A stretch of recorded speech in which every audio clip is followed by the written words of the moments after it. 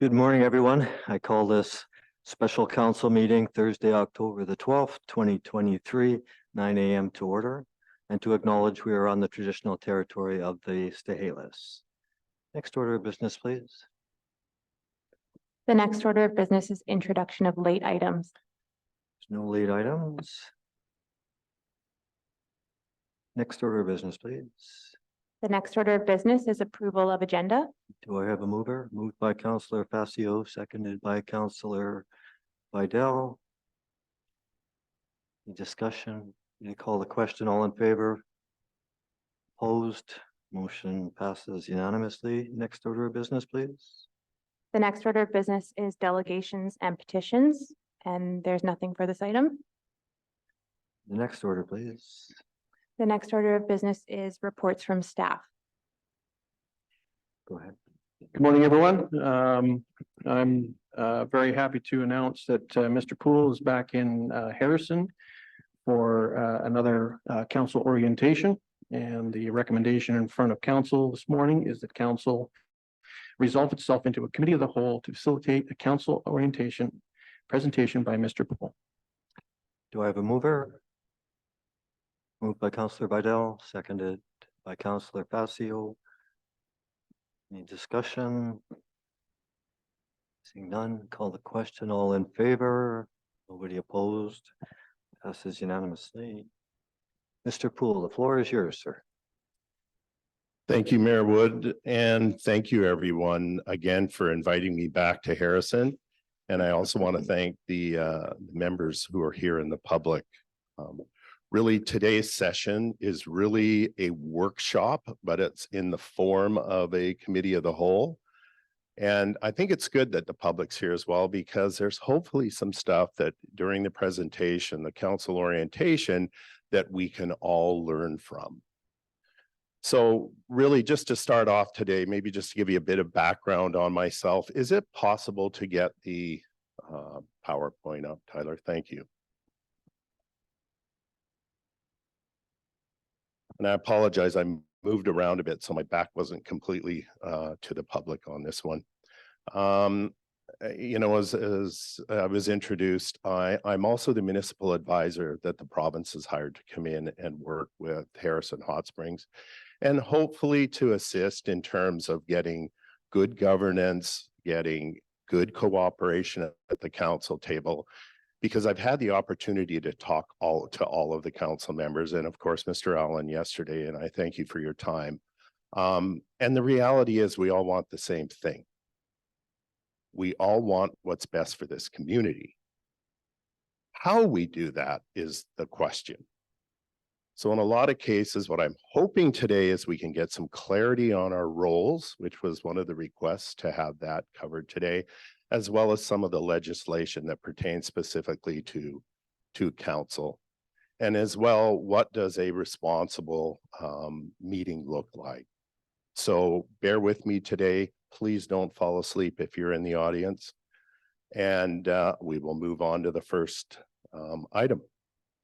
So one of the things that I understand, or I shouldn't say understand, but realize is the fact that most positions on council are misunderstood, right? There's a belief that council can fix anything. Well, I think they want to fix anything, but there's a lot of things that strictly aren't in their realm to deal with. And you're certainly not here because you're in it for the pay. In fact, many elected officials around the province, it costs them to be on council. It costs them time. It costs them time with their family. It can even cost them monetarily if they're spending more on things than are properly covered, either through your travel bylaw or what have you. I had a mayor once in Terrace. For those that don't know me, I've had 38 years in local government, 28 of that as a CAO. And one of my mayors had a law firm in Terrace. And I remember him telling me the hundreds of thousands of dollars he lost because he couldn't take on those projects. So first of all, I give credit to anyone who runs for elected office, because it's not easy. You put your reputation on the line. And as we're seeing in Harrison, that's not an easy job. And again, it can be thankless.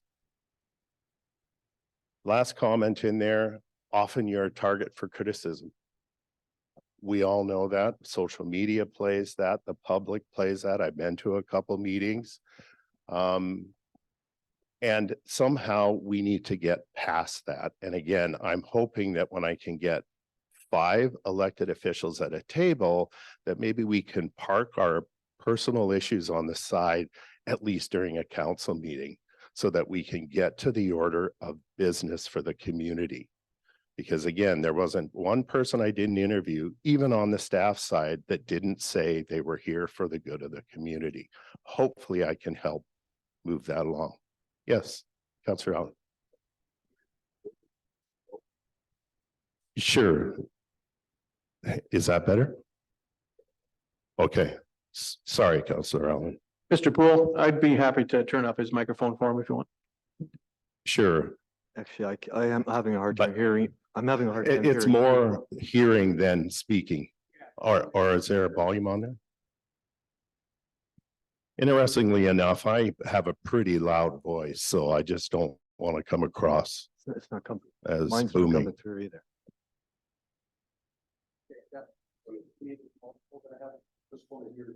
Yeah.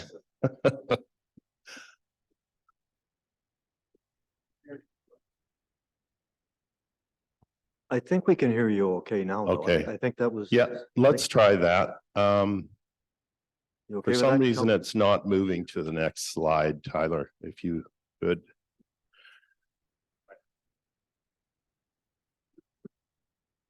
All right. So what I want to do, and again, I apologize, your spectators, for most of the day. We could potentially be going till around 3. I should have mentioned that to council, as well as taking a lunch break in there. But what I like to do when I'm running a workshop is I like to get people thinking, and I have an exercise that I want to put council and staff through, because council is an elected board, staff are appointed, but collectively they need to work together if they're going to meet to be a team to get stuff done for the community. So this next exercise does just that.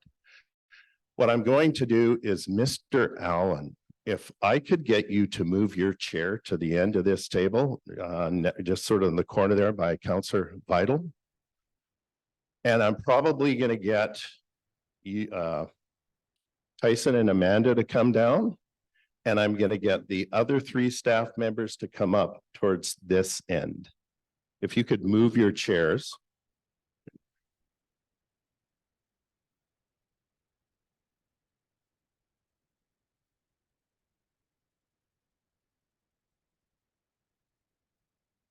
And Councillor Facio, do you want to move over to this side, please? Oh, I'll give you this one. You guys are all going to be working together. I'll move your chair. How's that? I got it. I got it. There you go.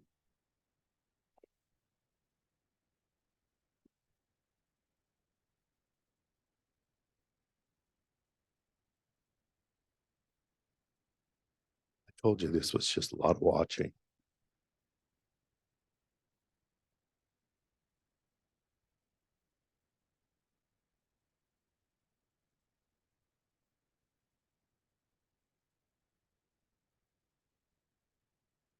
All right, so what you've got in front of you is an exercise called Lost on the Moon. I like to think of that every time we open up a council meeting. There's a lot of stuff on there that we don't know about. But your exercise here is you're going to be working in teams, but the challenge, first of all, is, let me explain the scenario. So your spacecraft has just crash landed on the lighted side of the moon. You were scheduled to rendezvous with the mothership 200 miles away on the surface of the moon, but the rough landing has ruined your craft and destroyed all the equipment on board, except for the 15 items that are listed below. Your crew's survival depends on reaching the mothership, so you must choose the most critical items available for the 200-mile trip. Your task is to rank the 15 items in terms of their importance for survival. Place a 1 by the most important item, a 2 by the second most important item, and so on through 15, the least important. First, you will complete this exercise individually. So I'm going to have you just kind of spread out a bit and do it on your own, asking no questions and no talking. Then when you're all done, I'll allow you to consult with your group. And that's what I've broken you into as 2 groups. To go through the exercise again. You will then share your individual solutions and reach a consensus ranking for each of the 15 items that best satisfies all group members. And then finally, I'll give you what the rankings are from NASA for this exercise. So if you could just take a moment and do it on your own, you might even want to spread out a bit. It's kind of like high school. You don't want to cheat and look at your other person's paper. Councillor Allen. Yes.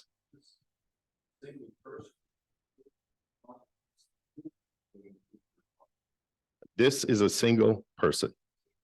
Well, it says your crew's survival depends on reaching the mothership. So, but right now you're doing it individually. Yes. Yeah.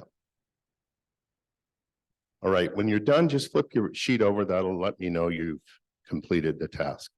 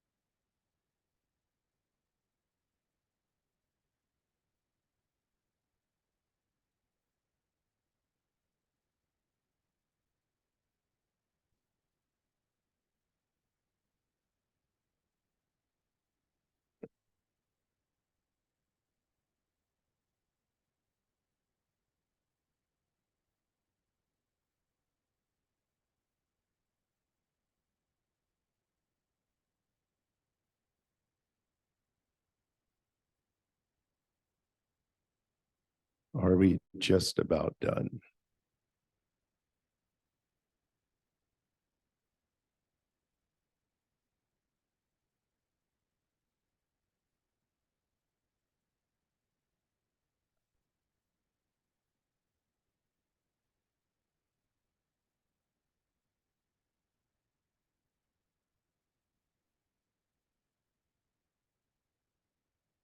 All right, Jace, you're close, right?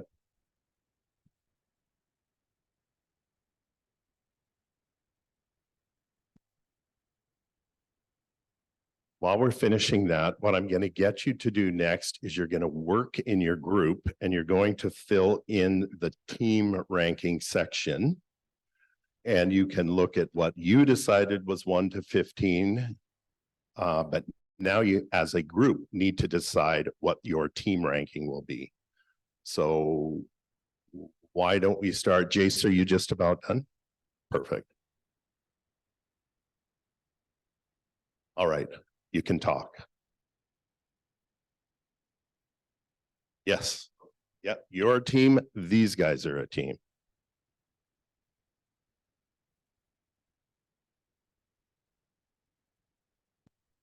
You guys maybe pull in a bit over here because your team is 5, right? And so you want to make sure that, yeah, maybe slide somebody in by the mayor, correct? Just so you can talk.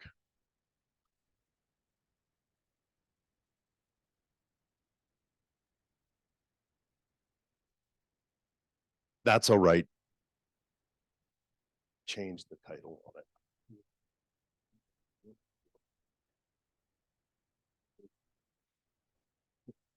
Happen lots.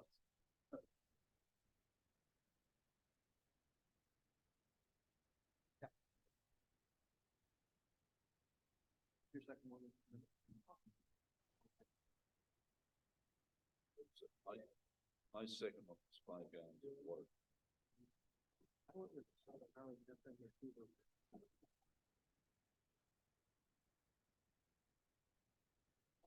I don't know if you guys are really bored. This is what they're doing.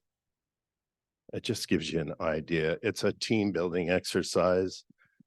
It gets them thinking about having different views and coming together and collectively, respectfully trying to come upon the same answer.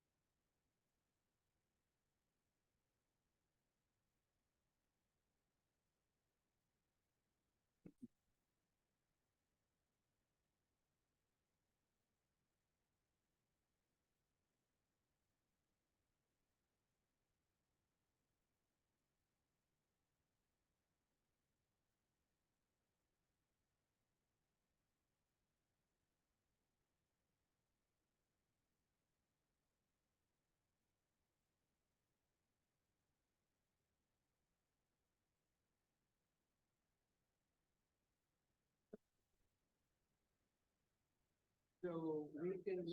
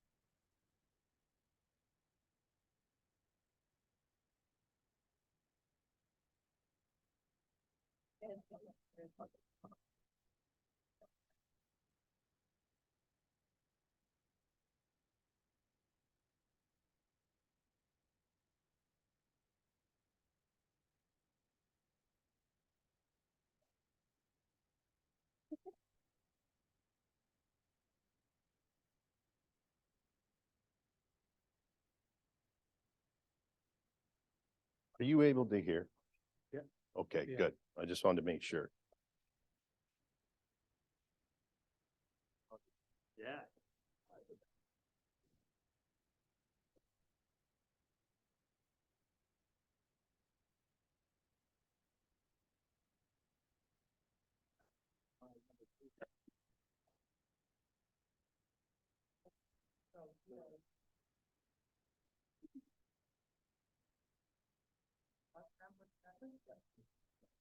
Okay, so we're keeping the first page to the sixth, or do you want to make some notes?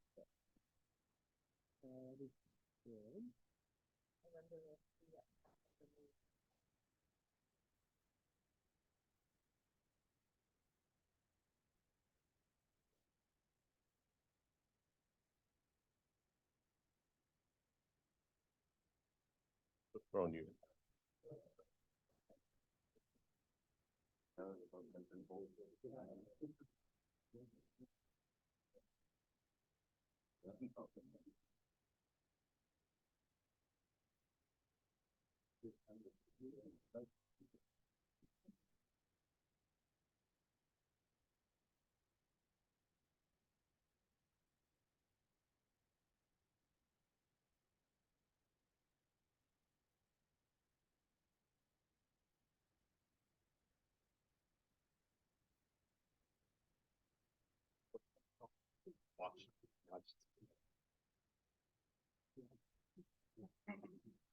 How are we doing, you guys? Almost done over here.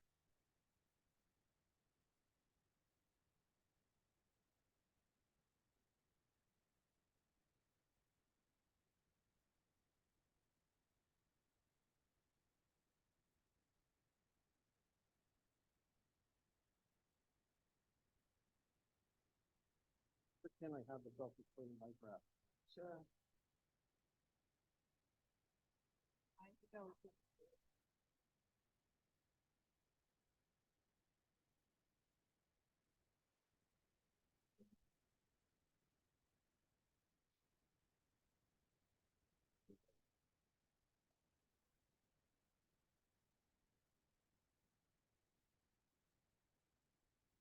Good.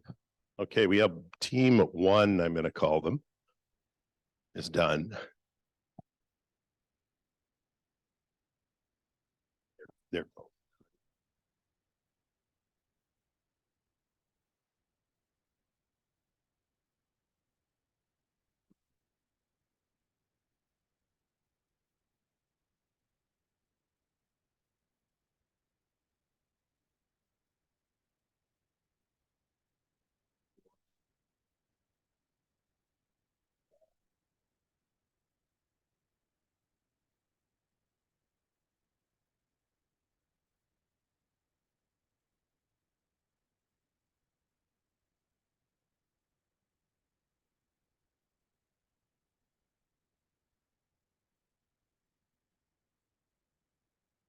All right, I think we have two teams that are done. So I'll wait till Mr. Allen gets it. Okay. So now what I'm going to give you is I'm going to give you the ranking according to NASA, not according to Mr. Poole, because I am not an expert of being lost on the moon. So if you want to write them down in the NASA column, I'm going to go from the top down. So box of matches, what is it? 15. So throw 15 in that box. Food concentrate. Number 4, efficient means of supplying energy requirements. 50 feet of nylon rope. Number 6, used to scale cliffs and tying the injured together.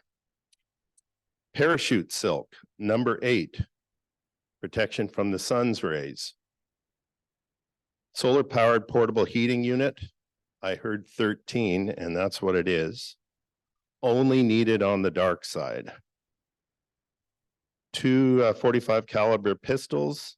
Number 11.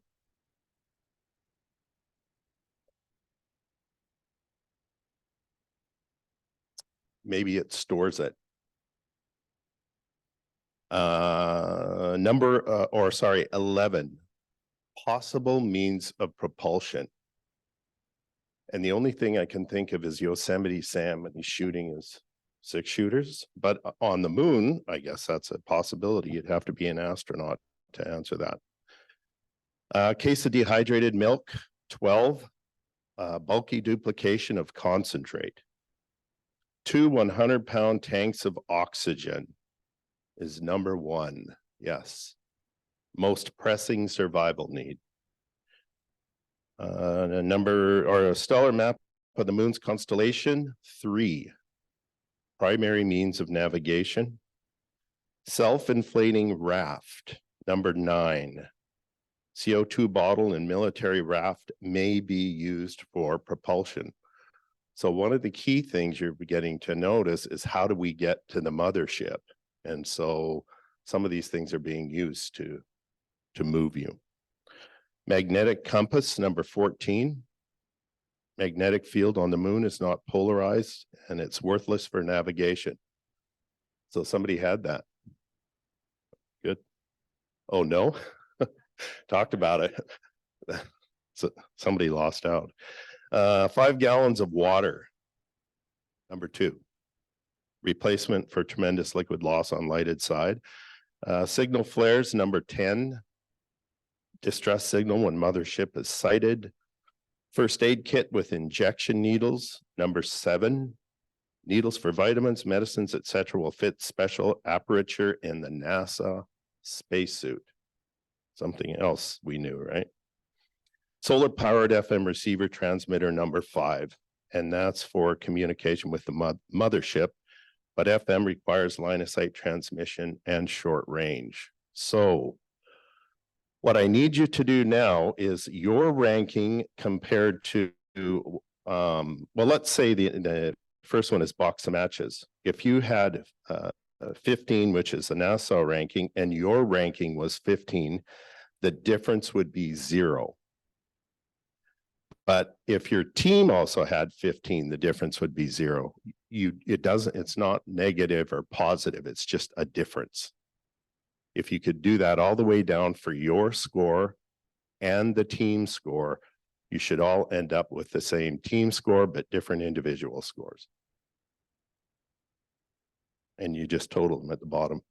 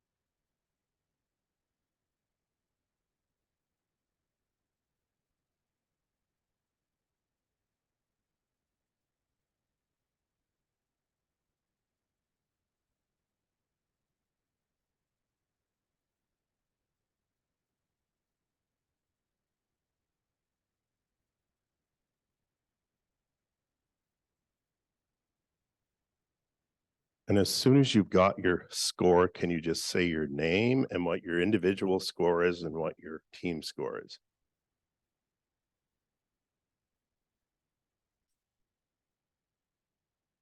Okay, soon as I get another 49, I'll agree that's the team score. Counselor Allen?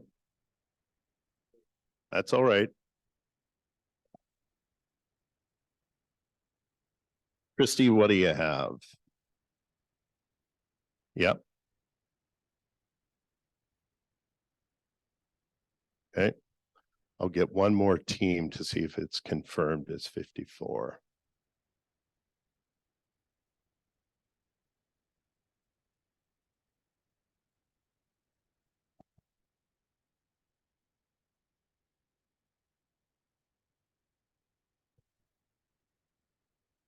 How's it going, Scott, from finance?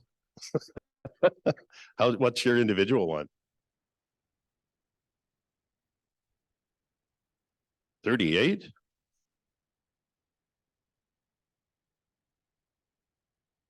Counselor Allen. Okay.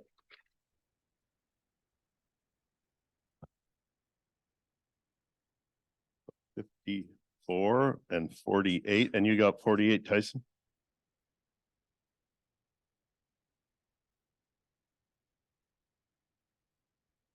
Well, we got to make sure the others have the same. I'll wait till I have at least 2 confirmed. 68 and 54.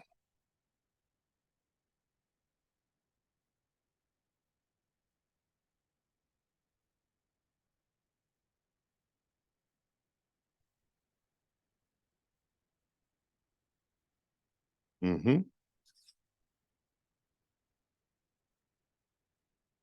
Tyson, are you gonna double check you? Scott just said he does not want you in the finance department. Amanda? 68 and 48? I'm just gonna go with 48. And Mayor Wood. How many? For individual? And 54. Okay. Jace.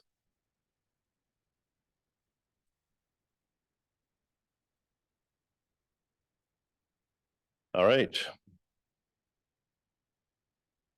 So if I look, so the lower the number, the better, right?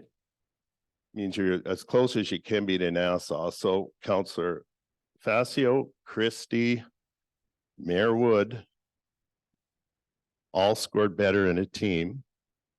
However, Jason Scott didn't. They were better on their own. But in team 2, all 4 scored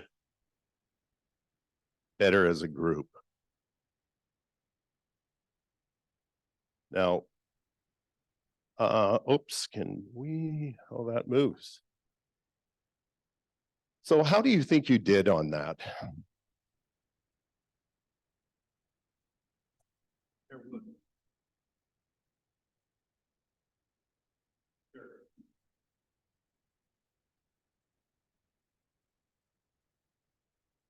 There was no leader. The decisions were made by who spoke the loudest. Was everyone's input sought? I would say 90% of it was. Yeah, just on the first question. Sorry. That's all right. Like, how do you think you did? Feel you perform better group or? Well, we definitely performed better in a group. Anyone else?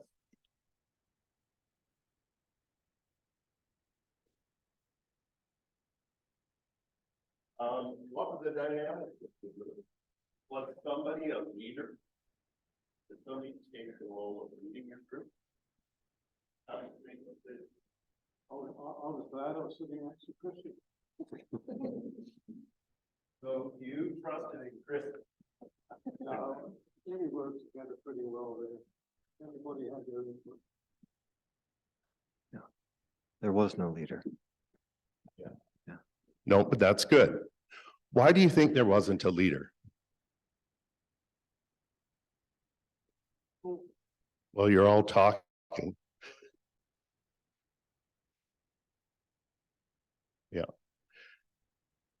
Counselor Allen.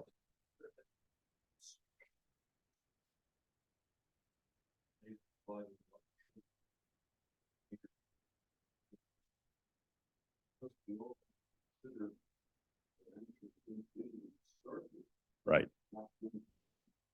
Yeah.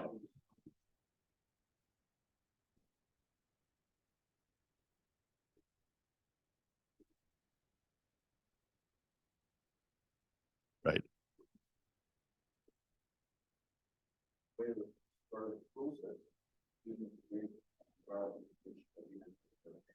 Right. So if you had more time to discuss, you likely would have improved your team. Yeah, I mean, that's hopefully what we're shooting for, is a better result in the end. And what's interesting to see is what little time you did have, the majority of you improved, which simply means what? It's important that we communicate. It's important that we hear from everyone, because we all have different points of view, but collectively, the expectation is we can make a relatively good decision, a better decision than what we could make on our own. Councillor Allen. Yep. Correct.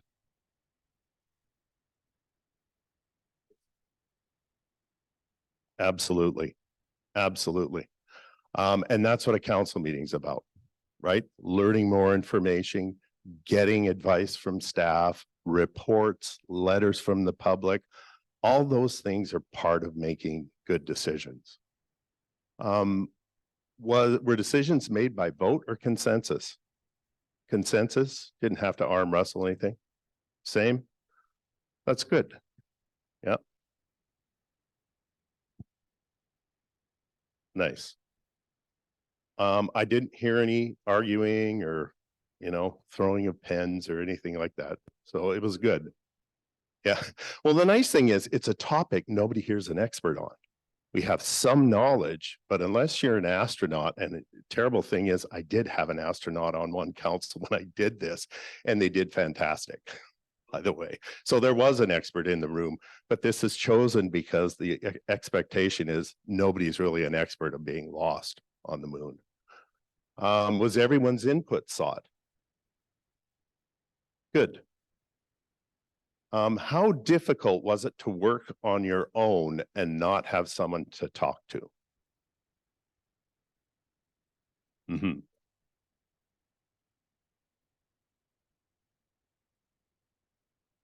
Right, and figure out what they think about your ideas and thoughts. Councillor Allen? Okay.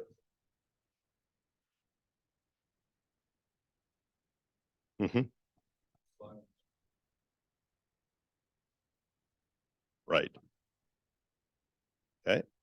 And this one's just thrown in there. Was it easier to choose the most and least important ones first? You could tell the obvious one, right?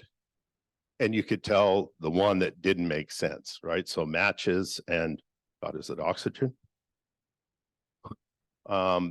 Sometimes, it's easy to go in, what are the most obvious choices for most and least, but it's those middle ones that are the most difficult ones to address.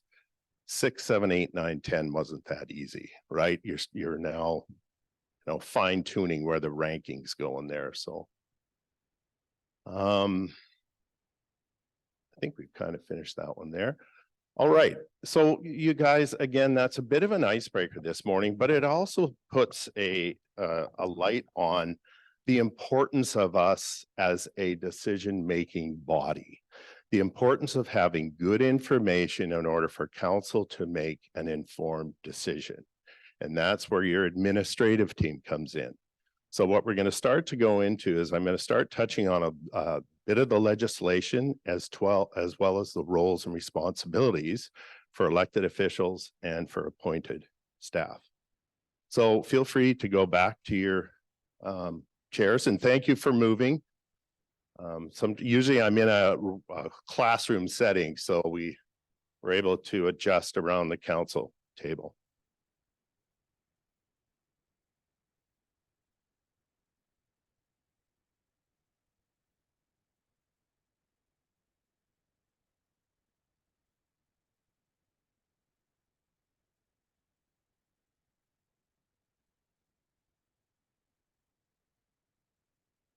So the orientation agenda for today, as I mentioned, we're going to look at the legislation. I'm not going to go terribly deep on that, but I'm going to talk about everyone's roles in this room.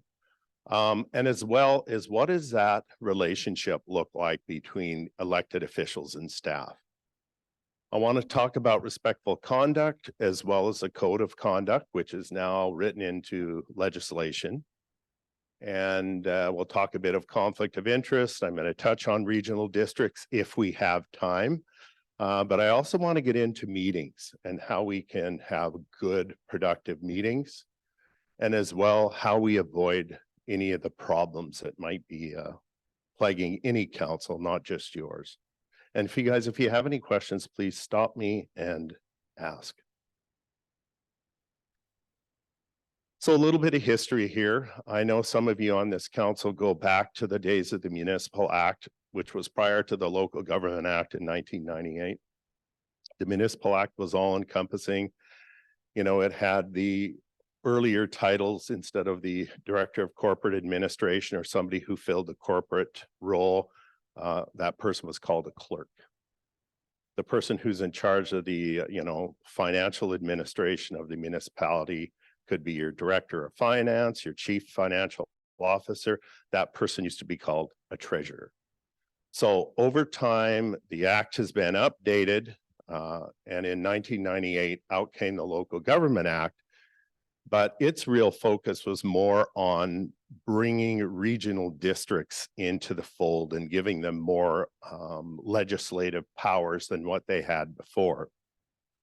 But interestingly enough, in 2004, when the community charter came in, it actually peeled out most of the role of the municipalities, and kept the regional district in the Local Government Act. The intention of the charter at the time was not to have the Local Government Act remain. It was to give more powers to municipalities.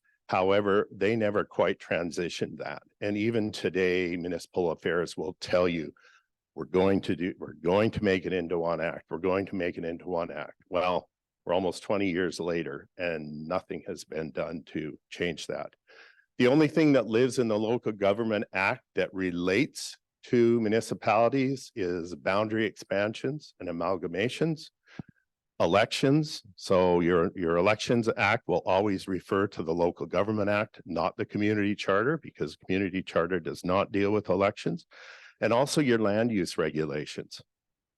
So the planners will be using the Local Government Act a lot in terms of reports that they bring forward. And as I mentioned, all regional district legislation remains in the Local Government Act.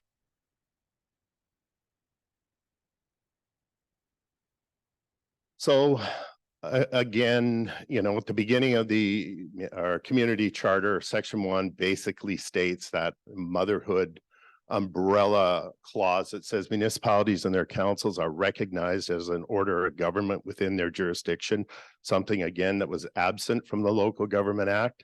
I'm not sure that gave us any more powers because our powers are still delegated to us by the province. You're democratically elected. So it's the public that chooses who they want to represent themselves for the next term. You provide for municipal purposes. In other words, there's some basic services that you need to provide, whether that's water, sewer, policing, all those sorts of things. Some general stuff that may never really hit the table, but is absolutely important, especially when there's a water advisory, for example, or a boil water advisory. And you serve at the will of residents. We all know that. I mean, every election comes around and it's up to the public at that time to decide who they would like to represent them for the next term.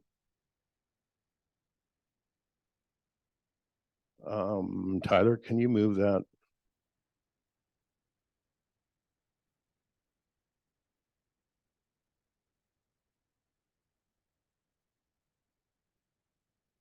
Thank you. So what do municipalities require? Under section 1, subsection 2, The province recognized that municipalities require adequate powers and discretion to address existing and future community needs. So for examples would be, whether it's small community grants, whether it's funding or the ability for you to set up reserves by bylaw in order to save money, especially now when we start talking more about asset management. They realize that you need the authority to determine the public interest of your communities within a legislative framework that supports balance and certainty in relation to the differing interests of your communities. So again, I mean, you do that all the time when you either do your official community plan or your strategic plan, you seek advice from the public. When you have meetings, you seek advice from the public. There's always that section in there that allows for community interest or public interest on a matter. And also you need the ability to draw on financial and other resources that are adequate to support community needs. Councillor Allen. Sure. Yes. Well, I'm just saying when somebody comes as a delegation, they're expressing public interest in a matter. Yeah. And that's input to it might not be technically, yes. Yeah, there's lots of ways.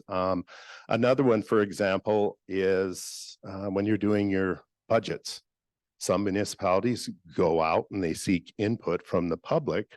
They do a survey, and then that survey can be presented back to public as to council as what the public sees of most interest. And you don't have to follow it, but it's good if you consider all input.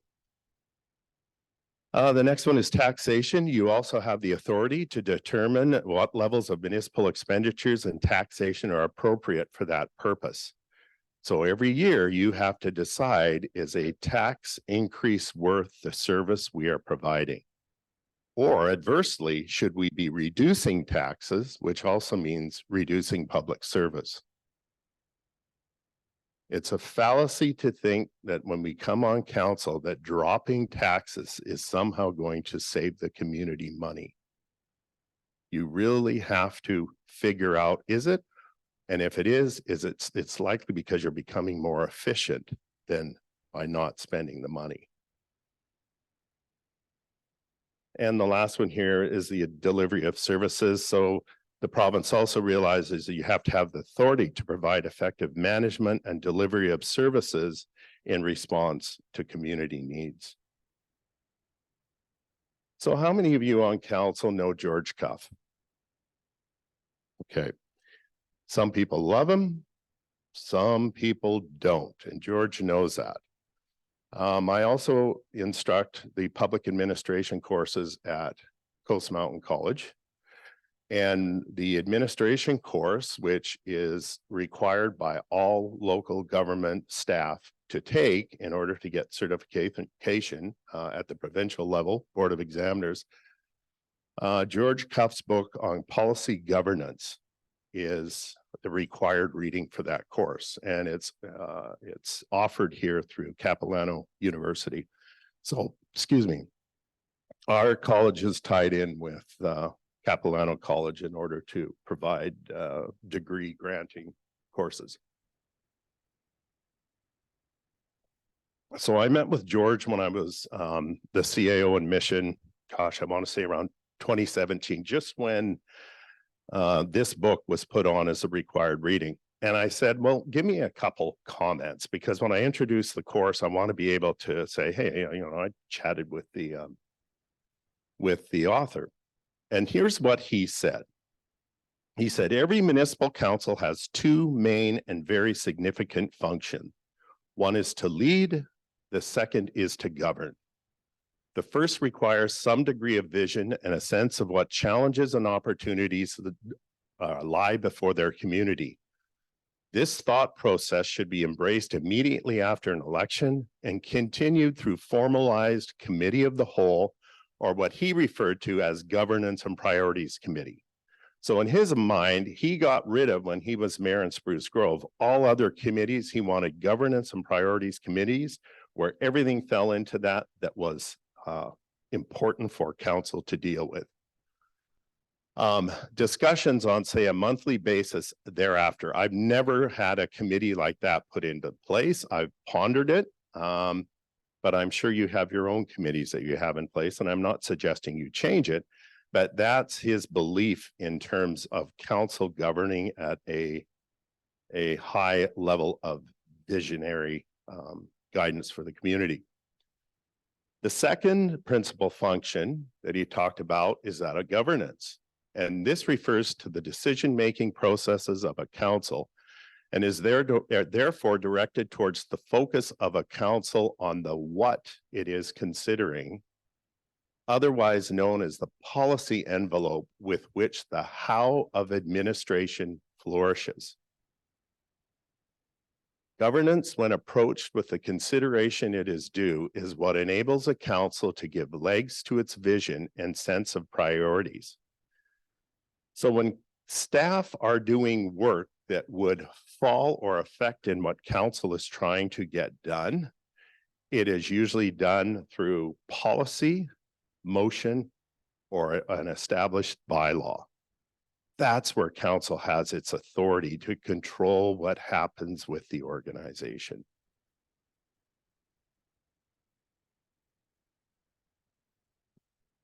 So the dilemma faced by most councils across Canada is their lack of understanding of what is expected of them when they start, and the inadequate understanding of those who preceded them onto council and who might still be there. A council, excuse me, a council should not be viewed as cheap administration or as those who baptize decisions already made by staff, but rather the leaders of the system. What direction do you want us to row, council, as opposed to can you help us man the oars? So staff aren't asking you to help man the oars, but they're certainly asking you, where do you want us to row? If you're busy or are rowing, you're not looking out to where you're headed. An effective council thinks about the future and then guides the present. An ineffectual council focuses on the interesting day-to-day work of its administration as though their presence is required or even useful. We continually duplicate efforts and overlap roles, perpetuating the system, but not in any way enhancing it. So what I want to move into, and again, those are George Cuff's comments, and I've used that at the beginning of all my administration courses for the students, because that can be really important from day one, is role clarity, which is why this ties in so well to what the charter says or defines as our responsibilities. I am sure you all know these sections. So section 115 talks about the responsibility of council members. Every council member has the following responsibilities. I've highlighted it just so it focused more on really what that section say. To consider the well-being and interests of the municipality and its community, so you always need to be listening to the public. B, to contribute to the development and evaluation of the policies. So if something isn't working right, don't try to fix it individually. Say, why are we doing it this way? Should we be doing it a better way? What is our policy for this? If there isn't a policy, consider putting one into place. If something keeps coming back because people want the policy waived, it's usually a sign that the policy isn't working. That's what you want to deal with, because when you address a policy, you address future problems. Every time you individually try to fix something, it has an effect on every other time somebody else comes forward. So it's being really careful on how you treat individuals, because you want to make sure nobody's getting preferential treatment. So sorry, to contribute to the development and evaluation of the policies and programs of the municipality, respecting its services and other activities. It could be policies as simple as, what do we charge for a rental in this hall? Right? And if you're waiving half the request because people don't want to pay it, the question is, are we charging too much? If it isn't, well then stand by the policy, but don't waive it so often. That's always the thing in your head you have to think about. If we keep bending rules here, then we need to reconsider what the rule is. C, to participate in council meetings, committee meetings, and meetings of other bodies to which the member is appointed. So there is an expectation you will participate in meetings. That's what you're elected to do. Meetings are all about making decisions that affect the community. D, to carry out other duties assigned by the council. So if there's other things, somebody's been appointed to a committee or asked to do something, and those things would fall under there. And you also need to carry out any other duties assigned under this or any other act. Again, you guys, if there's any questions, please. Yes, Councillor Facio.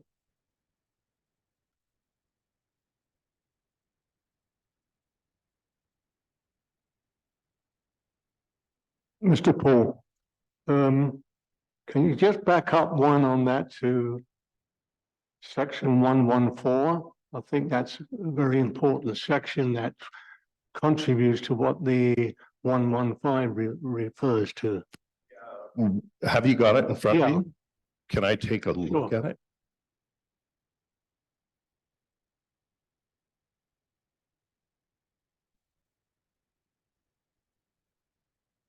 So section 114 is council as a governing body. And it basically states that the members of a municipal council are the mayor and the councillors. Despite a change of membership, the council of a municipality is a continuing body, correct? The powers, duties, and functions of a municipality are to be exercised and performed by its councils, except as otherwise provided under this or another act. And number 4, a council has all necessary power to do anything incidental or conducive to the exercise or performance of any power, duty, or function conferred on a council or municipality by this or any other enactment. You're welcome. Basically, what that section says is it's council that has the authority to make decisions, not any individual member of council.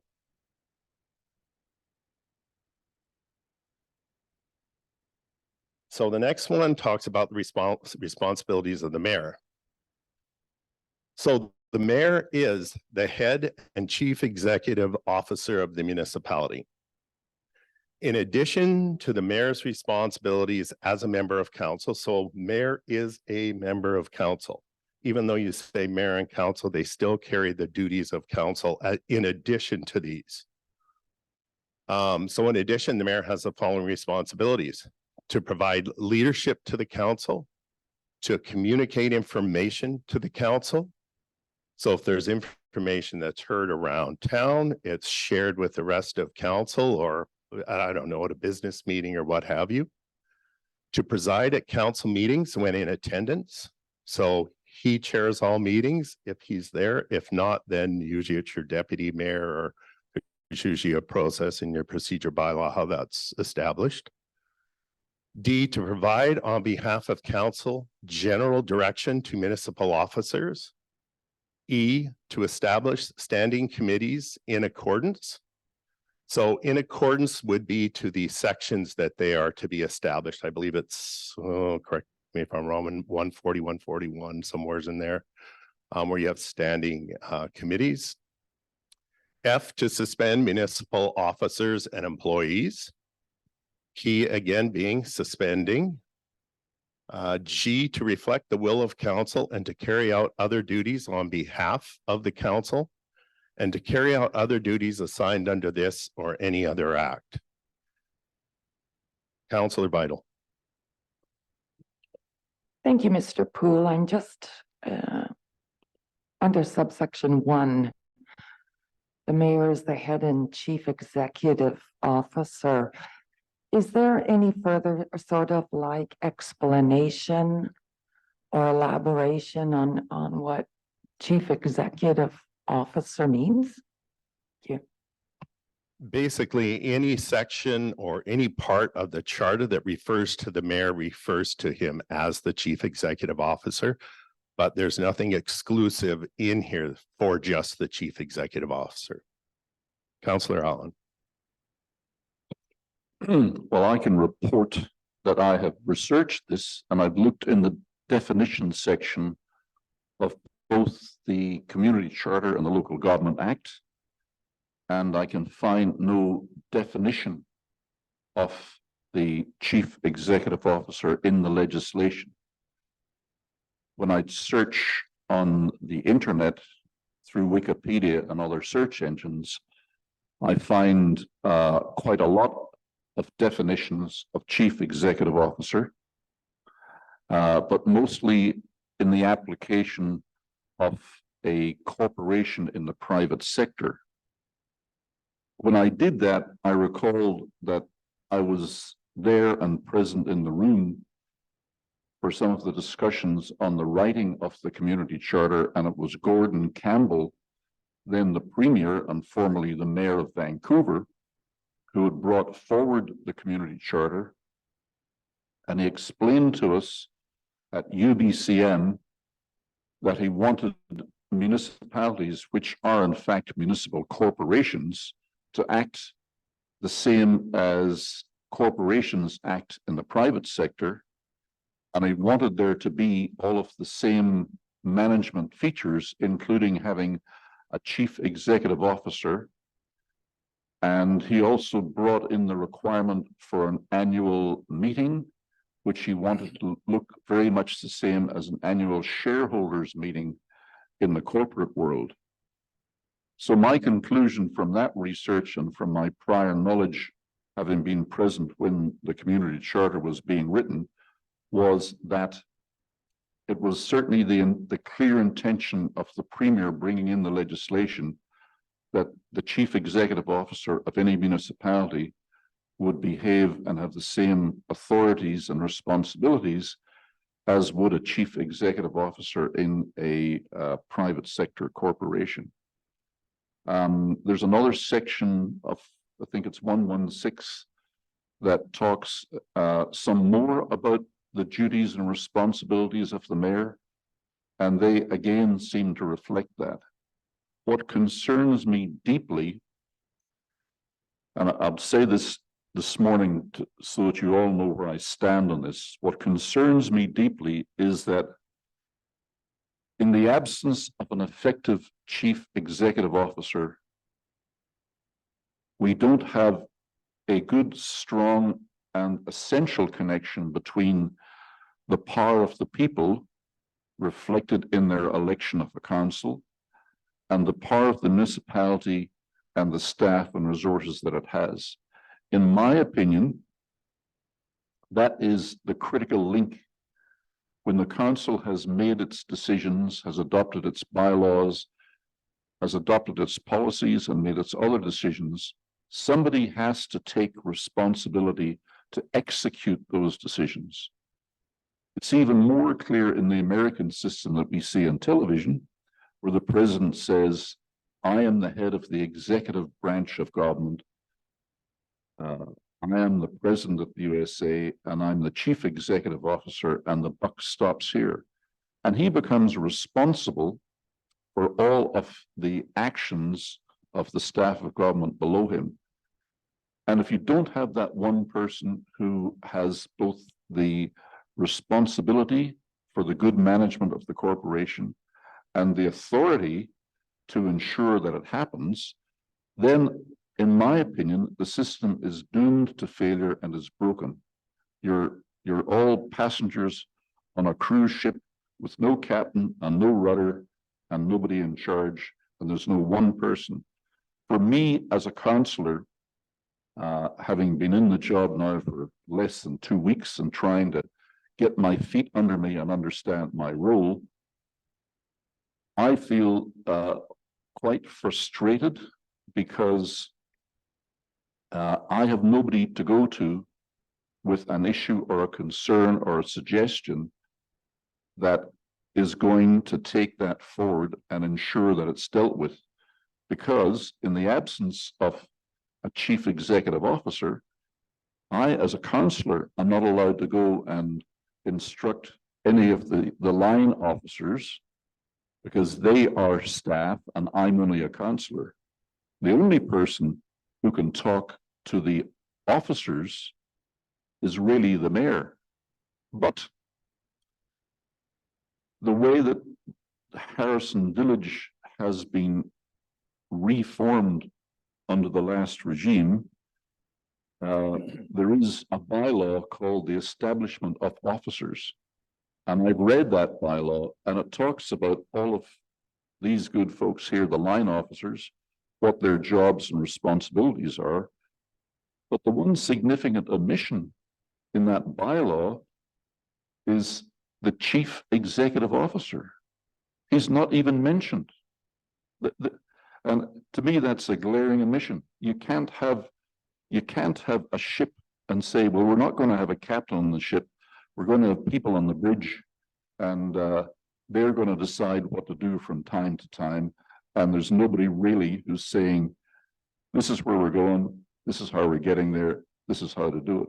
So to my mind, our municipal corporation here in the village of Harrison Hot Springs is never going to be effective until we restore the position of mayor as leader of the community, spokesman for the community, and chief executive officer with the responsibility and the authority to run the business of the municipality. And as for George Clough, I'm distressed to hear that George Clough is being used in any way to instruct administrators, because George Clough came from Ontario, and in the Ontario model, they use a system of local government that's called the weak mayor system. And the weak mayor system basically has a mayor as a figurehead with no real authority. And I'm horrified that is creeping into British Columbia, because I think it's a very bad model of local government.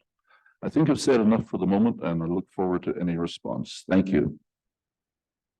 Thank you, Councillor Allen. Councillor Facio, and then I'll move on with this. Yeah, in order to move things along, Mr. Paul, I think what Mr. Allen is saying is something has to be dealt with through the province and the community charter to change that what he's referring to, because we have legislation. We're bound by legislation. We have our own procedural bylaw, the community charter, and the local government act. And if these changes have to be made, then it would have to go through a whole process with the provincial government, even bring it up at UBCM if it's something that has to be changed. I mean, I would just refer to the paragraph that you read out here, that council has all the necessary power to do anything incidental or conducive to the exercise or performance of any power, duty, or function conferred on a council or municipality by this or any other enactment. And that's what it is at the moment. Correct. Thank you. All right, thank you. Really quickly. I'd just like to respond and say that I'm not proposing changing the community charter or the local government act. What I'm proposing is that we recognize that in the community charter and the local government act, we have the position of chief executive officer. It's the village of Harrison Hot Springs in its bylaws and its policies that has removed that position and that person from being effective. And it's at the village of Harrison Hot Springs, we have to change our bylaw and start to recognize that we do need to have a chief executive officer who is effective in the job and will get the job done. My sympathies go to Mayor Wood, who has been trying to be the mayor of Harrison and has been unable to do so because of the fact that all the power seems to have been taken away from him. He still has all the responsibilities in the world, but he doesn't have the power to fulfill his responsibilities, and he has my sympathy. Thank you. Thank you, Councillor Allen. Councillor Vital, really quickly. Thank you for indulging me, Mr. Poole. I think the section is quite clear, naming the mayor's chief executive officer, but in subsection 2, it does list exactly the responsibilities of the mayor. Thank you. I want All right. to jump in on this one. Mayor Wood, yes. Yes, thank you. It's been a very difficult job to perform the duties of mayor. We have we have a broken system. And I think Councillor Allen explained it quite nicely. I think without the system, without the process in place, we're never going to move ahead. The village has had a lot of problems over the last many years. There's been a lot of infrastructure that's been left behind that needs to be dealt with. I'm not going to get into those details, but we get into our council procedural bylaw. It's a bylaw which has been hacked away at for many years, and it's a very difficult bylaw to try to even follow because parts of it don't make sense. So to make these changes, even at the foundation, have been extremely difficult. I've been trying to get the council procedural bylaw to the table for the time I've been here, so which is a year, and we haven't even started at the root of how we function as a council. We need to have structure in place. The rules of law. I am a very strong believer in the foundation of our democratic system, and again, the rules of law. The rules of law, you're not treated differently if you're wealthy or if you're poor. You're not treated differently whether you're liked or not liked. Everybody is treated with the same set of rules. We have very conflicting rules, and we have a lot of rules which are very vague, and it creates a lot of inconsistencies, and it creates a lot of problems throughout the village here. It's very difficult, again, as one person, myself, to try to put us back in alignment to where we need to be, and that is, again, to follow the rules of law and to get this backbone back in place. Thank you. Thank you, Mayor Wood. Just one of the things that one of my final, I guess, acts that I'm required to do, my contract ends at the end of this month, is to provide a final report back to council. Revising the procedure bylaw will certainly be a recommendation. In fact, I think everyone agrees bylaws can consistently need to be reviewed, no different than procedures. And if it's not working, how do we make it work? The interesting thing is it's a collective decision on how that's made. So you guys, once again, I go back to Lost on the Moon. When issues come forward, you have to find a way to work together on these. To go back to the responsibilities of the mayor, I agree with Councillor Allen. The weak mayor system exists in Ontario, and it exists here in British Columbia. There is very little extra the mayor can do beyond what a member of this council can do. If you look at those, it says provide leadership to the council, to communicate information to the council, to preside at council meetings, to provide on behalf of council, general direction of municipal officers. This is not the strong mayor system that you see in the United States, where a mayor can actually go in and overturn a budget that was approved by council. This is where this act has been for 20 years. This act, the Local Government Act, and the Municipal Act were all three acts as a CAO I worked under. So I'm very familiar with exactly where the mayor can go with this, but the mayor has huge powers, influential powers, which is why I'm here today, is to encourage camaraderie at this table to make good decisions collectively. I know that is going to be a challenge, but moving ahead, I look at the group that is here today, that's who we're doing it for. And the group that's online and everyone else who's not attending here need to see us function and move things forward. I got to jump in. Yes, I got to jump in on that one. Absolutely. I mean, we have a council who has denied the mayor the right to even be on the Fraser Valley Regional District Board and hospital boards, out with the other mayors that are able to work together and work as a larger community. I have absolutely no idea what's going on. Within our own organization, I again don't know what's going on. We have our emergency management meetings. I don't have a clue what's going on. Yet I was sitting in a meeting yesterday with 3 ministers talking about emergency management. I don't have a clue what's going on in this village. That is sad. Thank you. Mayor Wood, I agree with you, and I think that's exactly what we're trying to move forward on. I am trying to give real clarity as to what the legislation says is your role. You guys have to figure out how you can work collectively in there. I wish I had a magic wand, but I don't. One other thing in terms of there is no bylaw to establish the chief executive officer. The legislation does not talk about that. But a council is required to establish the 2 officers' positions that we'll come up to later. That's why they're in the bylaws, because you are required to put that into place. And if somebody wants to look up that section for me later, you can tell me which section it's in that says they need to establish it. So let's keep moving on here. Again, I know this is mostly information, but I want you guys to think about this. We got to move forward from this. We're not going to resolve everything today. So appointed officials are those that we hire, those that apply because they have a skill to do the job that we have posted because we need somebody with those skills. That's an appointed official.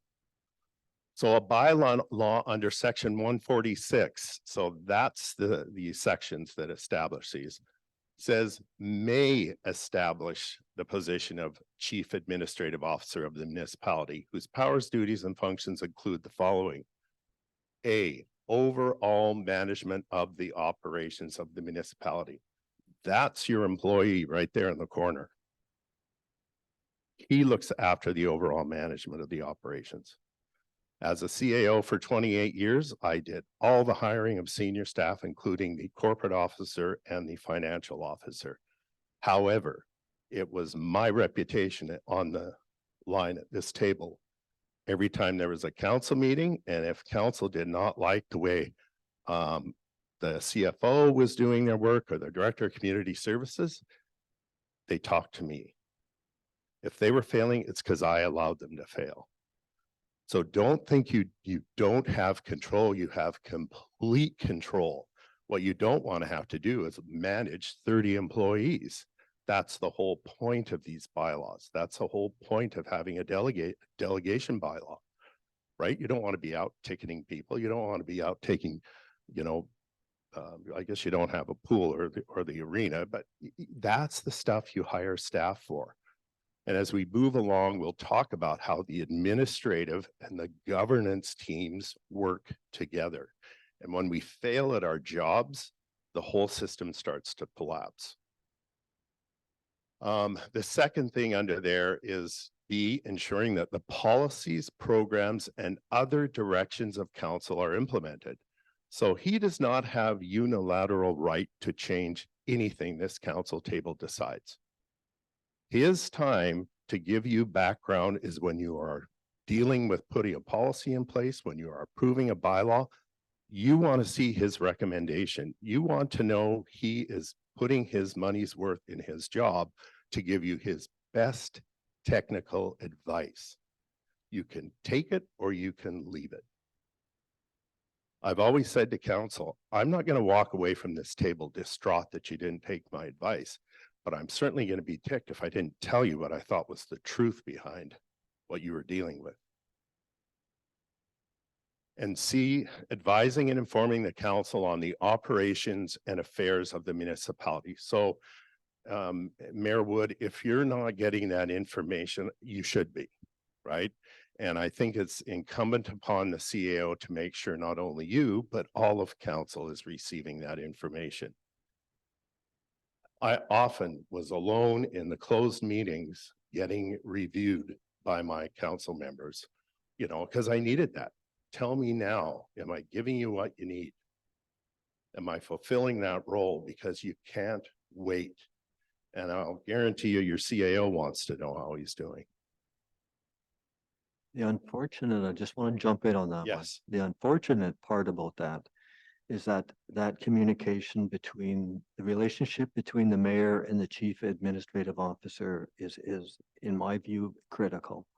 Yes, And when that link is broken, then it affects the whole community as a whole. The problem of how to fix it, when you try to fix it, it requires all of council. It is not a mayor's decision. It's not the mayor that fires the individual. It's not the mayor that disciplines the individual, as some people may believe. It is a council decision. Every decision is a council decision. And to get that decision can be extremely time-consuming, difficult, and it's sometimes impossible. So when we can't collaborate together, the system is broken. I mean, I hear all of these, I appreciate what we're doing here today. I don't think that this is where our difficulties are. Our difficulties are how do we be able to function together as a council? Thank you. thank you, Mayor Wood, and I'm hoping we get to that. What I wanted to do is clarify everyone's role, so there wasn't any misbeliefs on what our powers were. So the next one, now this one, same thing on bylaw under 146. Oh, sorry, I'm going the wrong way. So 148 says one of the municipal officer positions that must, the word is must, so you are required as a council to do this, must be assigned the responsibility of corporate administration. Amanda fills that duty, which includes the following powers, duties, and functions, ensuring that accurate minutes of the meetings. So if they are fudging minutes, that is illegal. B, ensuring that access is provided to records of the council and council committees. Yes, Councillor Allen.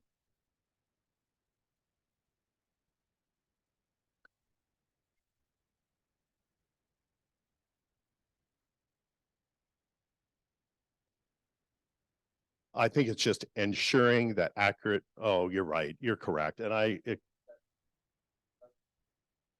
it could have been done up wrong if I think Councillor Facio is going to check for me exactly what it says. Yes, Just while he's looking for that, it reminds me that a lot of the bylaws and policies that we have in the village at the moment are badly written and are missing essential things like the active verb. And that sloppy English is what leads to a lot of confusion, misinterpretation, and difficulty in enforcing bylaws and or policies. If they're not clearly written in good King's English, then it leads to trouble down the road. And this would be an example of that, I think. I Thank you. agree. That's probably my typing error. Yes, Councillor Facio.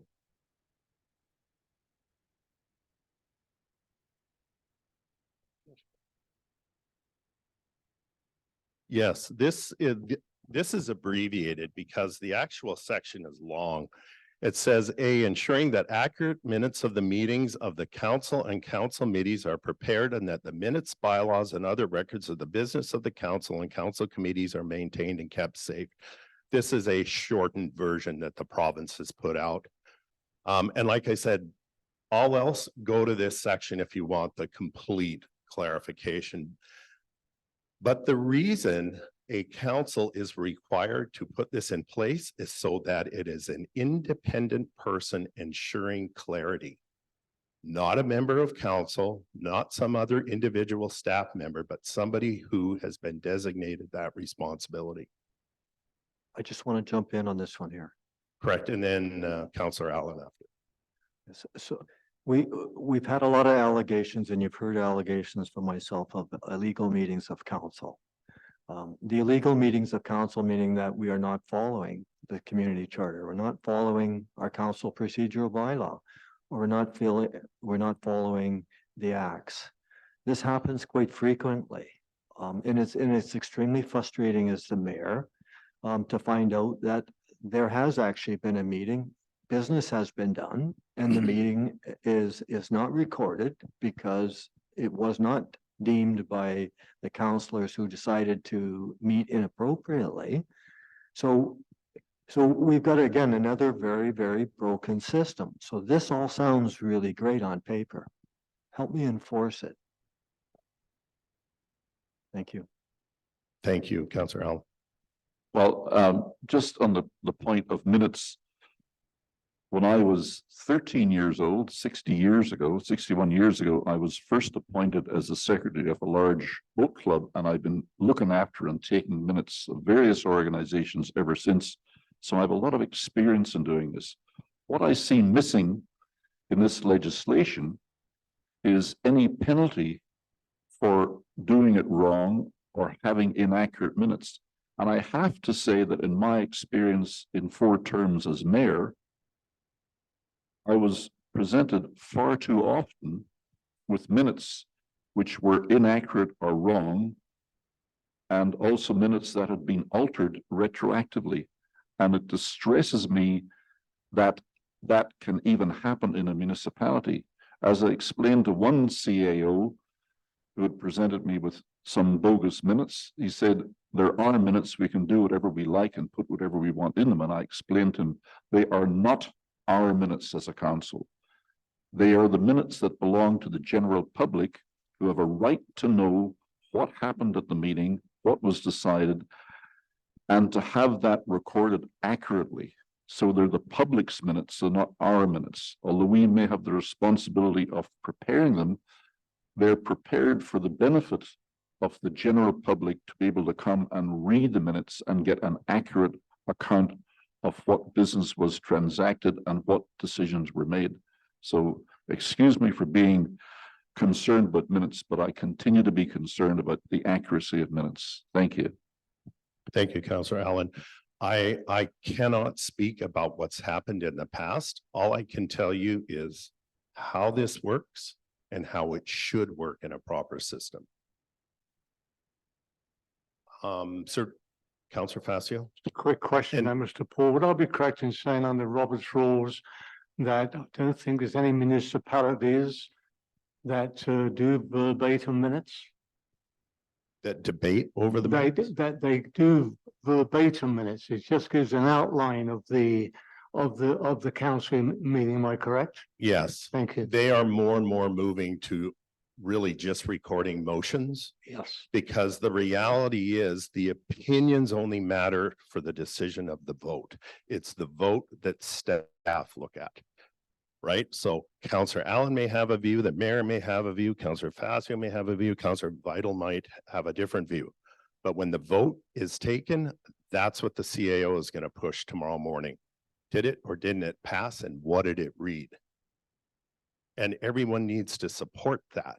That's the key. It's fine to have your opinion, but 3 beats 1 or 3 beats 2, 4 beats 1, we've talked about that. That's called democracy. Councillor Allen. Well, Councillor Facio has mentioned verbatim minutes.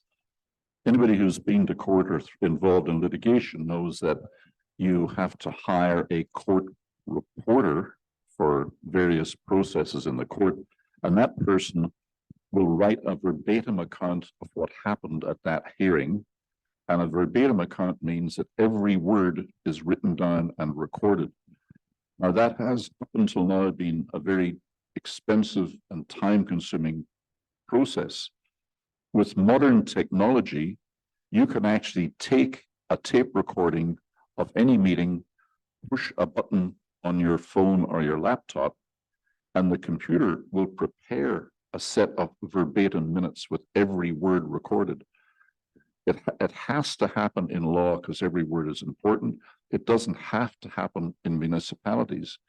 But with the Zoom that we now have for our council meetings, at least the public can go and view the Zoom video of the meeting and listen to the words that preceded the decision. And I think that's a good thing. My point is that I'm not advocating that all of our council minutes should be verbatim minutes, because that would be 30 pages every time. I'm just advocating that the decisions are recorded correctly. The minutes have to say what meeting it was held, where and when, who was present, and what was decided. Basically quite straightforward. Thank you. Very good. I agree with that. Certifying copies of bylaws and other documents, accepting on behalf of council or the municipality notices and documents, and keeping the corporate seal. Only the corporate officer can actually put that seal onto minutes, bylaws, etc. And Scott's job. One of the municipal officer positions, again, must be assigned the responsibility of financial administration, which includes the following powers, duties, and functions. And again, verbatim, much more extensive in the act. Receiving all money paid to the municipality, so he collects the taxes. Ensuring the keeping of all funds and securities of the municipality. Investing municipal funds, but you will have policies that talk about how those funds should be invested. That's your control over this, right? It might say, you know, whether it's during our budget time or quarterly or financial statements or however you feel comfortable, you don't want to have to come in every day and go through the books. That's not your role. And if you're doing that, then something's wrong with the system. Expending municipal money. He spends it in accordance to your direction. When you approve a budget, that budget gives them the authority to spend within those dollar amounts. Capital projects that go over, what happens? They come back to council for approval. So you don't just go build a pool and find out that it was double the cost after the fact.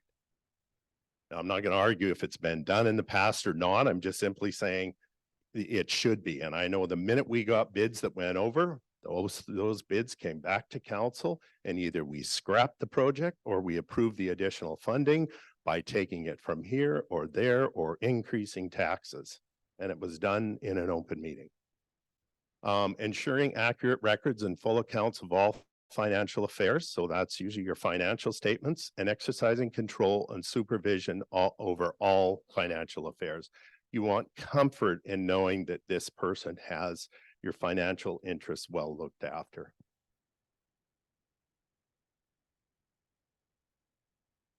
So the appointed officials, I mentioned this already, council must establish a bylaw that at a minimum recognizes the required officer positions. So again, financial administration and corporate administration are required, not so much the CAO. Always felt bad about that I wasn't a required position.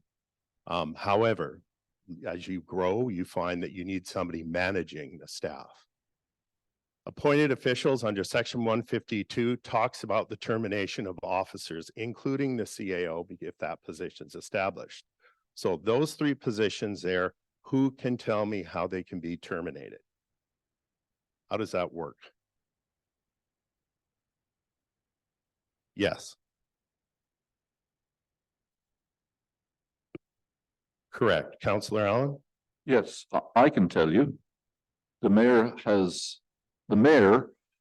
if he's doing his proper job as chief executive officer and overseeing the management of the municipality, may come across a situation where he believes that an officer has done something wrong, and where he believes that that needs to be dealt with, it becomes his responsibility in the act that if he deems it necessary, he must suspend that officer.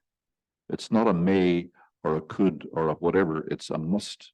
So if the mayor develops an opinion that the officer is no longer doing the job correctly or at all, then he must suspend. He must then report that suspension to the next meeting of council. And in general practice terms, he has to explain why he suspended that officer. And usually he will make a recommendation to council that the employee be terminated or otherwise disciplined. And that is in real terms what is supposed to happen in those situations. The mayor doesn't have a choice if he becomes concerned to the point that he needs to take action. There's only one thing that he can do. He can't actually, I don't think he can discipline the officer. I don't think he can do anything except suspend. It's very limited as to what he can do and must do if he reaches that opinion. Thank you. Thank you, Councillor Allen. That's correct. And that duty falls under the role of the mayor, with the ability to suspend an officer. In section 152, termination of an officer requires a 2/3 vote of council.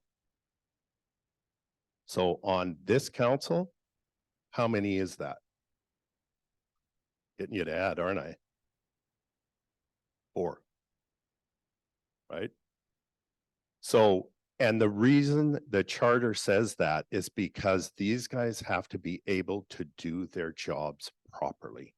If they are egregious in what they are doing, if Scott is sticking money into his pocket and you see those bank accounts going down, I would hope it's a 5-5 vote.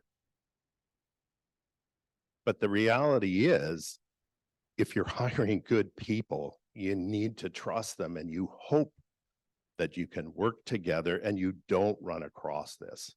So again, I'm just going to go back in my role. It's to get this group working as well with amongst themselves, but with staff. Termination of officers is simply, it takes 2/3 of a vote. So that's great. The mayor can come forward and explain. And if council agrees, right, then that happens. But if they don't, he's back in, hopefully doing what his job is supposed to be. You guys, we're going to take a break here. It's 10:37. Councillor Allen, you were supposed to throw something at me if I went late. Because we were going to break. Sorry. Can we take 5 minutes or so? Take a break, grab some water.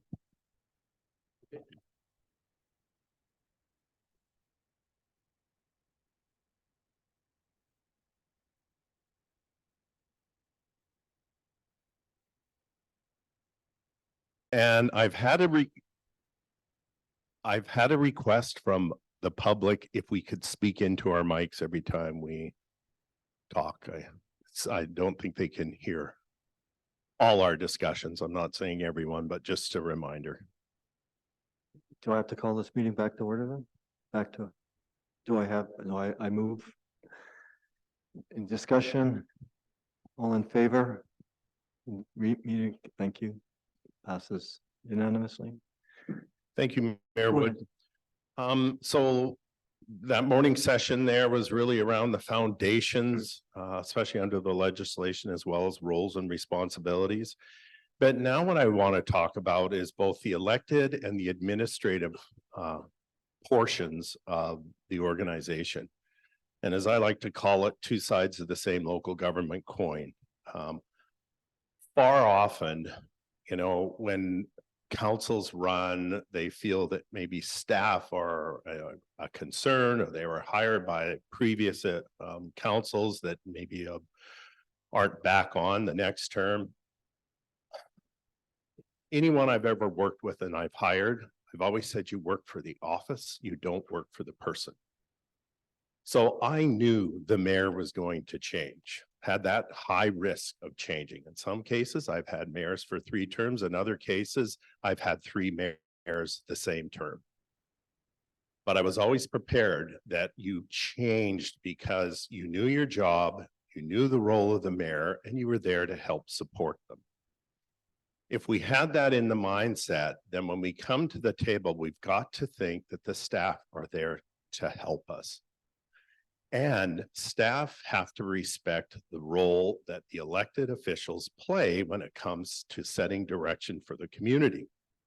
They should be assisting you by advising that you should be setting policies in place to help provide direction, and you should be establishing bylaws. And of course, you'll see their reports come forward because it usually ties in with your strategic plan or duties that you're required to do while you're on council. So this chart here gives you a little bit of an idea on, I call it councils and boards because regional boards fall under the same function as well as the administration. So if you look at where a council or board hovers, they set the strategic direction. We did that strategic priority setting in August of this year. They also set policy. Policy is that envelope that helps you get to the direction or your strategic priorities that you said were important. You also provide a vision for the community. Your official community plan is part of that vision. Your strategic plan is part of that vision. And most importantly, you serve the community. Administration, on the other hand, is your day-to-day operations. The majority of what they do never hits this table. And it shouldn't. It's the day-to-day stuff that's usually mundane, gets into the minutia, but you likely have policies that help guide them, whether that is your financial plan. Now they're off, doing the stuff they need to within their departments to ensure at the end of the year that those things have been accomplished. I've always felt that the worst thing than having a deficit at the end of the year was actually having a surplus. Yeah, why is that? Because everybody wants that money. Yeah. Well, and the thing is, it just simply said we didn't do anything. You told us, here's the budget, go spend it. And guess what we did at the end of the year? Nothing. Councillor Allen. Well, if you have a surplus, it means a couple of things. You failed to carry out your plan for the year and to complete your projects, or you have grossly overtaxed your taxpayers and taken more money than you needed. And a little bit of that is good in that you must build up some reserves for contingencies, emergencies, etc. But there has to be a limit on that. Thank you. Correct. Thank you, Councillor Allen. And to provide technical advice for council to make informed decisions. You should expect your staff to give you advice. That's what you're paying them for. And finally, they serve the community too. You hear feedback probably at a higher, more elected level. They hear the day-to-day stuff, whether it's out in the parks or especially your front counter staff tend to hear complaints. Ask the lady who receives or the guy who receives the taxes annually. I'm sure when people come in, they tell them what they think. So lots of feedback. We all serve the public in one way, shape, or form. So things that happen, whether the CAO or council think about them every day. Grass gets cut, roads get built, maintained, plowed, clean water comes out of the tap. Poop gets dealt with. Nobody worries about the sewer lines until they can't flush their toilet. Police catch bad guys, fires are put out, kids play in safe parks, taxes are collected, ice rinks get flooded. These are the day-to-day things you don't want to have to be dealing with every day here, or you lose sight of the big picture. So what should council expect from their CAO? Ultimately, he's responsible to prepare and distribute council meeting agendas. Why? Why isn't Amanda? Mayor Wood? It's clearly not my understanding that the chief administrative officer prepares it. The chief administrative officer works with the mayor in preparing the agenda. When the mayor doesn't have a clue with what's on the agenda, how can the mayor be the chief executive officer? It just doesn't work that way. The chief executive officer, his policies, bylaws that need to be revised, they have to come from the mayor's level down, not from the staff level up. So it's very important that the chief administrative officer and the mayor can work together. Thanks, Mayor Wood. Yes. In this instance Hello? here, it's the responsibility of how it gets to the table, not so much that step-by-step relationship. Yes, Councillor Allen. Well, I actually see it a little bit differently from yourself, Mayor Wood. As I understand it, it's the corporate officer who is responsible for getting the agenda out in time for the council meeting deadlines, the notice deadlines. And the CAO will obviously be involved in that process, but I think the process needs to be led by the mayor. It's the mayor who has the responsibility as the leader of council to create a working environment for the council and indeed committees and commissions where they can work effectively. And he needs to be able to say what is an achievable agenda, what can be discussed and what should be discussed, and to ensure that everything going on the agenda is going on there in a timely fashion with complete reports and information, and that the agenda is of an achievable size. We had a 227-page agenda for the last meeting almost 2 weeks ago, and I hate to think what size the agenda might be that comes out tomorrow for Monday's meeting. If it's 300 pages, it's not achievable, and why would we have that? I've suggested to Mayor Wood that what we need to do is to have a series of special council meetings to catch up with our current backlog and make those agendas something that we can get done in an hour and a half or an hour at a time and break it into manageable chunks. And I think all of that is the responsibility of the mayor as leader of the council to ensure that the governance can happen in an efficient way. Thank you. Thank you, Councillor Allen. Maybe it's just written there different, but it's to prepare and distribute the council meeting agendas. It would be in conjunction, of course, with the mayor, but you certainly don't want to be the person responsible to prepare it and distribute it. Councillor Facio. Thank you, Mr. Paul. Just from our procedural bylaw, prior to each regular council meeting, the corporate officer shall prepare an agenda of all business to be brought before council at such meeting, and the pursuant of section 127 must give notice to the public in certain places. Now, C, the mayor or presiding member may add correspondence, reports, or other items to the agenda of a regular meeting of council in that meeting, providing council concurs to the late items by resolution. Correct. And we are going to go through the procedure bylaw. Maybe I shouldn't have put this in there. The point being in here is in your bylaw establishing the CAO, he has overall management. So if it's not done by the corporate officer, it's him you're going to go see, not the corporate officer. That's why I'm saying ultimately he is responsible for it. I was ultimately responsible for the agenda, and I certainly wanted to make sure my corporate officer was doing it. Again, it's a level of protection so Amanda can fulfill her duties. He takes on that role as your employee. Thank you, Mr. Poole. I also think that it's important that even prior to a council meeting agenda being written and developed and distributed, that councillors also have an opportunity to put input into that rather than it coming as a late item. Right. When oftentimes the rest of council and staff will not have the full background or information on that late item.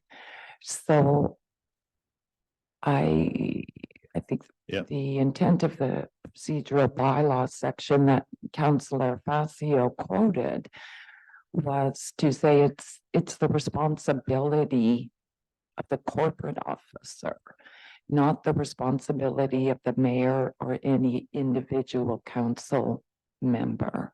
I would always like to see the ability of councillors to also add agenda items if they feel that that is necessary. Thank you. Okay. You guys, we'll talk about the procedure bylaw after. We're actually going to specifically get into that.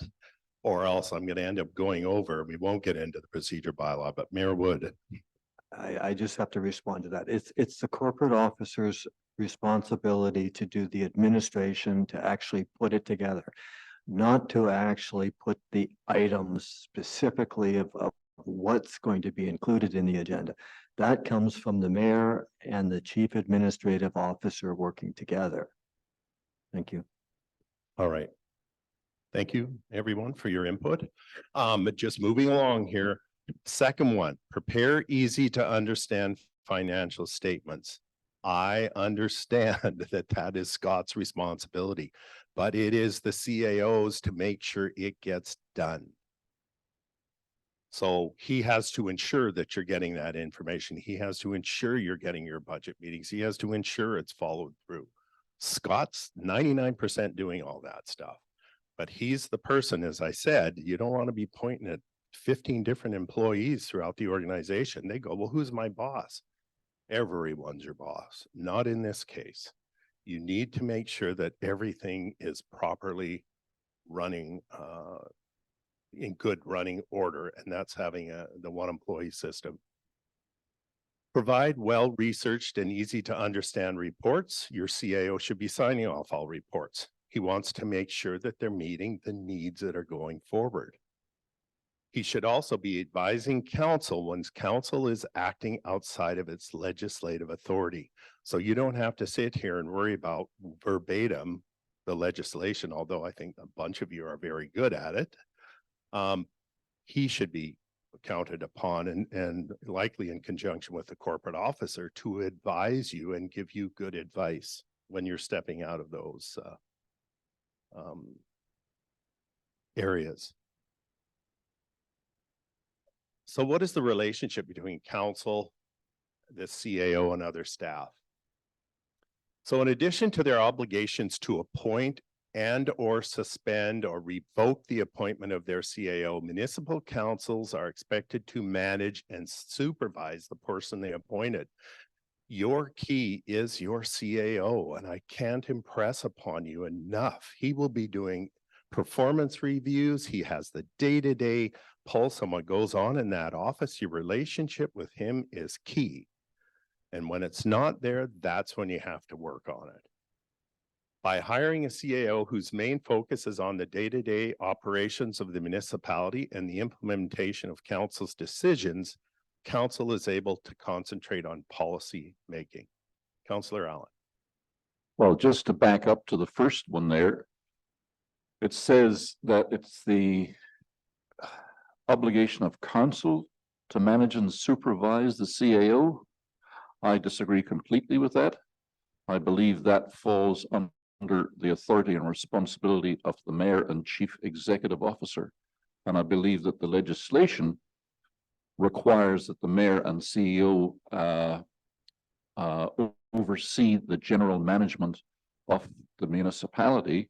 And he does that by overseeing the CAO. Council does not have the authority to suspend the CAO. Only the mayor has that authority. And as we discussed earlier, the council can decide to revoke the appointment or terminate the employment, but it's only the mayor who has the power to suspend. Thank you. Thank you. Sorry, third, the CAO is their only employee. This means that if and when council wishes to interact with other municipal employees, they should do so through the CAO.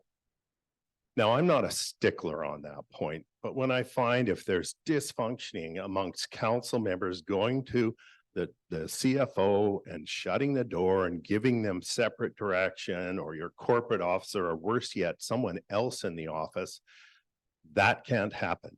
That's when the organization starts to break down, which is why you appoint the CAO under a bylaw that says he manages the staff.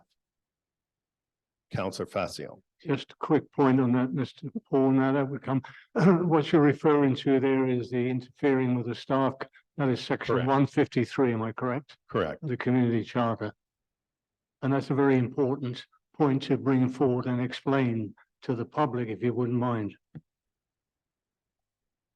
Councillor Allen? Again, I disagree completely with this statement.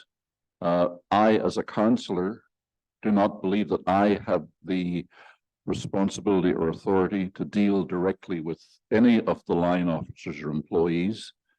And all of my inquiries about the management of the village of Harrison Hot Springs will be directed to my chief executive officer and my leader, and that is Mayor Ed Wood. I can't imagine what it would be like being a CAO if all 4 councillors have the right to come in his office any time of the day with their own issues and whatever. I believe that it should be directed through that critical link between the democratically elected council and the staff, and that critical link is, in my opinion, the mayor and chief executive officer. Thank you. Okay. I think the key there again is not to be going to all the individual staff. They already have their direction, and then at the same time, if they're dealing with, as you say, Councillor Allen, 4 councillors and a mayor, it makes it very difficult to get their work done. Mayor Wood? I gotta jump in on this one. Again, as the mayor, I have no idea what these conversations are, and before I know it, there's items on the agenda, there's different direction going on.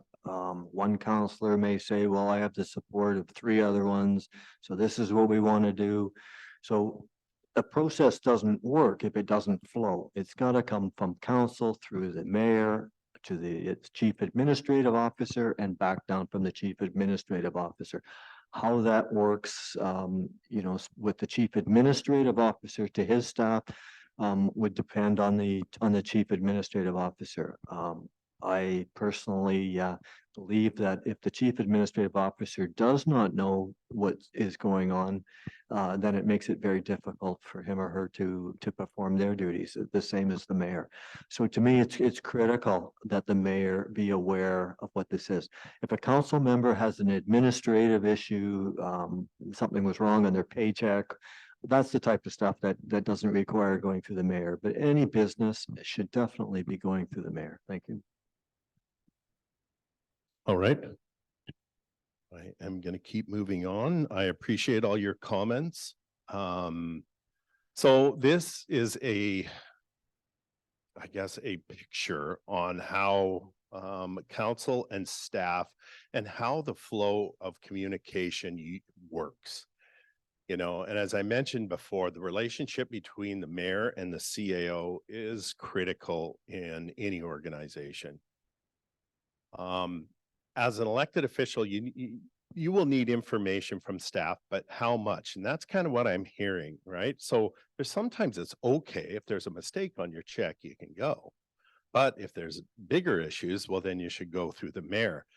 What we don't have is very clear lines. And usually, if things are functioning right, those lines can be a little bit looser.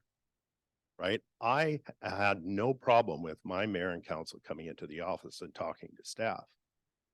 My problem was when they asked them for information or started to direct them. I was happy that they came in, asked them how their weekend went, if they knew their wife or their kids, fantastic. Form a relationship with the staff, but don't ask them to do something personal for you. That's where we break the line. So when we draw those lines, then we start questioning why a counselor's even in the office. Well, I don't want us to get to that point, but we certainly have to respect why we're in there and what we're asking staff to do. So some of the thoughts that you need to think about is, should elected officials access staff anytime and anywhere? And I think I'm hearing around this table, no. Because again, if you want them to get their work done, we all can't be in there taking 2 and 3 hours a day of each of their time collectively. Second bullet, should elected officials have unlimited time with staff? Again, no. Should elected officials only liaise with the CAO? Yes, if you're looking for direction stuff on council agenda, because he needs to be aware of it. And I think that's also what the mayor's saying. But if the CAO is collecting it, I think there's a connection here on sitting down with the mayor and understanding what the agenda is for the next council meeting, and ensuring that the mayor is chairing a meeting he's comfortable with and that the CAO is keeping him advised of what's on the agenda. And should there be a policy on the relationship between elected officials and staff? Well, oftentimes there is, and that might be something that you want to consider if that is an issue. It's important that elected officials understand staff reports. Are you guys comfortable with your reports the way they are? Have all the information you need? Pretty good, well written? Mayor Wood? I think that most of the reports that are coming out now are coming from different staff members, so it's hard to think about what was and what is. I guess I find frustration in reports when they come and there's a plan, a master plan that's hooked to it. And I'll just give a couple examples. The Parks Master Plan, and in fact, it finds out that the plan was never adopted by council. So we shouldn't even be following that plan until it's been adopted by council. So again, I'm about process, and to all of a sudden have the staff pick something, and this means absolutely no disrespect to any staff members here, but for staff to pick something out of a document which they believe has been adopted, and bring it to council for approval or for a resolution for funding, for instance. I find it frustrating that communication, that part of the link was broken. So I think it's important that when something comes to when something comes to the regular council meeting, again, I think that's where the mayor and the chief administrative officer should be able to deal with these issues before it comes to in front of the public's eyes. If there's a misunderstanding, again, whether there's a policy in place that we're breaching, whether it doesn't abide by the rules of law or the charters, and we seem to have a lot of things that shouldn't be coming through the system. So the reports themselves, I have my own personal thoughts on the reports, and I think I'll reserve that for another time. Thank you. Okay. Councillor Allen? Well, I actually disagree with Mayor Wood because my research has shown clearly that even though our official community plan requires us to have a parks master plan, we do not have a parks master plan. We received a report about 6 years ago from some consultant, and on page 2 it says the village should prepare a parks master plan.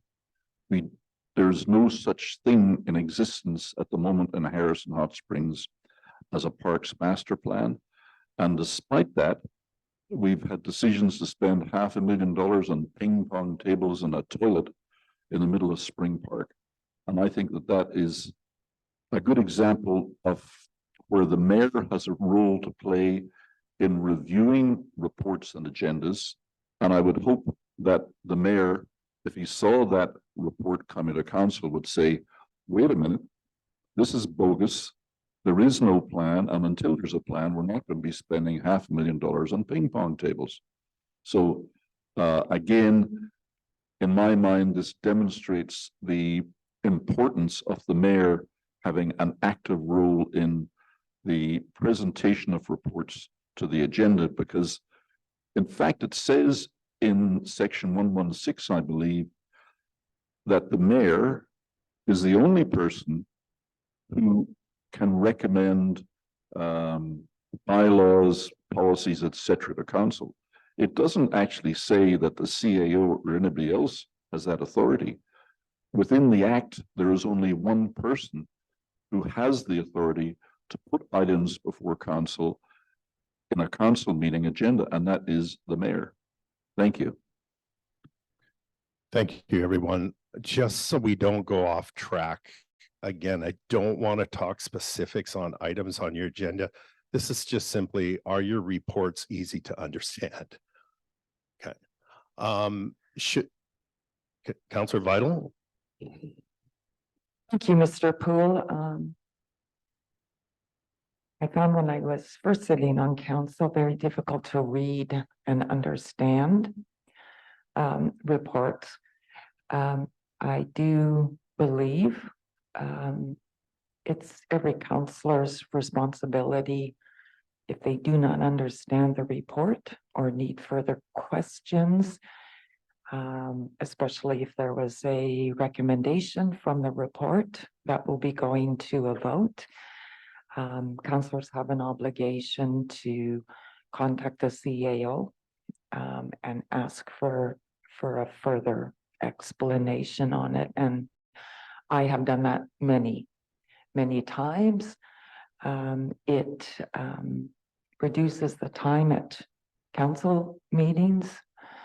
And one further, I know you're not talking about specific agenda items, but I do believe Parks and Master Plan was identified in our strategic planning. So thank you. All right, thank you for those comments. I just have to comment, for Council Facio to make a snide comment, I find that disrespectful for the rest of us that are sitting here. So if you can hold back your comments, sir, thank you. You're out of order, sir. Okay, so we'll move on. Sorry. Staff should reasonably assist elected officials with understanding reports. So to take Councillor Vital's comment into place, if you don't understand it, I expected calls. You know, it's easier to clarify it there than to build up the wrong impression of what the report is saying. And 3, elected officials should read reports with enough time to understand and ask questions ahead of any meeting. So your big agendas, are you getting those ahead of time? Yeah, what's your deadline for agendas going out in your procedure bylaw? Councillor Allen? Well, I know you said we shouldn't use specific things as an example, but I got the agenda for the last council meeting. The earliest I can get it is noon on Friday. That gives me Friday afternoon, Saturday and Sunday and part of Monday to read and understand that in time for Monday night's council meeting. Because I have a tourism business and I'm busy at the weekends, it becomes very difficult for me to do that over the weekend. Other people may have the weekends off in order to do that. If I do have questions of staff, my only opportunity then would be Monday. And again, that's a busy day for me after the weekend and a busy day for them. And I wouldn't be asking staff, I'd usually be asking the mayor for clarification. There were 2 large development projects on the last agenda, and I consider those to be ambush reports because it came as a complete surprise to myself when I challenged the mayor about why did you put these on the agenda at the last minute and we haven't seen anything about this. He said they were a complete surprise to him too.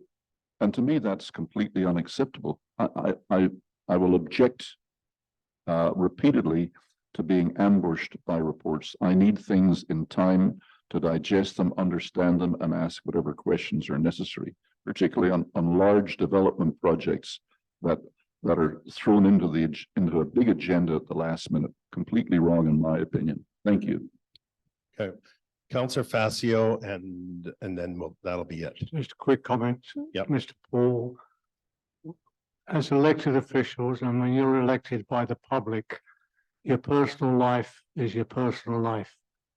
So whenever you can't work on supplying or giving out agendas to accommodate individuals. It comes out at a certain time. It's been that way for many years. Even when Mr. Allen was on council before, they used to come out normally on a Friday. And that's the way it's been for all the years I've been on council.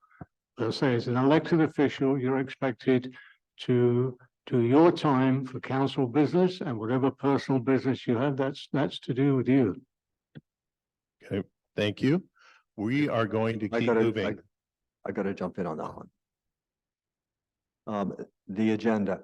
So the agenda comes out, say, on a Thursday or Friday, but for anybody to make any comments about what's on the agenda, they actually have to have it in the Wednesday at lunch. So a day before the agenda even comes out, the council, if anybody in the members of the public wish to make a comment on it, they've missed the boat. So, the agenda coming out after the period is, there should be notice of a project, if it's a significant project, so that the members of the public have an opportunity to express their thoughts to council. And I just want to make one other quick thought about it. When we get bylaws in front of us or numerous reports like our official community plan, and an example, when changes are made, it is so much it's so easy when council receive it. And you can see that the red font is all the changes. I don't have to read 200 pages to find just a few pages within the report. It is extremely helpful when it comes to council that, again, that it's identified. We don't have to look and try and figure out what has been changed in it. Thank you. Correct. Okay. And again, since we're dealing with that this afternoon, I'm going to keep moving. So just quickly, elected officials should never attempt to coerce staff opinion outside of formal council meetings.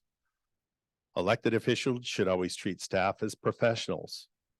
That's what they're hired for. This same rule applies to staff treating elected officials respectfully. It's not Ed Wood. He's the mayor. He's the chief executive officer. We have counselors around this table.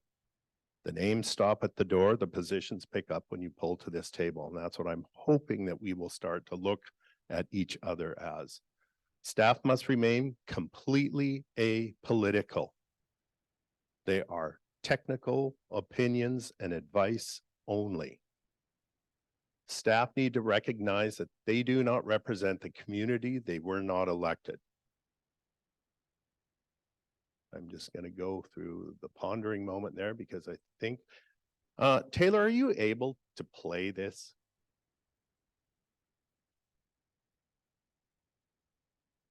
It might come up and then you may have to make it bigger. Yeah.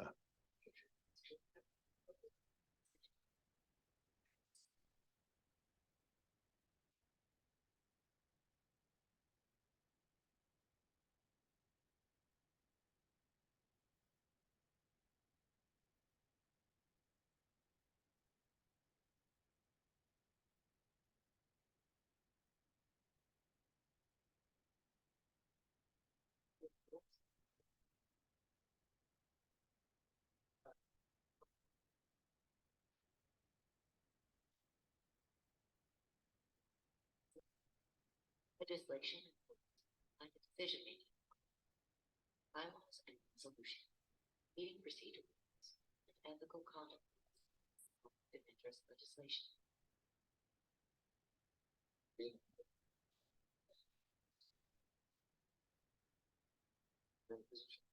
Position of leadership that sometimes takes a backseat to making sure that good order and good processes are followed, because it's those processes and expressing respect to those participants meeting, that's how you create the best foundation for a decision.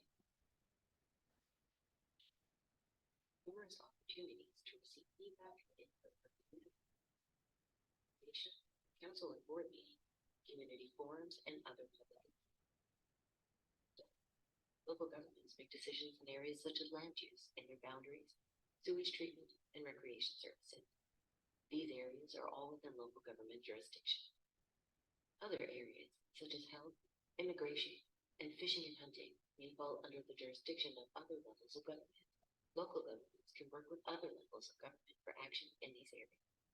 What you want to do is make sure that you understand the context of the situation or the decision that needs to be made, so that you can make connections with the people who are probably most affected by any given decision. I think it's the first time that you have to deal with some sort of an urgent situation or a really important issue, where you start to find the commonality, come together and you realize that as much as you might hold divergent politics, you might have different ideas about the state of the world.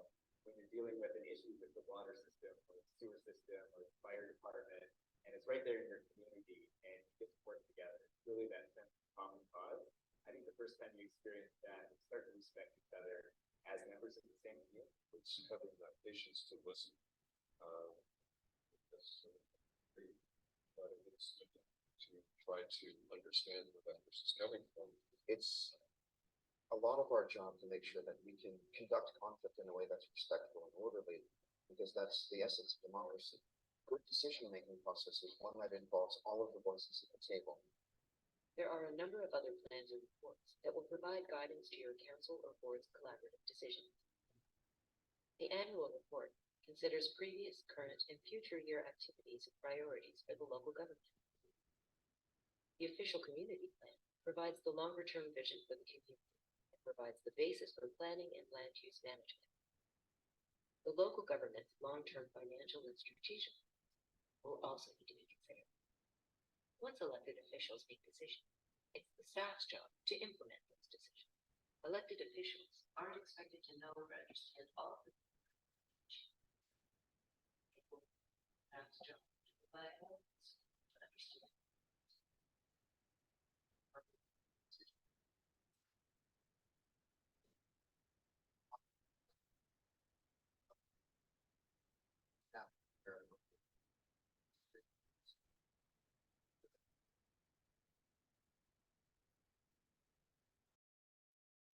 Thanks, Taylor. UBCM put that out in conjunction with the province in the 2018 elections, just to give elected officials a little more idea of what to expect, especially those that were running new. But it kind of pulls together what we were talking about today. And I just want to make sure everyone understands. I'm just trying to give you a solid foundation of what the legislation says and how your roles are defined. You guys need to work on that, much as you hear in the end of different mayors and councilors, on how you can make that work. So you're going to have to dig into that procedure bylaw. I don't disagree. I think everyone around here knows that there's ways of improving it. But again, I think we got to park stuff at the door, take on our roles here and look at it through those lenses. Where are we at here? So the next section I want to talk about is respectful conduct. If you noticed in the last video, it talked about the legislation having changed. And respectful conduct is something that, of course, it doesn't plague Harrison. It plagues a lot of municipalities in varying degrees. You know, I've talked to a number of CAOs who just love their mayor and council, but it is few and far between. There's lots of, you know, ups and downs in terms of how those relationships work. But I just want to go through what the process was for requiring a code of conduct. But the conduct itself is really around the key principles of integrity, accountability, respect, leadership, and collaboration. So the integrity, and again, just bear with me, is being honest and demonstrating strong ethical principles. Accountability is an obligation and willingness to accept responsibility or to account for one's actions. Respect is having due regard for others' perspectives, wishes, and rights, displaying deference to the offices of local government and the role of local government in community decision-making. And leadership and collaboration is an ability to lead, listen to, and positively influence others. So the power that each of you has around this table isn't authoritative power. It's influential. It's influencing each other. When you marked those 15 items when you were lost on the, or stranded on the moon, that everyone would put the oxygen as 1 or whatever at 6, on and on. How you prepare your argument or your reason, you know, for your justification on that is how you influence others. That's what a democracy is. It's not one person telling, whether it's a councillor to the mayor to a councillor, it's convincing the rest when the vote is taken. So the province has put in a code of conduct that can be used by local governments or councils to promote or further responsible conduct. And how this came about is there was a working group that was established by UBCM, the province, and the Local Government Management Association to work on this issue. New legislation was put into place, a model code of conduct was established. There was a video done up, or I shouldn't say a video, I think it's an online course you can take as well for new counselors. And I'm not sure, has everyone taken that here? Okay. Counselor Allen? You skipped foraging the Sorry. path guide. Yes, and I'm going to come to that. Sorry, you know what I thought it was? That was the course. But we'll move into that. It's a guide that talks about the process for putting that code of conduct into place.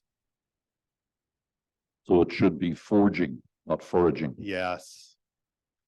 Thank goodness you weren't my English teacher. So UBCM put forward a resolution in, 2021 that reads, it was called Strengthening Responsible Conduct. Why? Because the province was getting lots of requests for municipal advisors and those sorts of things. So interestingly enough, when this has gone in, and you can correct me if I'm wrong, I don't know if it's gotten any better. I don't know if it's actually helped resolve things. But certainly UBCM led this charge, then your typical resolution that gets presented on the floor. Whereas responsible conduct of elected officials, both individually and collectively as a council or board, is essential to sound and effective governance. And whereas local governments are best served by tools and resources that reflect the legislative framework for local government in BC, which is based on foundational concepts of autonomy, empowerment, accountability, and collaboration. Therefore, be it resolved that UBCM asks the provincial government to, 1, introduce a legislative requirement that all local governments in British Columbia must consider the adoption or updating of a code of conduct. I'm just going to do the highlights. 2, update the oath of office prescribed by regulation. And 3, provide guidance for local governments that have established an oath of office by bylaw. So this was the new section that was added to the community charter as the province approved that recommendation, and it was endorsed by the membership. Section 113.1, Section 1 says within 6 months after its first regular council meeting following a general election, a council must either establish or edit the existing codes. 2, council must consider prescribed principles for codes of conduct and other prescribed matters. And 3, if the council decides not to establish a code of conduct or review an existing code of conduct, it must make available to the public on request a statement respecting the reasons for its decisions. I believe that, I think when Kelly was here, it got to a point, and I think it's sitting at 3rd reading. Okay. It was defeated. Yes, but did you kill Yes, the bylaw? the bylaw is dead. It's not sent back to stop. It was defeated. Well, I won't argue it, but that's something you should look at, because now you need to prescribe why you're not putting one into place, if that's the case. It was So- debated at the time, and it was the council's belief that it was that even to the fact of just the debate, just the conversation that just happened between Councillor Bidell and I just now could be considered in violation of the code of conduct. So the code of conduct has got to still allow that we can still agree to disagree and still communicate back and forth like that. So it was, I don't remember the number of pages of it, but it was so legalistic. And it was so difficult to understand. We'd be having lawyers with us on a regular basis just to deal with it. We're a small little place here. We shouldn't need a code of conduct. We should all understand, but I think we're all old enough to understand what respect means. We all have different understandings of what it means, but it means one thing. It means to respect. Okay. Let's not debate that. I hear what you're saying. I'm pretty sure that the staff would follow through to make sure that's correct, because if you aren't establishing one, now you must state why. So you're still in violation if you don't do that, is all I'm saying. Counselor Allen, and then we'll move on. On a point of information, we actually Thank you. have policy number 133, which is the code of conduct policy for the village of Harrison Hot Springs. So we do have one, it's just not in a bylaw. Okay. And I'm guessing, again, not having read the report, that might have been taken into consideration when it was proposed forward. I don't know. One thing you do have to remember, your staff are fairly new. So they can't know all the history on stuff. And I remember even when I first came on, getting stuff from Kelly, she wasn't sure, you know, the history's gone. So it takes them a long time to find stuff, whether something was approved or if there's even a study. And I'll find out one day it's not there. And then 2 months later, suddenly it's there. And it's not because they were hiding it. It's they couldn't find her, that they weren't aware of it. And maybe having discussions with either council members or other staff, they were able to find it. Councillor Facio. If you're coming back to this, I'll wait, but just as Councillor Allen brought up, You need to hit your button again. as Councillor Allen just brought up the policy regarding the code of conduct, if this is something you're dealing with a little bit late, I shall wait, but if it's to do No. with respect, and I'd like to speak about it now. Okay, this is the area I'm just talking about, the legislation around it, Okay, but I'm not, once I'm through this, I'm done. well, I would just like to say that this morning we got together in groups to discuss how to work together. Okay. And when I read this inappropriate use of social media,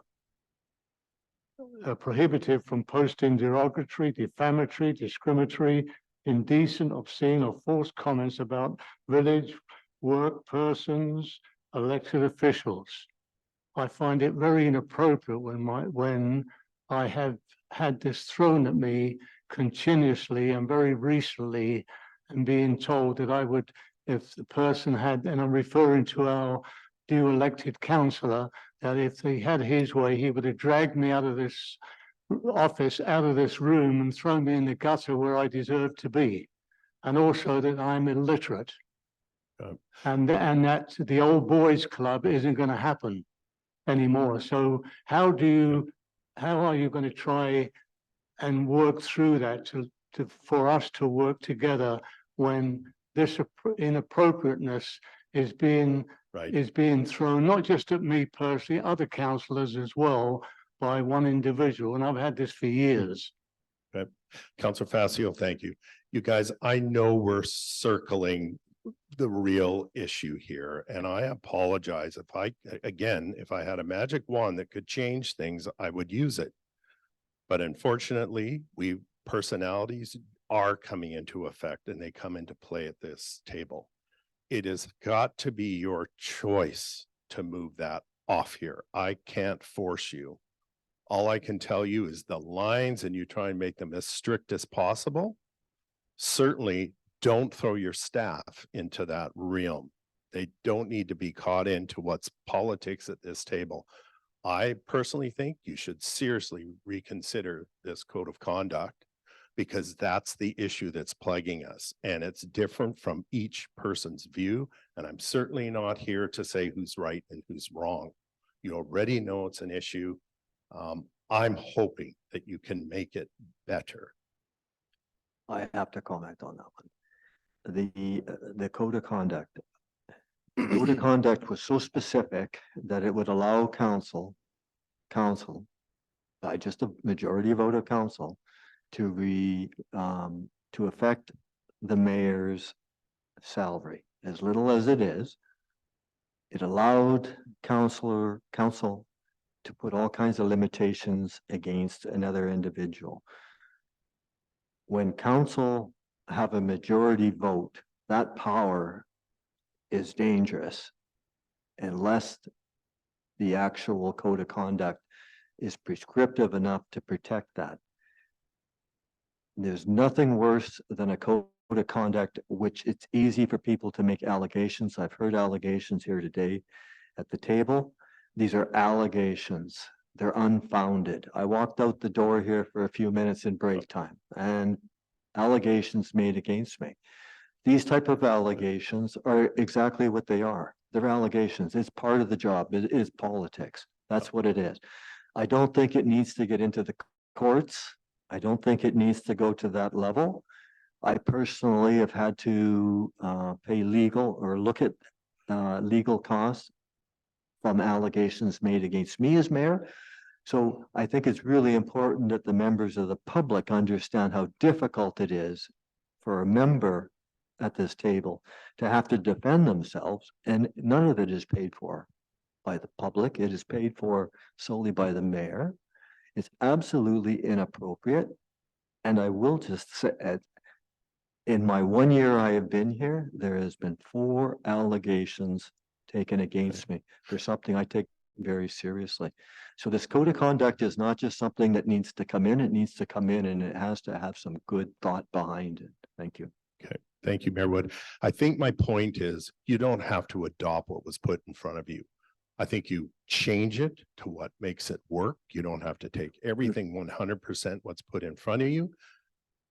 But that's what's plaguing us now. And if we don't make an attempt to somehow control it or put it into place, we are going to continue to flounder. That's why I'm saying the code of conduct's important if we can make it work for us.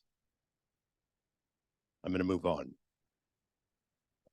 Reconsideration of the decisions, of course. So if you don't, if you decide not to establish a code of conduct or review an existing code of conduct, the council must reconsider that decision before January 1st of the year of the next general election. Gosh, help me out here, 2026? By January 1st. So you've got to consider that at the end of December or end of 2025. In a reconsideration under subsection 1, the council must consider the prescribed principle for codes of conduct, consider the other prescribed matters, if any, and comply with this prescribed requirements, if any, including requirements respecting public notice or consultation. The council confirms a decision that is the subject of reconsideration. The council must make available to the public on request a statement respecting its reasons for reconfirming or for confirming the decision. So basically you have to bring it back and rehash it again. So this thing does not go away is what I'm saying. So, you know, I think it's apropos that I put this in here. What steps should you take to address responsible conduct in your organization? And do you have a code of conduct? The point being is if we aren't going to use a code of conduct, we're all sitting here with the same problem still plaguing us. I need to leave you with that thought. Somehow you have to consider how that's going to move forward.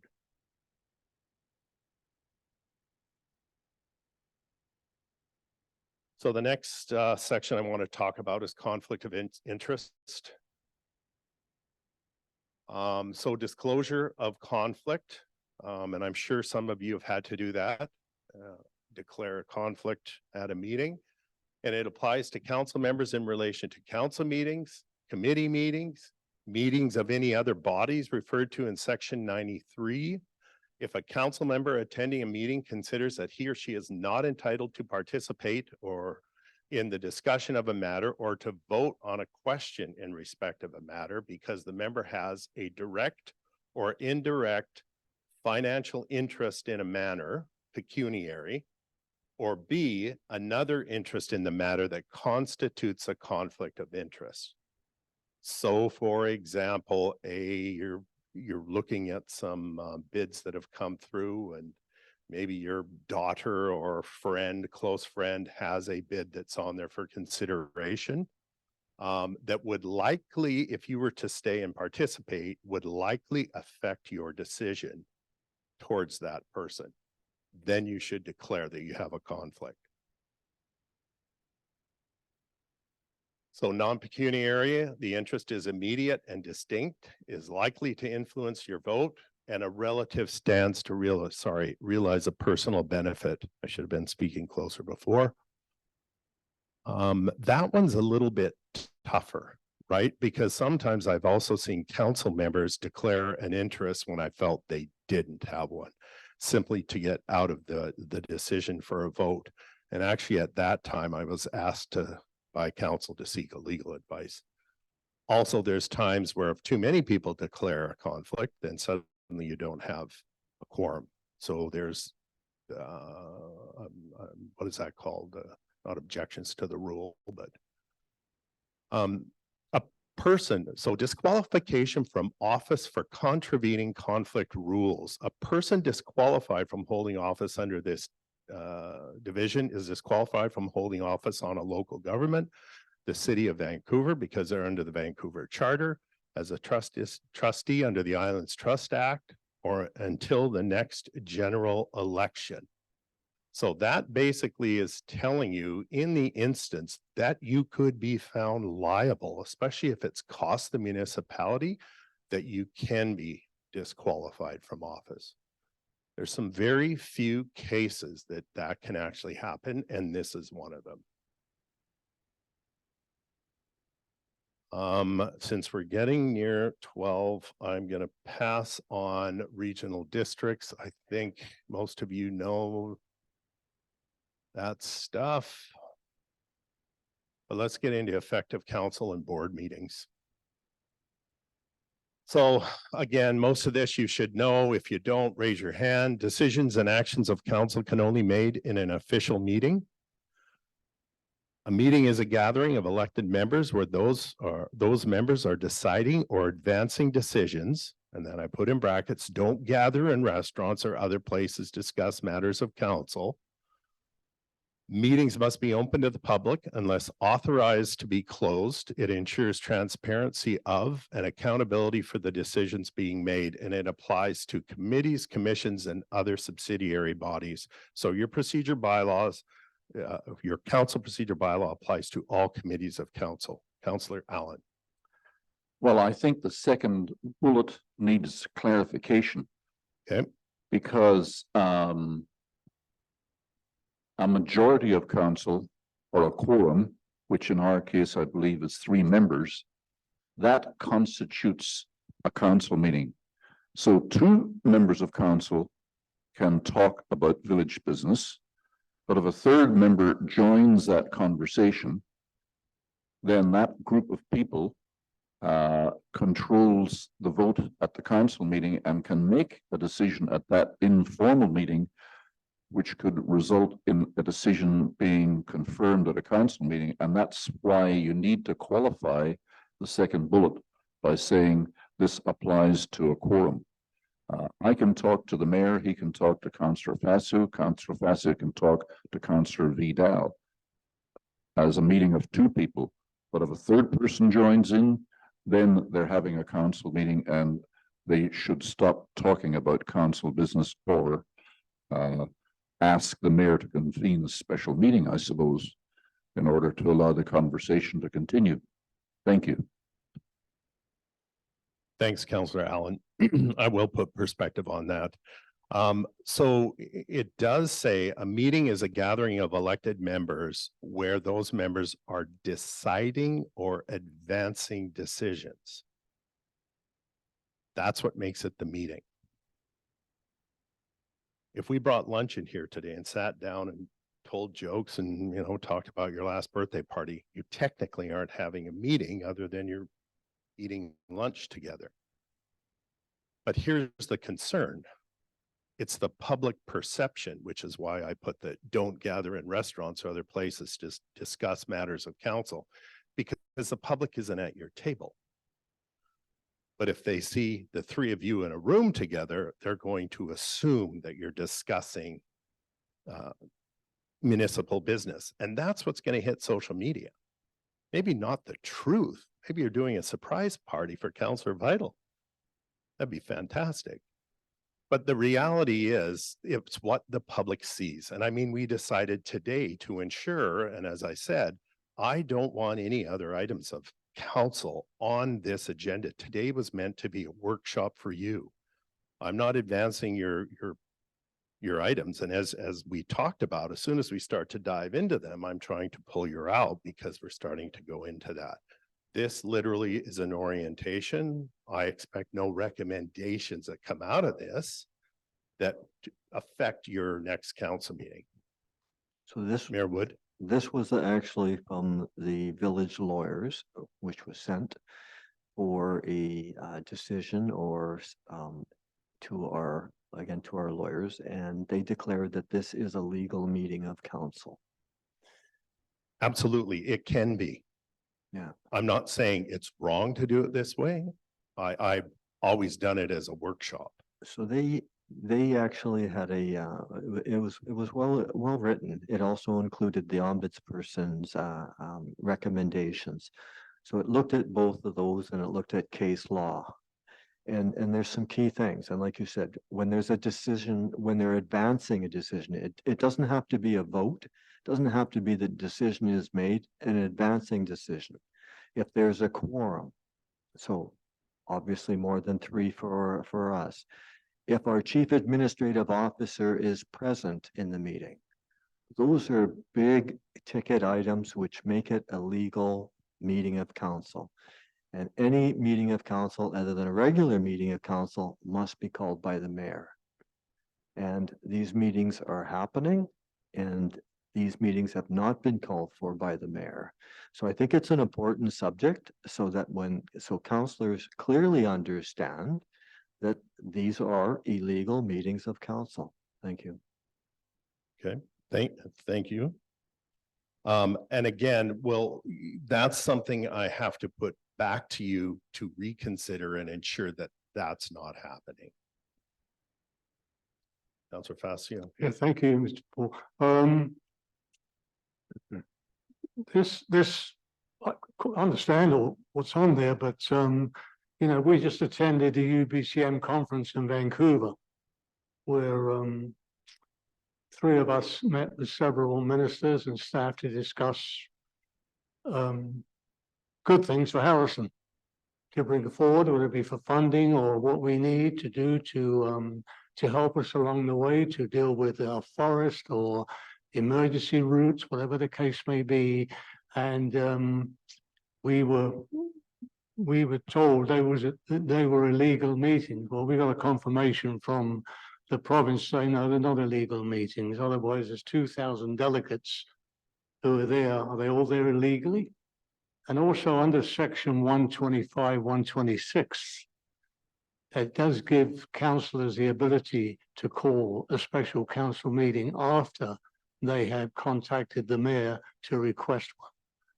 And within 24 hours, if the mayor does not give them that request, they can forward to the corporate officer a request to have a special or closed council, closed meeting with a date and time, providing it's all posted, or they can do it without informing the public. Am I correct? Yes, and I know the province that's been asked before about UBCM, and that's been their response.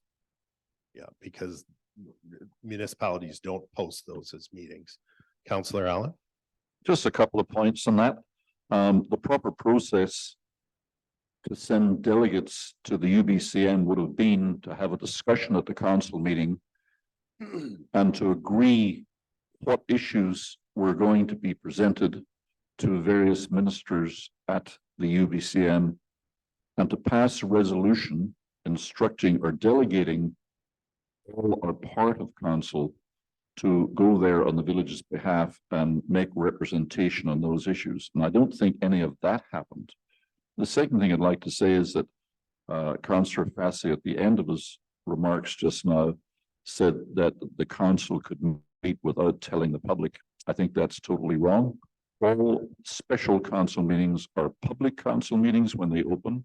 They can resolve to pass a resolution if it's warranted to go in camera, but all meetings must open in public and the public must be advised they're happening. Thank you. Yep. So realize we're going to hit lunch. We're not going to hit the real juicy part of effective council meetings. But can I just say, this is what you need to work on.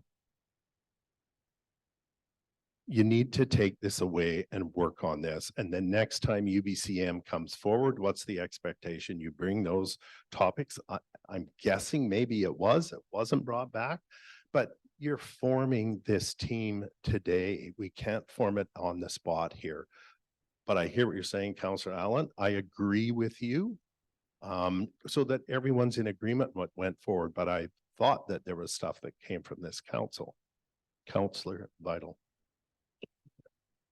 Thank you, Mr. Poole. Perhaps you could elaborate on closed meetings, which are viewed as an absolute necessity, and that is dealing with land issues, dealing with legal issues, and dealing with labor issues.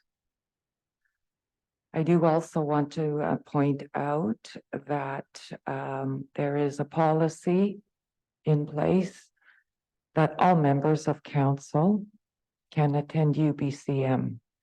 I hear what Councillor Allen is saying, and perhaps that can be a learning opportunity that comes out of this workshop, is that when it comes to UBCM next year, that we as a council authorize those ministers' meetings, that council members that are attending, that we agree on that, pass that by resolution. Thank you. So you guys, can I just tell you what you're starting to work on is a policy. And if you can agree on that policy, put it in place, and guess what? The staff will follow that and make sure these things come forward, whether it's a month or 2 months beforehand. You seek which ministers you want to speak to, what your topics are, you agree to it, and you agree who's going. That's the process we're nitpicking right now that we need to work on straightening out. Councillor Facio, then Mayor Wood, and then we're going to be out for lunch. Just, oh, Go ahead. Go ahead, just Councillor. a quick reply to Councillor Allen's comment. Notice of special council meetings may be waived by unanimous vote of all council members. And on the other part that Councillor Vital just brought up, there was a resolution of council, what ministers they would meet with and what the subject matters were going to be. There was a resolution that was passed at an open meeting. Okay, thank you. Mayor Wood. The UBCM. So as mayor, I actually got a binder with the briefs of what the councillors spoke to the ministers a week after they were already back. The comments from Councillor Allen, I believe, stand correct. There was no resolution in place for the topics that the councillors took to the UBCM. Some of them were excellent, well-deserving, great ideas. Some of them were just their own specific ideas. You can't go to a minister as a councillor with just your specific, your own idea. It has to be, as we've been talking over and over, this is a council decision. There was absolutely no resolution for those specific items. The resolution that was in place was for Councillor Facio to attend. There was 4 specific ministers, and there was 2 for Councillor Vidal, very specific, and there was a very brief item of what it was going to be.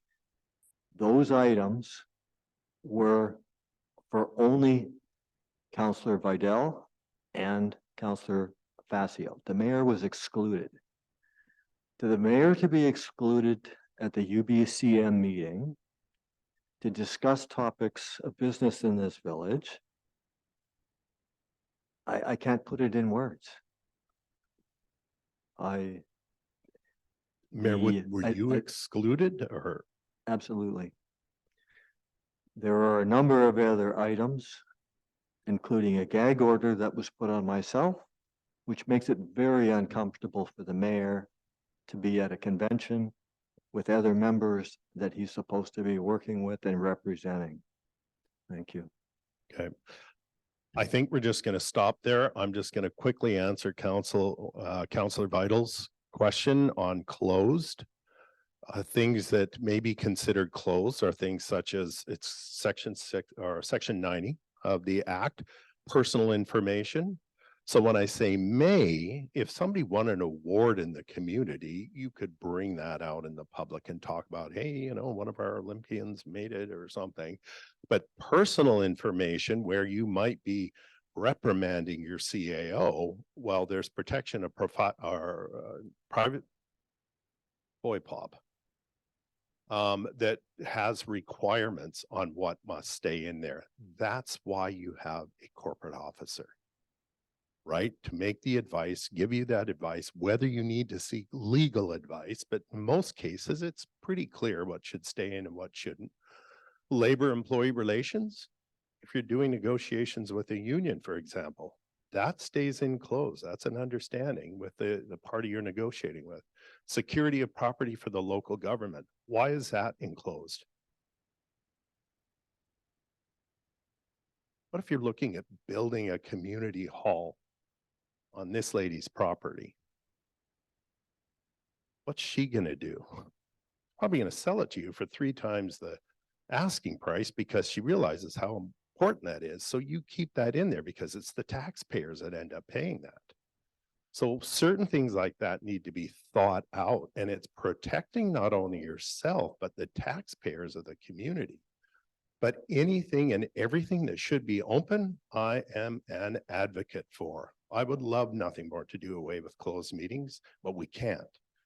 Because out of respect of some of the topics that are being dealt with and the public that we are representing, they have to go in there. So same as acquisition, disposition, or expropriation of land, those matters could affect the taxpayer, but as soon as they are done, you should release them. So you have to let the public know you were dealing with this, and here's the reason why. That's why, as Councillor Allen says, you need to open the meeting, declare why you're moving into closed, and go in for those purposes and those purposes only.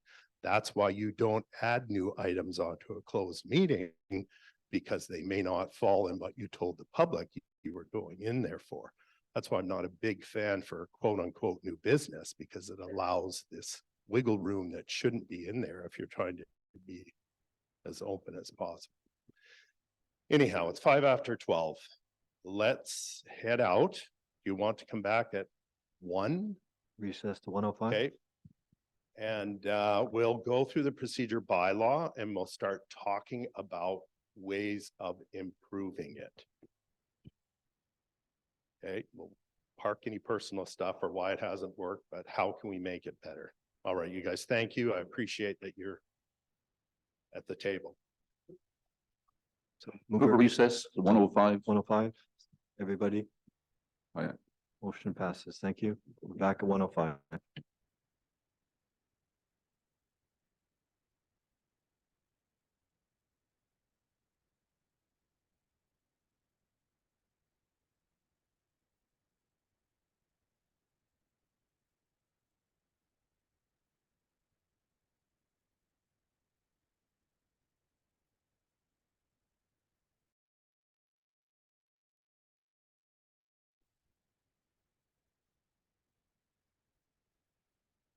Good afternoon, everyone. I call this special council meeting back to order.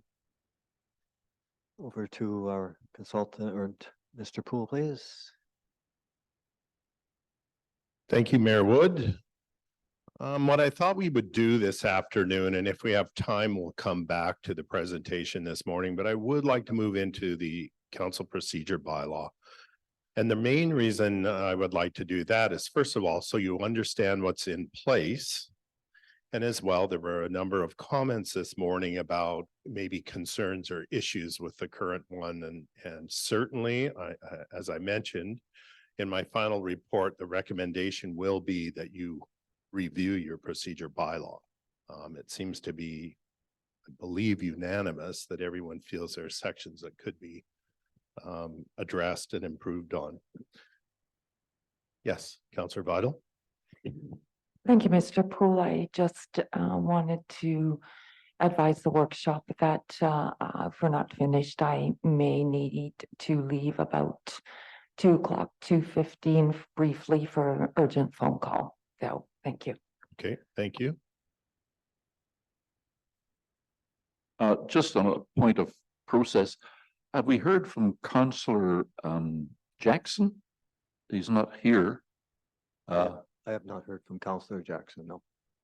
Oh, well, okay. I just think it's unfortunate that we don't have the full council, and I wonder if there was any explanation. I have received no explanation. Okay, thank you. All right, so Tyler, are we able to bring up the procedure bylaw?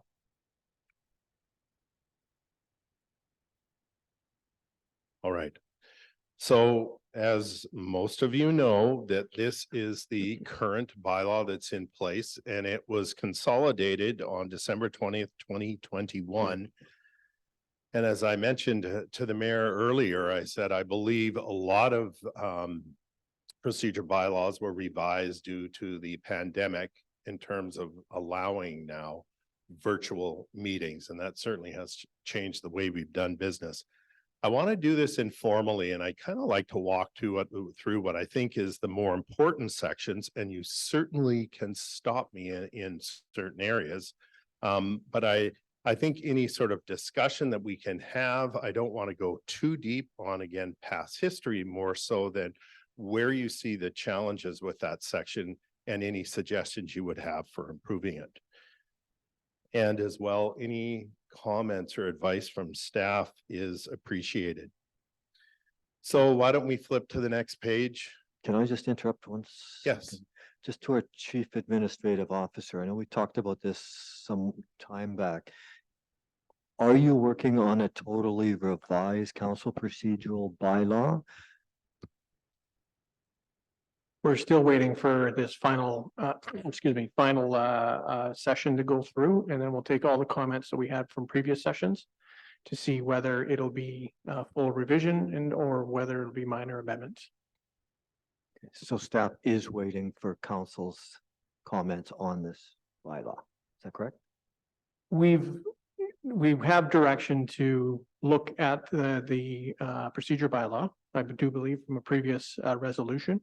But we're waiting for this last session with Mr. Poole to inform our decisions. I think Mr. Poole is trying to stay away from, diving down into the weeds. But if you can, if council can give us an idea of where the challenges are, and if there's a brief recommendation or an idea that would assist us, then that would have been what I'd be looking for. So just to clarify then, so the staff now are waiting for some direction from council of whether or not we actually want to start over or we want to consider revising the existing one. Is that correct? Well, the comments from this session and previous sessions will inform our decision whether it needs a full revision. But we're waiting until we compile all of the comments from previous sessions and this session. Okay, thank you. Okay, thank you for that clarification. So we'll move on to the next page. And because this is a PDF, is there any way, Tyler, we can enlarge that? Just so it reads a little perfect, thank you. So like most, if not all bylaws, the first thing that should be put in the front of it is where the authority comes to establish this.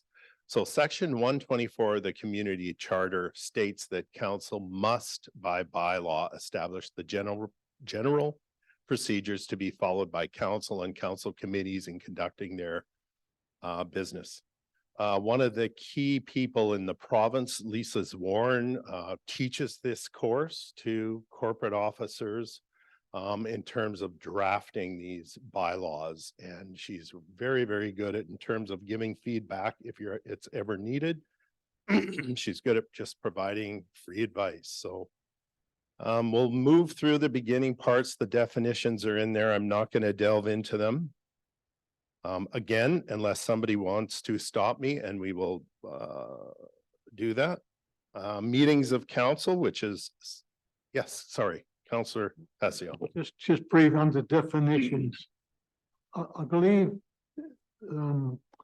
this contradicts itself. We have Okay. number 2, acting mayor means a member of council appointed by council to preside at any meeting of council in the absence of the mayor or member appointed as deputy mayor. Then at the very bottom, the last paragraph, again, deputy mayor means a member of council is nominated by the mayor and appointed by council. So I think that contradicts itself. Either one or the other. Just for clarification, I believe what that means is the acting mayor is appointed by council in the absence of the mayor and the deputy mayor. So an acting mayor, let's say you go to open a meeting, the mayor doesn't show up. So Councillor Vital's the deputy mayor, she doesn't show up. So the remainder by council appoints an acting mayor, right? So that definition there is simply for the acting mayor, which I believe when we get into the procedure bylaw is all part of when the deputy mayor and the mayor are absent. So because all we've come forward, and this is in the past before Mayor Wood was doing, is that the deputy mayor was selected and that was it. We didn't have deputy mayor and acting mayor, one or the other. No, But what you're saying is, I can understand what you're saying. Yeah. You have an acting mayor, but you also have the deputy mayor as well. the acting mayor would be appointed in the absence of the mayor and deputy mayor. Right, That's the only time you would trigger that okay. clause. Just before we continue here Yes. again. So from what I've heard from the chief administrative officer is that we're looking at, staff are looking for what council's looking for in this council procedural bylaw. But unfortunately, council previously met and discussed this in a closed meeting of which two of us councilors were not present to.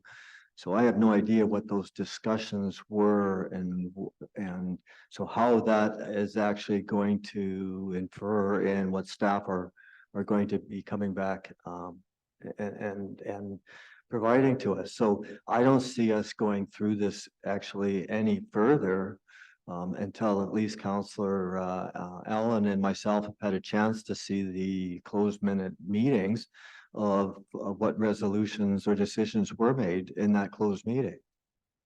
Thank you.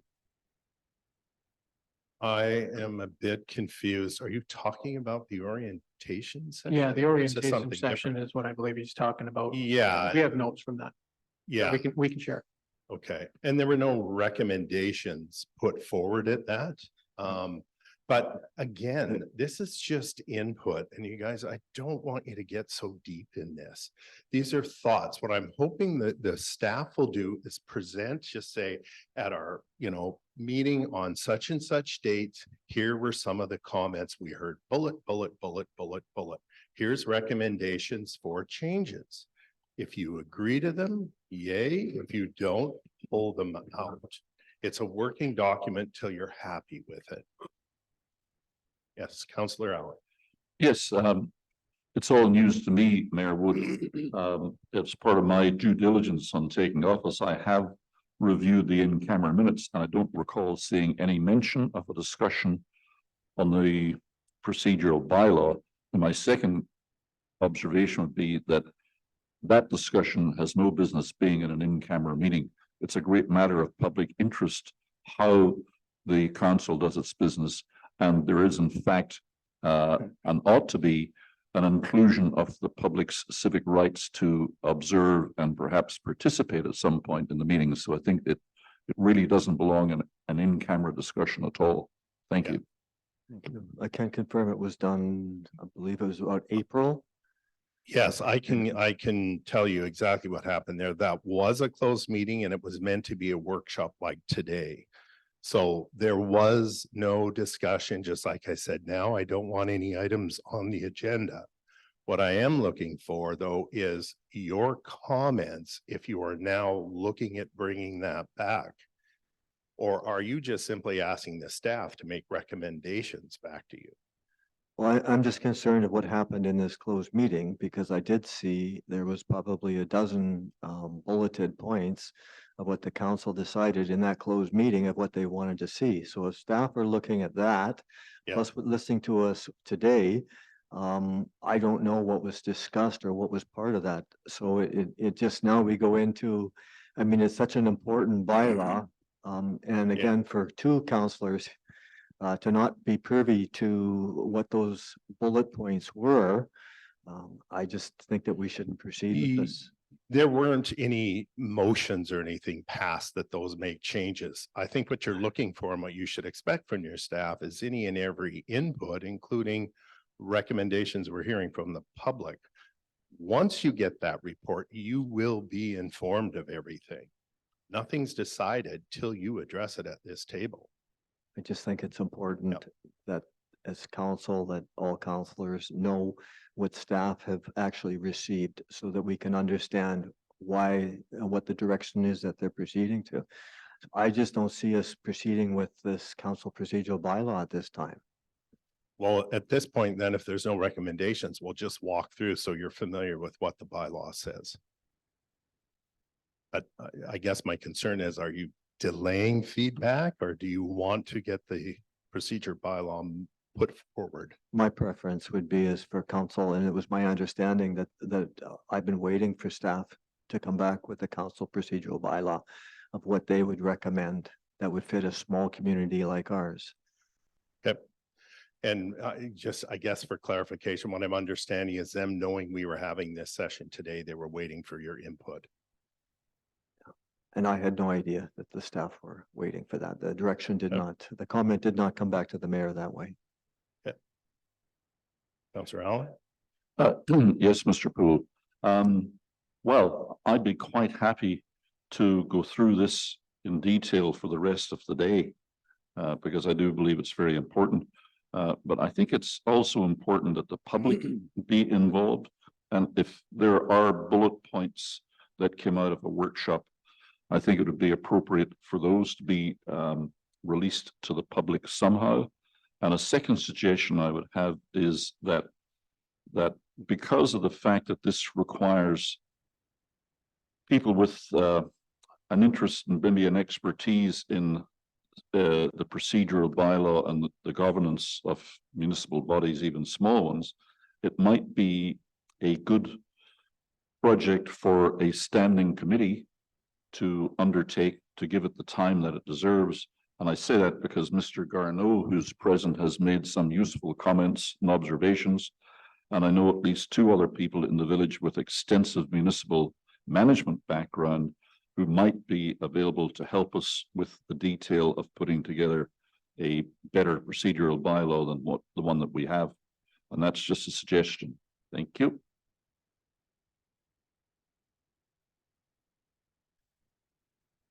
Go ahead, Mr. No, I mean, at this point, this is council's decision how you want to deal with this. There is, you need to go through a public process before you adopt this. So the public is involved. How you want to do that's your choice. I mean, I just didn't want to make it laborious in terms of trying to move it along. So where we are right now, council put a motion on the table, then to release the closed minute of the council procedural bylaw from back in April? I don't know if there's anything. We're in the middle of a cow. I think that would have to be released and then I'm not sure the process would be done after the cow has been, we rise and report. I would suggest, and perhaps I'll make the motion, that the committee of the whole recommend that council arrange for the release of the minutes of the discussion about the procedural bylaw that were held at a workshop in April. And if that motion gets seconded and passed, then that becomes part of the COW rising and reporting to council, and council can then endorse that, and that will effectively release those minutes. Thank you. So it does not require a seconder. So the discussion, is there further discussion on the release of the minutes for April? On the on the council procedural bylaw. So it's to release the closed door minutes. Do I have any further discussion on that? So the motion again is to release them at the next regular meeting of council. Ready to call the question? All in favor? Opposed? Motion fails with Councillor Vidal and Councillor Facio opposed. Mr. Mayor, on a supplementary question, can I get to see those minutes since I am a councillor? I can't answer the question. I just had a glance at them. And I can't say I've actually seen them in detail myself. I guess that's a question for our Chief Administrative Officer. We can make them available if, as you wish. Thank you. I would like to see them. And perhaps you can give a copy to the mayor. So that being said, does council want to continue with this one? Do we want to look at creating a standing committee to look at this in more detail? Or do we want to look at recommendation to staff to come back with a totally new council procedural bylaw for a small community? Councillor Facio? Thank you, Mayor. Well, I think it should be left for the staff to come back with the bylaw, and they've put it all together with what's outstanding, and then that the council made a decision at that point. Did you make that motion then, sir? Make that motion, Mayor Wood.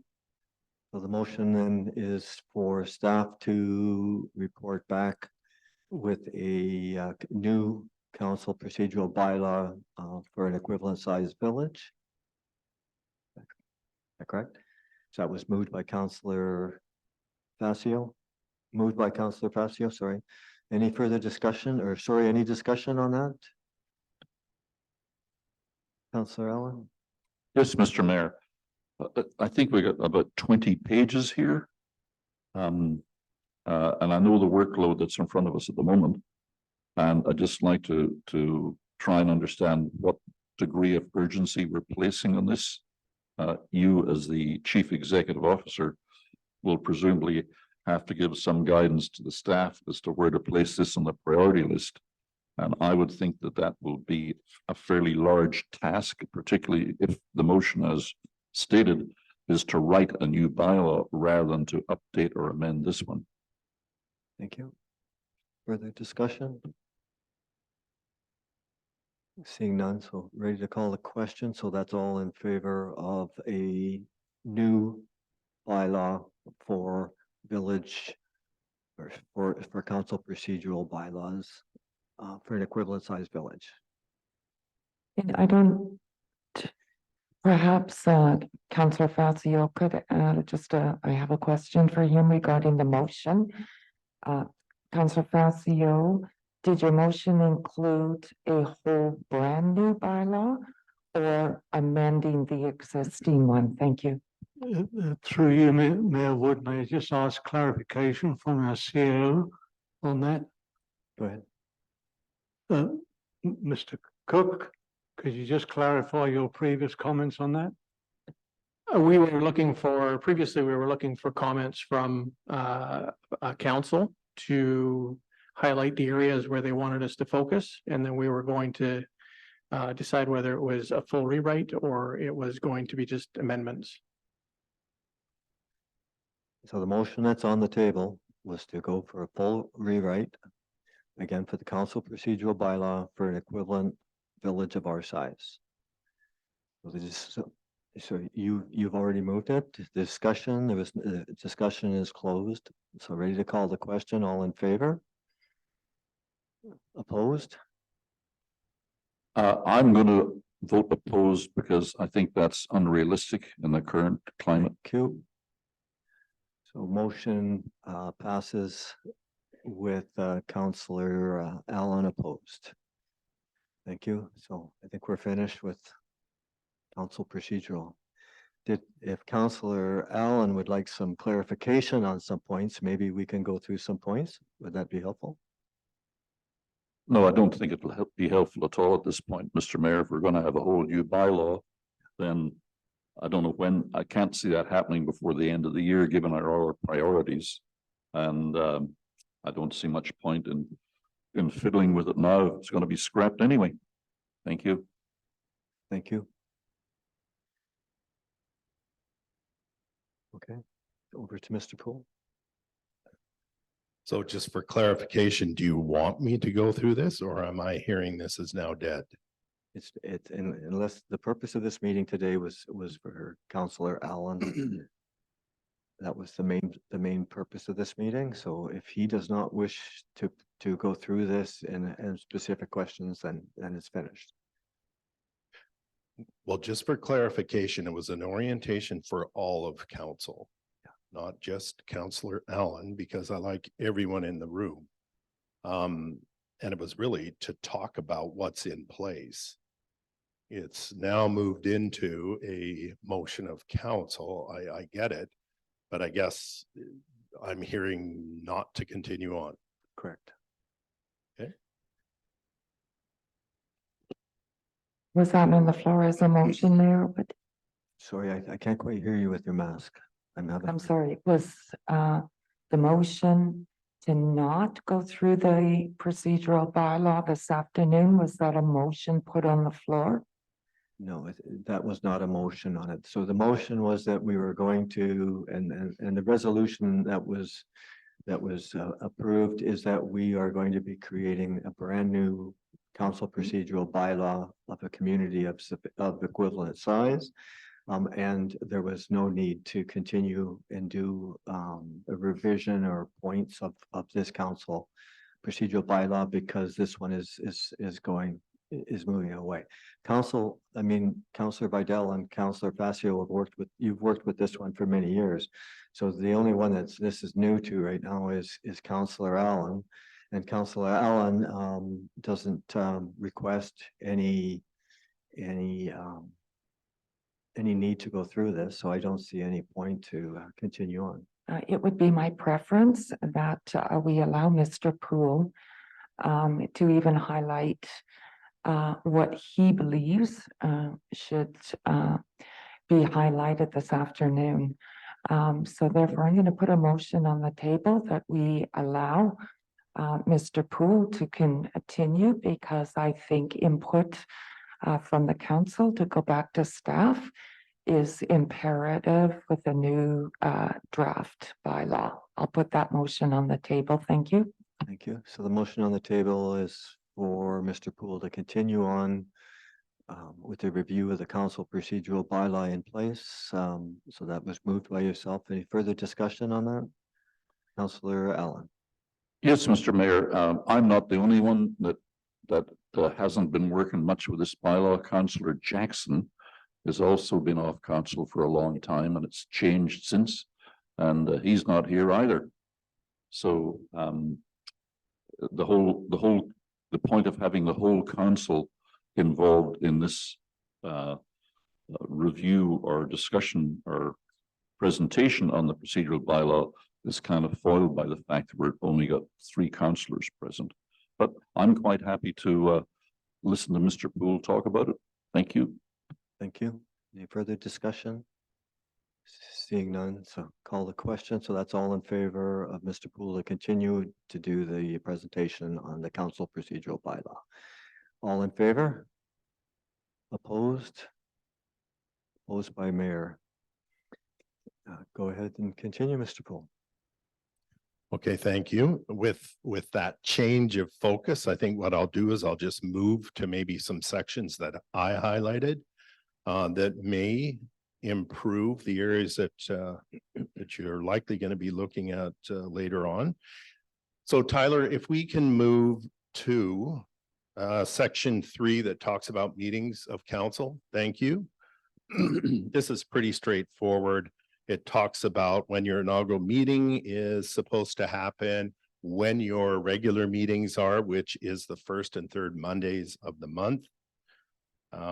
Talks about the time when they should be held, and if they go beyond 10 PM, for example, that you require a motion to proceed beyond that time, which is, again, those are pretty basic when it comes to procedure bylaws in other municipalities. Can we flip to the next page, please?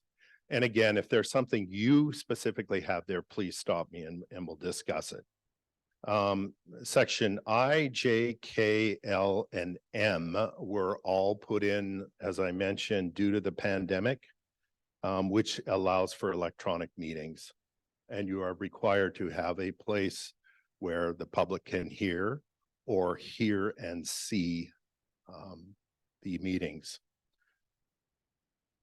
Yes, Mayor Wood. I just had one question on item M. Yes. In that, actually, I touched on it the other day with our chief financial officer here. And I guess this is what got me here. This is for council participating in the meetings. It says that you must use, and it looks like it's a special software, but there is no special software.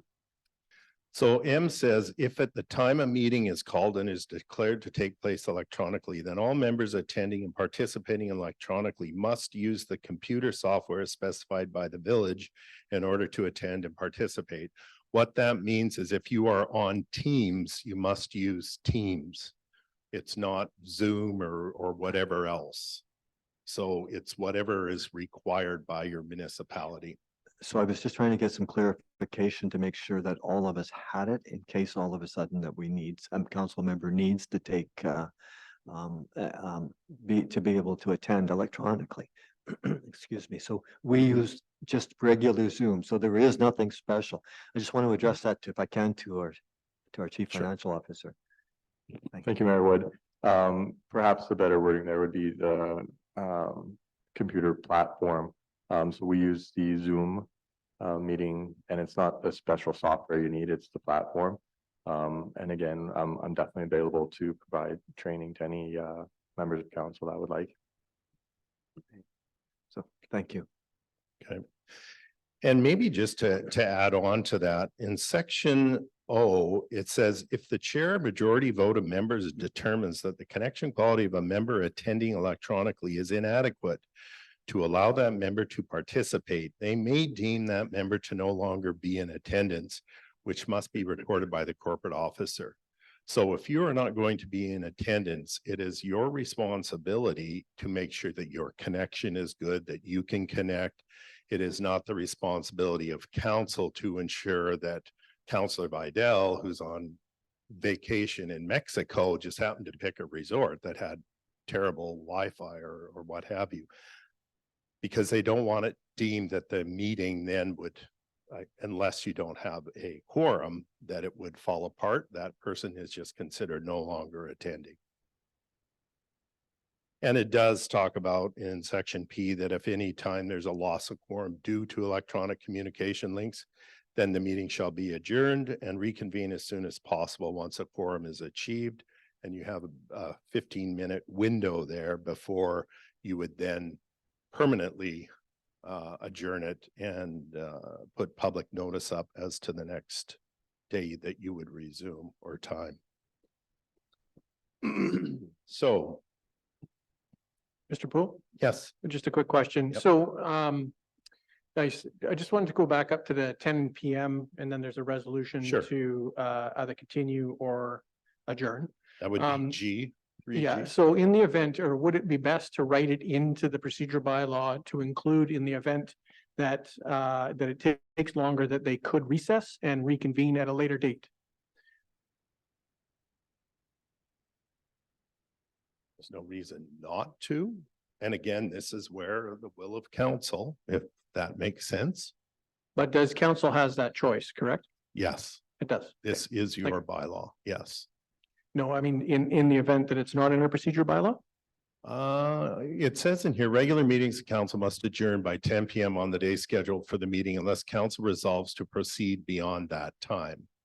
If I can just interrupt, Yes. actually, at the further down in the council procedural bylaw. Council you. can change anything in this if by a majority vote of council. That I'm just seeking clarification. Thank you. And that's how I take that. It says unless council resolves to proceed beyond that time, but if they decide not to and they want to adjourn the next day at noon, then that would be the motion put forward. So it's really to stop and just say, hey, we've been at this 3 hours.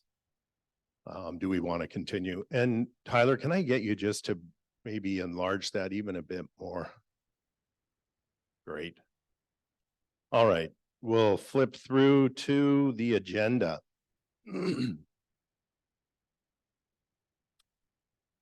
So again, for clarification, prior to each regular meeting, the corporate officer shall prepare an agenda of all business to be brought before the council at such meeting. Pursuant to section 127 of the community charter, the corporate officer must give public notice of the time, place, and date of a council meeting by way of, it says, posting. Right? And what the requirements are underneath the charter. And B1 is also the change in there that notifies the public how they can attend electronically as well. Provide a complete council agenda package to each member of council. My understanding is you get a written package sent to you. Okay, you're not on digital or just, okay. C, the mayor presiding member may add correspondence reports or other items to the agenda of a regular meeting of council in that meeting, providing council concurs to the laid items by resolution. So that is the section, excuse me, in your bylaw. I'm just trying to see where items, that's number 2.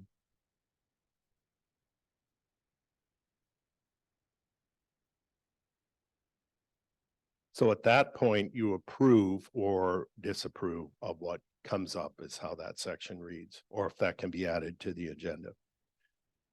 D, a member of council may request that an item be added as new business to the agenda of a regular meeting of council, and that meeting, providing council approves the new business by resolution. So here's the thing about new business. The idea of having an agenda is for what purpose? Notice. Councillor Allen. Yeah. Well, the proper reason for that is to notify the council members that there's going to be a meeting and the public, and to provide the council members with the information that they may need on which to base the decisions on the issues that are put before them by the mayor and the corporate officer. And I actually think that this item is a dangerous item, because one of the things I hate is to go to a meeting and be ambushed by some last minute resolution without having had any background information or the time to consider it or to research it beforehand. And I think that those ambush resolutions should not be permitted to be added at the last minute. And I see this clause D as being permissive of that practice. And I think that is a bad practice. Thank you. Thank you, Councillor Allen. Councillor Vital. Thank you, Mr. Poole. I agree with the councillor who spoke. I think kind of adding some surprise items onto the agenda, whether it's under new business or late items, it doesn't give councillors the time to do a research on it and to ask questions, especially if there's going to be a motion put on the floor regarding that resolution. Having said that, I think that there should be some allowances in the agenda for immediate, if there is emergency or immediate concerns that need to be addressed, I don't know. There's been a rash of break-ins and, our CMP sergeant is coming to address that to council. Right. Rather than using it just as a means for any council member to add it without prior notice. Thank you. Councillor Facio. I think it's just my first meeting at the Lower Mainland Academy. I remember a quote from Mila Minor, I think the name, is that correct? Ellie That said, Mina. that is the worst thing you can do is to bring late items without a report. It makes councils make snap decisions, which we can come back to bite them at a later date. So I think unless it's something an emergency, of course, that's different. But bringing in late items, that's what we were told at the time, is not a good practice. That was a word that was used. Thank you, Councillor Facio. What?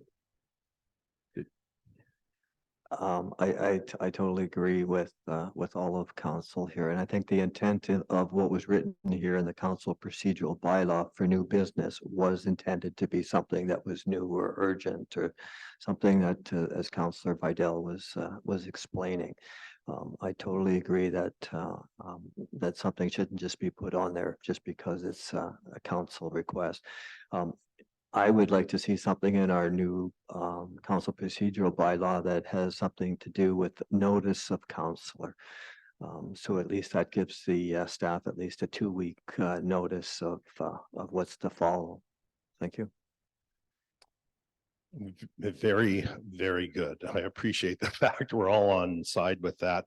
The whole point of an agenda is no surprises, and late items are a surprise, but they sometimes happen. They're an emergency or time-sensitive matter.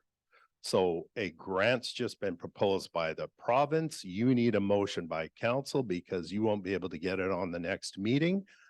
That report should actually also be written to be put in as a late item. Hopefully it's explained why it's a late item. So council understands, oh, okay, we get it. And I would expect your staff or whoever else put that on there to address it. In terms of the mayor's comments, a notice of motion would be something you could deal with under new business. So if there is something that you're thinking needs to come to the next council meeting, you can put the notice of motion out there. You don't discuss it. It's just brought forward to the next meeting and staff will prepare background information for that to be a discussion item. That's the purpose of new business. Late items, they're only as needed. So hopefully if we just maybe put those words in there, it can come back for you to reconsider when you're looking at a new procedure bylaw or whatever the recommendation is.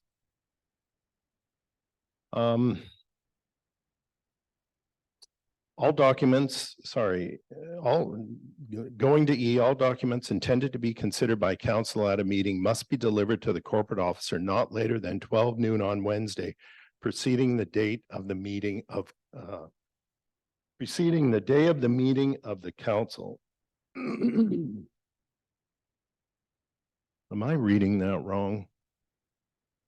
All documents intended to be considered by council at a meeting must be delivered to the corporate officer not later than 12 noon on the Wednesday preceding the day of the meeting. Okay, so that's the Wednesday before.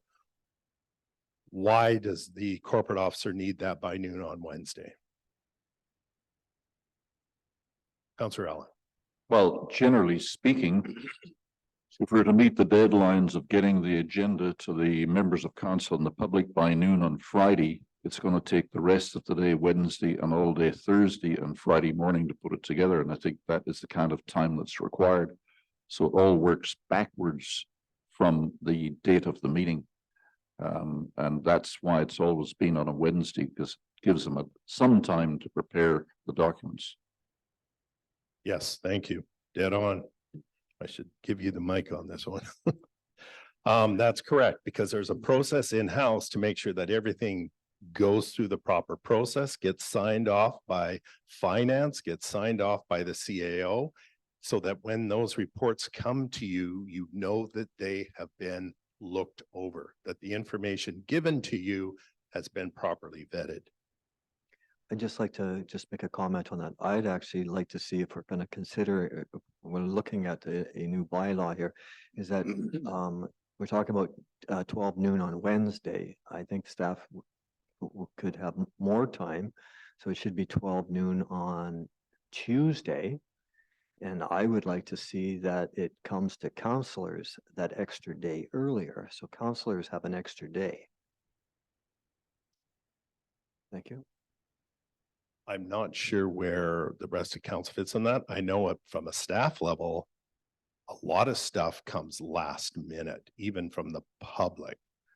I would expect this is normal, about a 48-hour period, you know, unless council absolutely needs that extra day.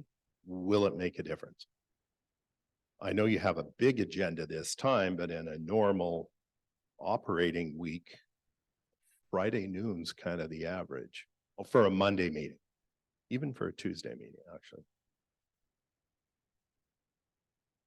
I Just a think, thought. Yeah. Looking at, do you use the consent agenda? I think I've asked that question before. You do. Okay. Just starting to. Yeah. And again, a lot of that so you can get the small stuff, you know, off the plate. And again, if there's redundant things on there, start looking at policy development. Again, that's the big thing where council needs to hover, is not all this little stuff that I keep hearing. It'd be nice to get it off the agenda. You need to take it off there by properly putting in a policy if you feel that it can be dealt with at the staff level. Order of the agenda. We'll walk through it. Again, I'm assuming that most of it works for you, but you have your call to order, the introduction of late items, which I'm hearing we should be defining as emergency or time sensitive. Approval of the agenda. So again, nothing gets discussed until the agenda is approved. Adoption of the council minutes. Yes. Interrupt you on that. Just after call to order, it would be nice to have before approval of the agenda, but again, after call to order, sometimes there's just a very simple introduction, a new person at the table, something which you don't want to wait until after the fact. So there's no provision in there for the mayor here to have any discussion, whether it's even if it's a moment or sorry, a loss of for instance, our the provincial firefighters and an RCMP member and a moment of silence and those types of things. So there would be nice to have something that could. Okay. No, I think that's good. I know during call to order, maybe that's an area that we could expand on during calls to order, that you can, you know, recognize, I don't know, a death of somebody in the community, those sorts of things. And I have seen that. I know that with the city of Terrace, they just had 2 First Nations leaders that passed, and I know the mayor did that. And I also know it's not in the procedure bylaw, but it's common for them to do that, same as, you know, recognizing, you know, First Nations in here. It doesn't specifically say it, but it's good to do it. Yes, Councillor Allen. Yes, I think some years ago when I was mayor, we actually had a line item in there that had opening remarks. And in other organizations where I've chaired large board meetings, it's called introductory remarks or welcoming remarks by the mayor or the chair of the meeting. And I've always found that to be a useful thing, because if you need to recognize a guest in the room, you know, if we had Mayor Pranger in the room, for instance, diplomatically, the mayor should be allowed to welcome the mayor from the neighboring municipality. So I think that it would be it might be useful to include that in the call to order as the mayor's opening remarks, because the chairman of the meeting, the mayor, the president, whoever he is, often likes to set the tone for the meeting, welcome people, and explain a little bit, you know, what we're trying to achieve and when we hope to be out of there. And I think that would be maybe a good thing to include in the call to order, or to give the chair some leeway to do that. Thank you. Thank you. So moving along, approval of the agenda, adoption of the council minutes, business arising from the minutes. It's usually the updates or trying to understand where things are sitting from information out of the council minutes. I see you've listed your consent agenda, and just out of clarification for me, you said you're now using it more. That's a good thing. Okay, I'm noticing that more and more is becoming a fairly big standard with many municipalities. So the nice thing is it takes the small stuff and gets you focused on really where your time should be spent. 7 delegations and petitions. Sorry. Yes, Excuse me, Mr. Councilor. President. I don't entirely agree with you, because Okay. what I see with the consent agenda, it's a way to gloss over matters and not have them discussed. And I realize that somewhere in here, it says that any member of council can ask for an item be removed from the consent agenda and be discussed or received more fully. But that seldom actually happens. I get particularly concerned when I see bylaws on the consent agenda, because my understanding of the legislation is that bylaws require their own individual resolutions for granting first and second readings, adoptions, etc. And I think it diminishes the importance of the bylaw adoption process to include them on the consent agenda. I believe that they deserve their own standalone resolutions when being processed. Thank you. Okay, thank you. Tyson? Thank you, Mr. Poole. Through you to Councillor Allen, we historically were the when bylaws were coming back to council for final adoption, that's where they were being housed. We pulled them out and put them into and given them the ability to be spoken to up until adoption under section 13. Most likely we'll be looking at removing that in our revision. And certainly, like you had noted, if there is correspondence that any council member wishes to discuss further, it can be brought out and brought onto the regular agenda, of course, by vote of council. I just agree with Councillor Allen, and I think that the bylaws should be out of the consent agenda too. Thank you. One thing that you said, Mr. Cook, was that with the consent of council, my understanding is that any member of council asks for an item to be removed from the consent agenda and discussed, then it must be removed. That is correct, but it would be, the agenda would be amended.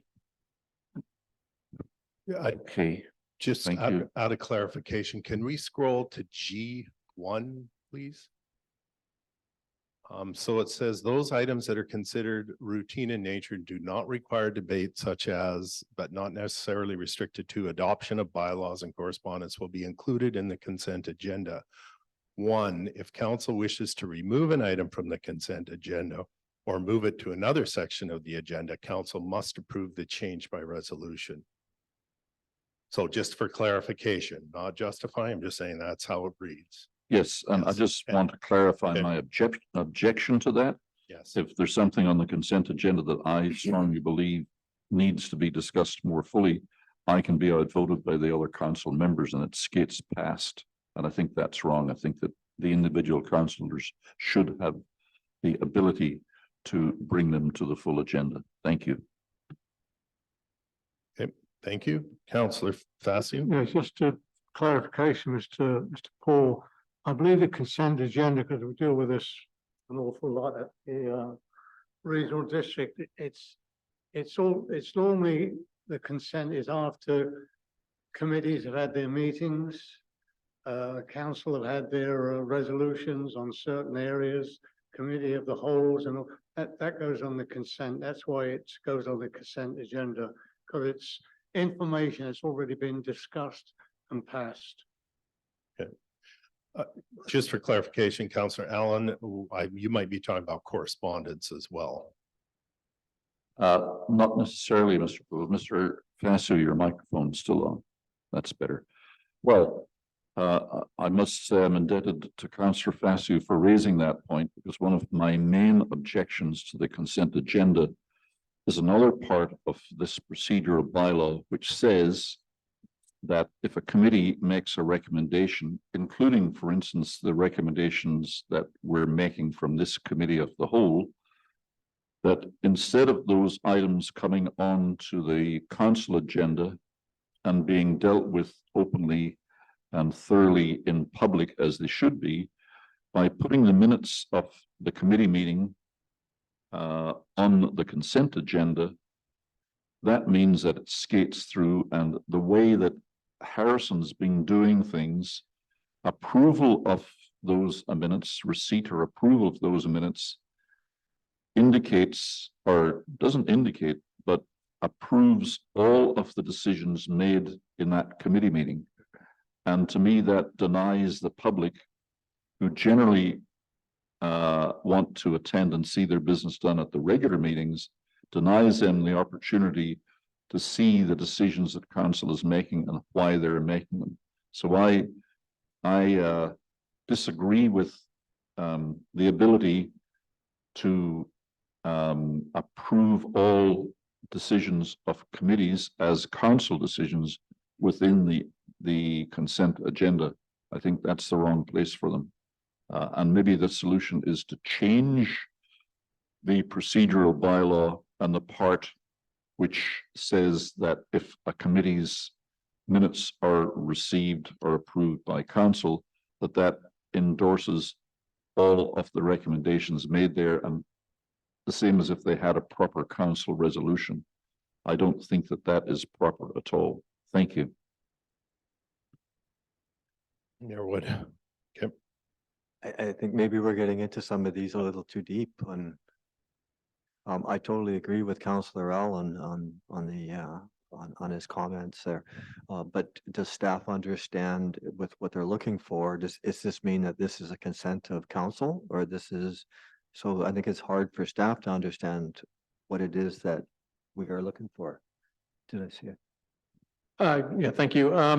This gives us a good idea. We can look at what, as per the recommendation or the resolution of council, to look at other smaller communities, other, medium-sized communities, that how they deal with these different types of, even if they have a consent agenda, and or how they deal with committee and commission minutes. And maybe just to add to that, my experience in the past is any recommendations that do come forward from committees are put forward as seeking a motion from council to approve or not. So the minutes really should reflect the minutes. And then, of course, if there's information that comes out, because it might also have financial implications, especially if you have a rec commission, for example. I'm not sure, but I understand what you're saying. And I think we just want to make sure we're properly vetting what our committees are doing for us, and that they have support or not support from council. So I think, Tyson, you're saying that you guys can work that in there, and I would expect that you're going to have some wording and suggestions on that area. Delegations, petitions, correspondence. Do you list your correspondence? Or is that just certain items that need action? We do list correspondence at number 8. Yes. If it's, what we've been doing is that there's been historically correspondence would just go through a CERCPAC, but what we've been doing is putting all correspondence coming to mayor and council, and or if it's asked through the mayor to be added to the agenda, we'll put it under correspondence. But usually if we're getting, just general correspondence, we'll put it under the consent agenda. Right. And it's, ultimately it's our decision, but if Mayor Wood refuse or receives something that he would like to put under correspondence, we'll add it to there. Okay. Business arising from correspondence. Reports of councilors, committees, committee of the whole and commissions, and reports from the mayor. So what are the reports from counselors? I get committees, that looks to me where your recommendations would come through from committees. Committee of the whole and commissions. Counselor Vital and then Counselor Allen. Thank you, Mr. Poole. In the past, reports from counselors includes updates on what committees that they sit on. In my case, I also do provide an update on Lower Mainland Local Government Association, which what I have found in the past is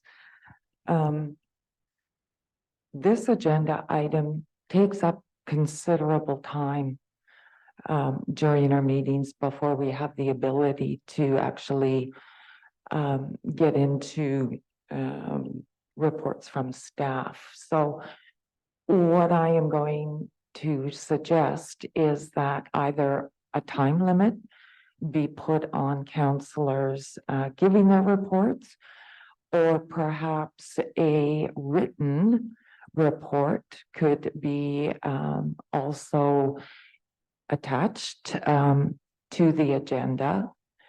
And then the counselors giving just a very, very brief report.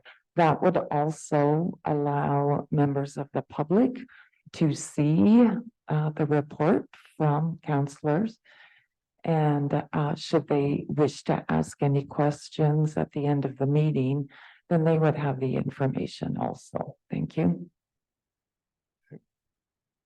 Counselor Allen. Yes, I see a redundancy here.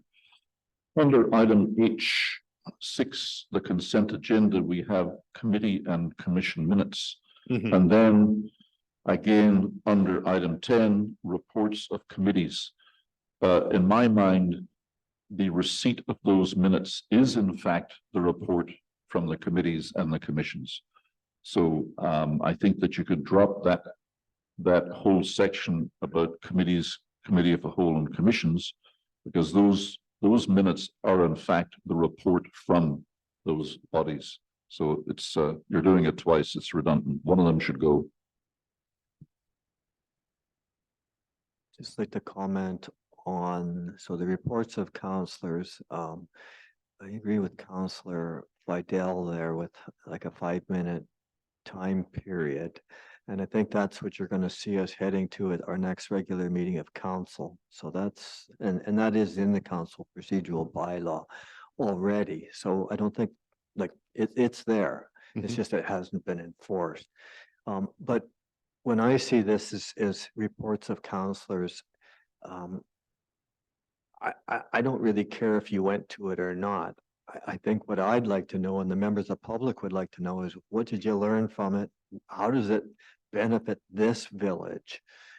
We've got groups, committees that have really nothing to do with the village business here.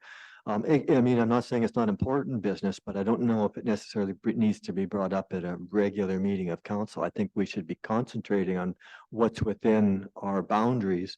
And again, not just a matter of that you attended, something that came out of that committee. Thank you. Okay. I think we've got the comments from that section. I would suggest, and I don't mind talking to staff later as well, just my familiarity with procedure bylaws is that those committee and commission minutes that do have recommendations to council then likely would come through in reports from staff. So they would be responsible to ensure that that got on council's table for consideration as opposed to just in minutes. Because some of those recommendations do need staff advice and financial implications. So if you're going to pass them, you want to know that your CFO is telling you you have the money or you don't. Tyson, I see your. Yeah, thank you. I welcome that discussion because it's been a while since committees have been actually part of the village. So I think that'll be very helpful for myself and the rest of staff. Thank you. And then you have reports from staff. And that's a lot of times your business. My only thought there is you may want to move that up a bit. I don't know how long it takes to get to that section. But lots of times that's your big stuff. So I would recommend looking at other procedure bylaws and see where the real, nuts and bolts of your decision making is on the agenda. Then you've got bylaws. We talked about new business. New businesses could be done as a notice of motion. I think that was one of the suggestions. And then, of course, you got question period pertaining to agenda items only. Is there a time limit on those? Yes, Mayor Wood. I guess one of my concerns too is the question period is at the end of the meeting. While I think it's still an important part, I still think that there should be a question period at the beginning of the meeting. If there's something of concern that's actually going to be coming from the reports of staff. So it's not something that I don't think you want to have long discussion on, but it gives the public the opportunity to at least express their thoughts before council have voted on it. Instead of having council voted, made their decision on it, and then the opportunity to ask a question after. So whether like way up at the beginning, item could be item 3, or in it's a question period, but it could be like a 2-minute question period and 1 question from per person. It's just an opportunity for the individual to quickly get their point out. I'll let the other councillors speak. Yes. Councillor Vital. Thank you, Mr. Poole. In the past, in my opinion, what has happened on agenda or questions from the public is often a statement is made rather than a direct question regarding agenda items. So I do think that we need to be cognizant of that, whoever it is chairing the meeting, and certainly gently direct that member of the public to pose the question, and to ensure that that time limit is followed. Thank you. Okay, good comment. Councillor Allen. Well, Mr. Poole, as a frequent user of the question period, my experience as a civilian is frustration, because quite often I get to a council meeting, I read the agenda, and I see a report and a recommendation to council to do something, and I know often a great deal of the background to the issue, and I know facts that should be taken into consideration by council in making that decision.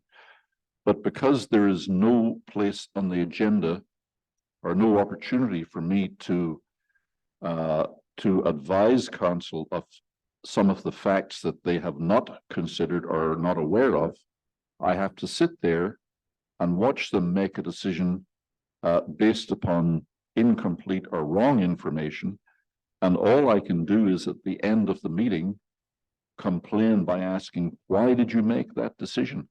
So I think that if we're going to be respecting the civic rights of the people in the community and respecting the fact that many of them have knowledge and expertise that they want to share with council, it would behoove us greatly to find an opportunity to allow them to comment on agenda items before council makes the decision. It's very frustrating to come to a meeting and see council make a decision that I know is not going to go well and be denied the opportunity to input some factual information that would help improve that decision-making process.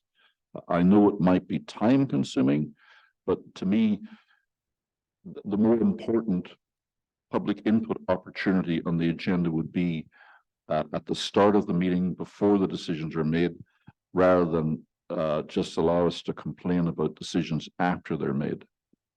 Public question period it's a nice thing to have, but I don't think it's as effective as it could be in including the public's input to decision making. The second experience I had was when I asked during a public question period of a mayor, and it wasn't Mr. Facio in this case, it was Mr. Beacott. I asked a question at the end of the meeting as a matter of fact about a decision that they'd made. And when he didn't answer my question, I asked him, I said, am I going to get an answer to my question? And he said, read the agenda. It says public question period. It doesn't say questions and answers. So if we need to add something there that ensures that the public gets an answer to their question, I think that might be a useful addition to the procedural bylaw, because I think the public are entitled to answers. And usually the mayor, if he's been an effective chief executive officer, will know what's going on in the village and will be able to provide that answer to the public. And I think that he should do so, but he cannot do so if he's being excluded from the day-to-day business of the village. Thank you. Thank you, Councillor Facio. Thank you, Mr. Paul. I believe when we have to consult with the public, we do it very well, or we have done, in regards to, I'll use public hearings when they have to be done, special open houses on when the new projects are coming forward to the community where we have grant money, we've had open houses to discuss and get their input. Also, we had the bang the table situation on the website, which worked out very well as well. The only problem is if you start having the public asked the questions prior to the council meeting, and like Councillor Allen said, will probably be time consuming, that you are making harder that you're making the mind up for the councillor. Now, council has been elected by the public to carry out the duties the best way they can from the reports they receive from the staff. They're the ones that come forward with the, now council can say yay or nay, as we all know, to those reports or recommendations, but their recommendations in many areas, depending on major projects, they have to go through engineering and planning people besides themselves before it comes to council. So it's quite a lengthy operation before council gets down to making a decision. I think questions from the public after the meeting is fine, but they have turned into more of a statement rather than just asking the question. You would get through more questions if they just asked the question, hopefully get an answer, but not a statement. A statement, we've had them over where they had pages to read out. So in all respect to the person, you allow them to do that in most cases, which I used to, out of respect, but that is not what it's meant for. Question from the public is a question. Now, the time limit, it depends on the chair. He's in charge. He or she is the chair, and they should decide whether the person should carry on or not carry on with I call it a statement, and that's what it's basically most are, is statements. Yep. So I think the process that we have is fine. We should leave it as is.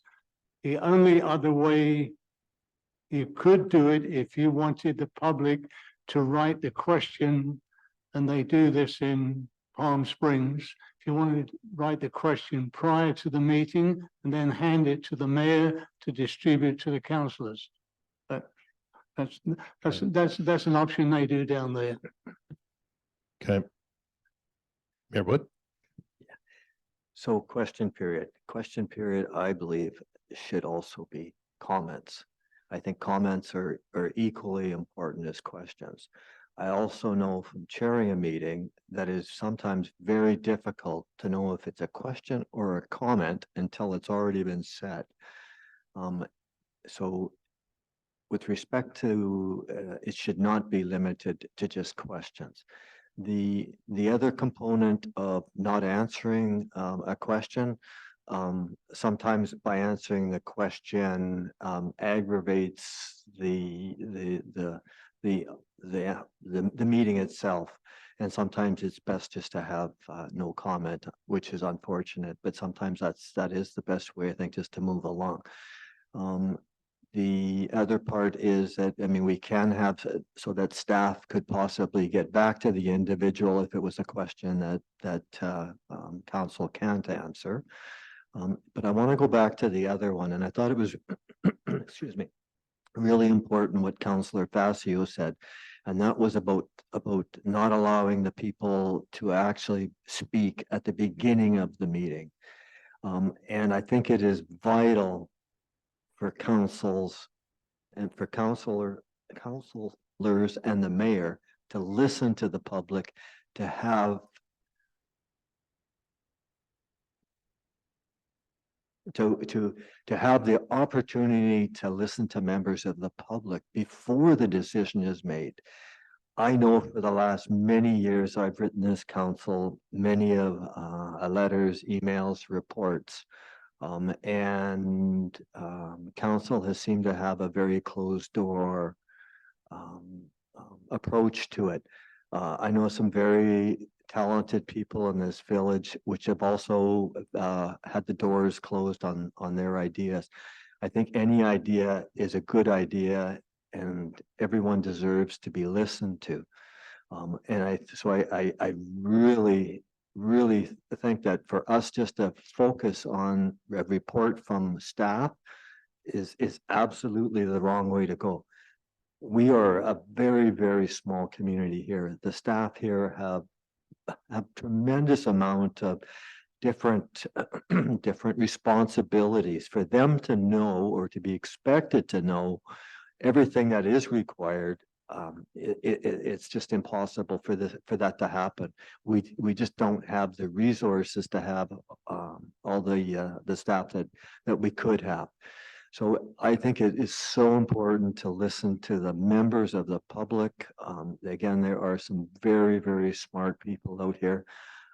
And I've had an opportunity to even speaking to some of the younger kids. And it's amazing what comes out of their mouths, and it's like, boy, I never thought of that. So again, I really, really stress the importance of that, of the open question period at the beginning of the meeting. Thank you. Okay, I think we've heard most of the comments. One more on that section. Well, Not disagreeing. I understand. well, just in response to Mayor Wood's comments, I'm a strong advocate of civic rights, the rights of the people in the community to be heard and to be represented. And what actually happens is that if I knew what the agenda was before Wednesday at noon, I could submit a letter requesting to be a delegation to speak on that particular matter that's before council. But I've no way of knowing what's on the agenda until Friday at noon when the agenda is released. So it becomes impossible. One of the suggestions that I picked up from another council was they opened the doors 30 minutes before the council meeting, and the mayor in particular was in attendance. The councillors were invited to attend. And during that 30-minute period, the agenda was published and open to the public. And if any member of the public had a question to the mayor or to the staff about an item that was on the agenda or a report or a recommendation, in that 30-minute period, they got a chance to ask those questions before the meeting actually started. Now, that is outside perhaps of the bylaw, which really takes effect at 7 o'clock, but it was in that case a great way for people to get issues off their chest and to have some input to the agenda to the council members before the meeting started. It was informal and it seemed to work for them. And And I've advocated that we do the same thing here in Harrison. In my own campaign for mayor a year ago, I promised to do just that and to be available before the meeting. But I think it's a useful mechanism and we should consider it. Thank you. All right. I'm volunteering Ed Wood for more work. I think we've heard some good comments, and I'm not blind that we just made that recommendation to look at other municipalities of similar size. So I am pretty sure that this is probably going to be a question that they're going to ask them. How do you address that? I understand the need and really your role in listening to the public. So I think the comments there are well taken.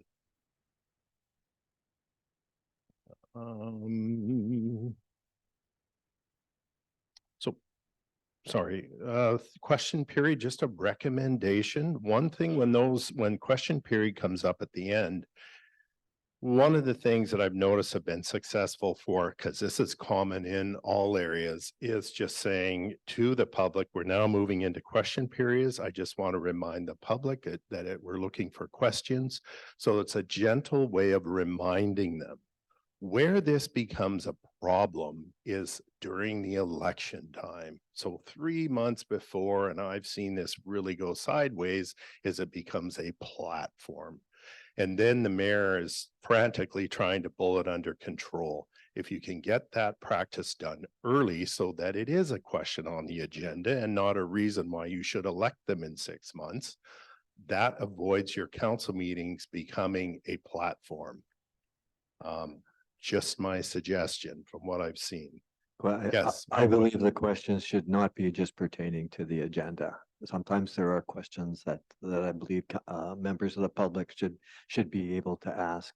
I think as long as it's limited to a period of time, if it's a respectful tone, I don't care if it's an attack against myself. I mean, that's part of the position, but I think it has to be bigger than just questions. Thank you. Okay. Moving on, we've got opening procedures. So this might be the area. Oh, no, sorry, excuse me. To Councillor Facio, this is the area where the acting mayor is appointed. So again, A says the mayor shall take the chair and call the members to order as soon as after the hour of the meeting when a quorum is present. Or the deputy mayor shall take the chair and call the members in order to order in case the mayor does not attend within 15 minutes after the time appointed for a meeting. Or if the deputy mayor is absent, the corporate officer shall call the members to order. So Amanda chairs the meeting. If a quorum is present, the members shall appoint an acting mayor who shall preside during the meeting or until the arrival of the mayor. So it even makes it sound as if the deputy mayor shows up, they still can't chair. It's only the mayor who can relieve the acting mayor of chairing the meeting. Rules of conduct and debate. This is how you talk to each other. Your worship, or Mayor Wood in this case, and you refer to councillors and their surname. And if a councillor is chairing because they're acting mayor, then you refer to them as the chair. In here, we do talk about no member shall speak disrespectfully of the reigning sovereign, a member of the royal family, use offensive words in council or against any member thereof, speak beside the question in debate or reflect upon a vote of council. Yes, Councillor Allen. Well, I think this is one of those issues where we have arcane language. You ask people, what does that mean? Speak beside the question. And unless you're familiar with Robert's Rules of Order or other parliamentary procedure, it's not clear what that means. And I think that's a piece of language that needs to be eliminated and a more clear explanation put in there. Speaking beside the question, even I am unclear at this stage, having sat through hundreds of meetings, what that means, what that prohibits. Beside the question, does that mean speaking in favor of the question or against the question? I really think that is arcane and needs to be removed because it's just confusing. And we're Okay. trying to make these rules user friendly so the Yes. public can understand them. So let's get rid of that ancient word. Thank you. Sounds good. I think, I think most of us would agree. Let's keep it as simple as possible so we all understand it. So Mayor Wood? just to clarify though, we're not talking about revising this bylaw here. So No, just some thoughts. just thoughts. Yep, Yes. Yep, thank you. Because I think what it also does is it supports your motion that when they're looking at other communities, here's some concerns, right?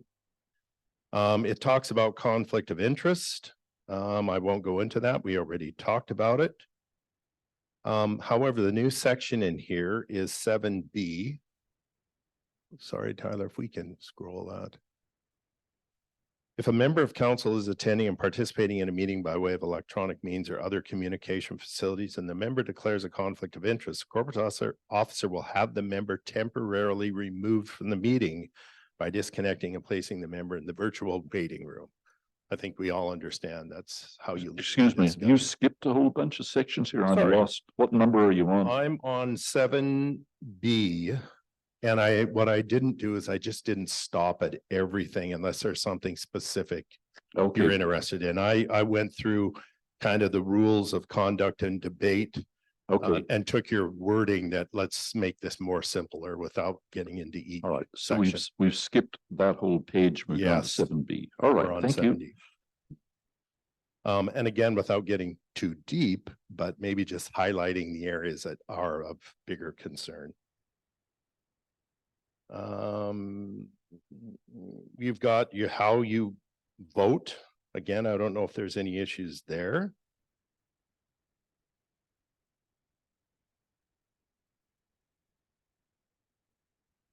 I think most of it's pretty straightforward. You know, hands in the air in favor. If you don't raise your hand, you're deemed to be in favor. I know 8F says a voting member may request that recommendations be taken separately or together, and the chair will decide whether or not to accede to the request. So you can separate motions is the intention there. So again, not seeing too much. Motions. We're familiar with making motions, moving second. Sorry, Dave? item 8G says, when a question is called, all voting members present are required to vote unless a member has declared a conflict of interest. If the member has declared a conflict of interest, he should no longer be present in the room. So that Yes. doesn't make sense. Thank you. Okay, when a question is called, all voting members present are required to vote. Yeah. I see what you're saying because they're technically outside of the room. They wouldn't be present. Okay, motions. Maybe just a note, motions 9D. The mover of a motion may withdraw it with the consent of the seconder. So you may have made a motion, but if somebody seconded it, it needs their consent to be removed. And that's simply because at that point it lays on the table for council's consideration. So in that instance, they own it unless both the mover and seconder withdraw it. Amendments to motions. Again, we start getting into the rules a bit here. 10G says the mayor or presiding member shall allow only one amendment to an amendment. So I think the purpose at the time of that was simply so that you didn't dissect a motion to the point that you may as well vote it down and start over, is my thoughts that's how that one is in there.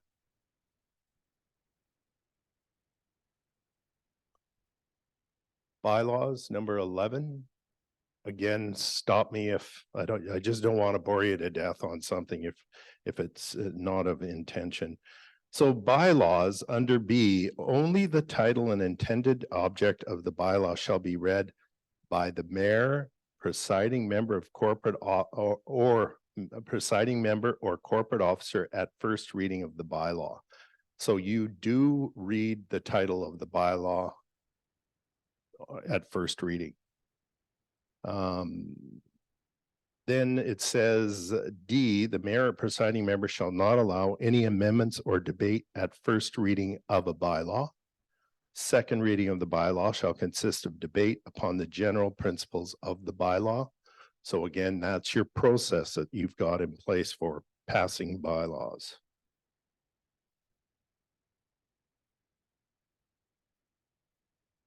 Delegation, section 12.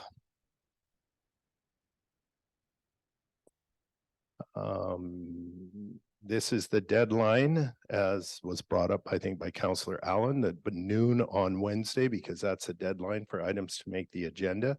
Delegations need to have their request in. B, council will not hear from more than 2 delegations at a single meeting unless expressly authorized by the mayor. So again, usually it's a time frame, but there is an allowance to have more than 2. Just a question, or Sure. comment on the delegations there. I thought it was somewhere in there that it's the mayor that approves the delegate. Is it the first page? 12A, no A. person or group of persons wishing to appear before council may do so unless the corporate officer has been provided a written application prior to 12 noon on the Wednesday before the meeting to be included on the agenda, and attendance is approved by the mayor. So I just got some concerns with some of the delegations and want to make Okay. sure that, for instance, the developer doesn't show up as a delegate when he's got a development going through, which would allow that individual to have, it's not fair. Yeah, it's, the process is unfair. Everyone deserves the same right when they present their development proposal. So somewhere in the delegates, I want to make sure that we don't have someone again that's, I think staff understand where I'm coming from on that one. Thank Okay. you. Councillor Allen?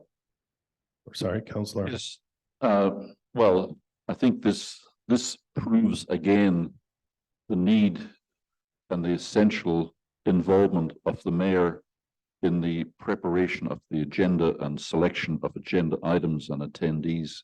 And it reinforces my point that it's not just the corporate secretary that prepares the agenda, it's the mayor that has to approve it with the assistance of the corporate secretary and the CAO.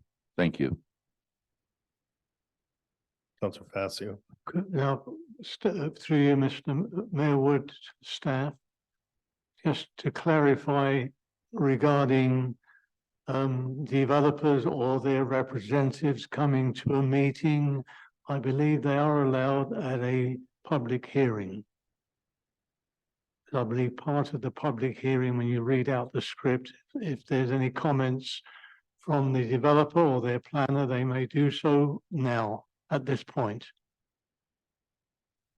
The delegations, I don't think that they would normally come to a delegation. I'm just making, I know you're talking about delegations, excuse me, jumping to public hearing, but I know the public hearing does allow for I believe does allow for a comments from a developer or the representative. I think we're going to talk about that in a few minutes here. I think that's the next couple of Sure. public hearings, so I won't comment. It might be coming up here. However, in a public hearing, yes, you do want the developer there because usually the questions are about the development and who's best to hear it. So council hears both sides of the story. I think without that, you can't get the answers to the public. So it's common, absolutely, because the development's about the developer and what his project is.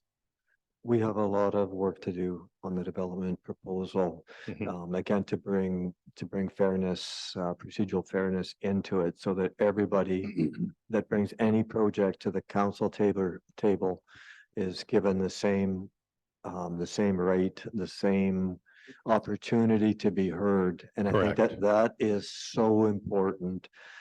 And right now, I don't believe that we allow the developer to actually come. We are in the process of of moving that way. I think there's about Okay. a dozen bylaws that are going to be changed here in the development proposal. So there's lots of change to come on that. I won't talk any further Okay. on that. And usually there is a process in place for that. So again, that would be, there's tons of orientation. It's learning what's in place, because you got to remember, that's what staff are saying, right? They're the consistent ones. They know how that process is. If it's not working, then we need to change it. If it is working, you need to be aware of it. So then you've got petitions. Again, those are usually, I don't know if it says here, but they're usually received by the corporate officer on behalf of the municipality. Yes, Councillor Allen. Well, I think we need to avoid unfortunate language. And we have some of that in the first sentence, which says council may dispose of a petition. Yeah. And somebody said that's what the big garbage can is for underneath the desk. That is not good language if you're No. considering public input. I We need agree. to avoid any suggestion that it's going straight in the round filing cabinet. Thank you. No, good comment. I'm sure the wording to that can be changed or improved. Minutes of meetings. It basically talks about they must be taken at all committees of council, including council itself, commissions. And once adopted, they form official records of those meetings. So then number 15 talks about special meetings of council. So a special meeting tends to reduce the agenda. So in this case, the order of business is call to order, introduction of late items, approval of agenda, delegations, reports from staff, bylaws, question period, and adjournment. Then you've got section A here that says, except where notice of a special meeting is waived by unanimous vote of all council members under section 127 of the community charter, at least 24 hours before a special meeting of council, the corporate officer must give advance notice of this special meeting in accordance to section 127. So there needs to be at least 24 hours or else waiving of all council members. Public information meetings. Not sure if there's anything there that needs to be. Again, it refers to section 89 and 90 of the community charter. Procedure bylaw applies to all committees, commissions. Yes, Councillor Allen. Yes, if I could just back you up a little bit Sure. to section 15A, through the special notice. I'm just finding my way around the village office, and there's a portable building out in the yard. That's the councillor office, and there's a mail slot in there. And that's the designated place where I'm supposed to receive notices and material. But I don't go there every day or twice a day. Right. And 24-hour notice could mean that if I'm busy or out of town on other business, I could miss that notice. So I would really prefer that my notice would be guaranteed to get to me. And I think that the council members at least should be given the opportunity to specify a telephone number or an email account where that notice is delivered. And that is not in the procedural bylaw, and I believe it should be. And in my case, an email will reach me more effectively than putting a notice in the mailbox in an office that I don't go to a lot, or even a phone call. Thank you. Okay. Yes, Councillor Facio. Thank you, Mr. Paul. Through Mayor Wood to the staff again. Am I correct in saying that whether it's a notice or upcoming meetings, that the email states that the meeting be held on so-so, or if there's a notice for you, it is in the email, or it's in your slot to be collected? Am I correct? That is correct. Typically, the agenda is attached to if there's a meeting invite, or the agenda will be sent out to all of council with time, location, and what the items for discussion are.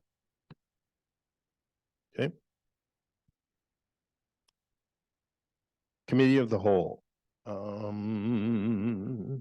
Again, here's your items, call to order, introduction of late items, Can I- approval of the agenda, items for discussion and adjournment. Can I just Yes. go back to it's called what, the public information meeting? Yes, So what about just our public meetings? I think that there's a lot that's missing in this. It just talks about the notice on it here. I'd like to see the process of how the opening of the public public meeting. hearings. Yes. Yep. Again, I don't want to put words in staff's mouth, but there is usually a process for that. I don't know if it's embedded in the procedure bylaw, but there's usually a process because it's separate than a council meeting. It's a public hearing where you sit as a quasi judicial group. So I think that would be another really good orientation on how your public hearings are operated. Some of that is required legislation. But certainly we want to make sure it's working for you and it's got to work for the public. I think it's important to have it all in one area. I've had a look at quite a few of the other city council procedural bylaws and all their public hearing information. It's all included. It's embedded in there. So it Okay. makes it a nice package. Yeah, I'll admit some councils have public hearings. They break into them during their regular meeting. I know the city of Terrace regularly has public hearings because a lot of times there's not much input, but they break into a committee of the whole, do the public hearing, come out of it, then they deal with the issue, come out of committee of the whole and continue with a council meeting. So you're right. There's a number of ways. It's what works for you. Thank you. Excuse me asking, what section are we discussing now? Is this 16 or 17 or some other number? The public information went back to 16. Yes, we were on 18. Okay. All right, that's public information meetings alone. Yeah, That's, I think there's a more complete explanation in the development processes bylaw that may cover that.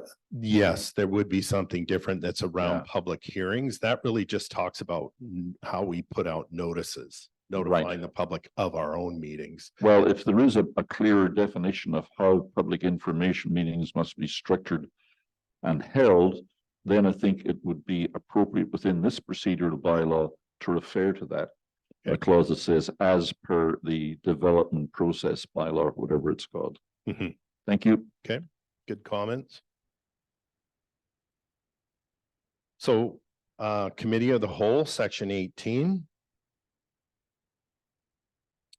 I don't know if there's anything in here that, again, do you want me to go through it or is there something that stands out?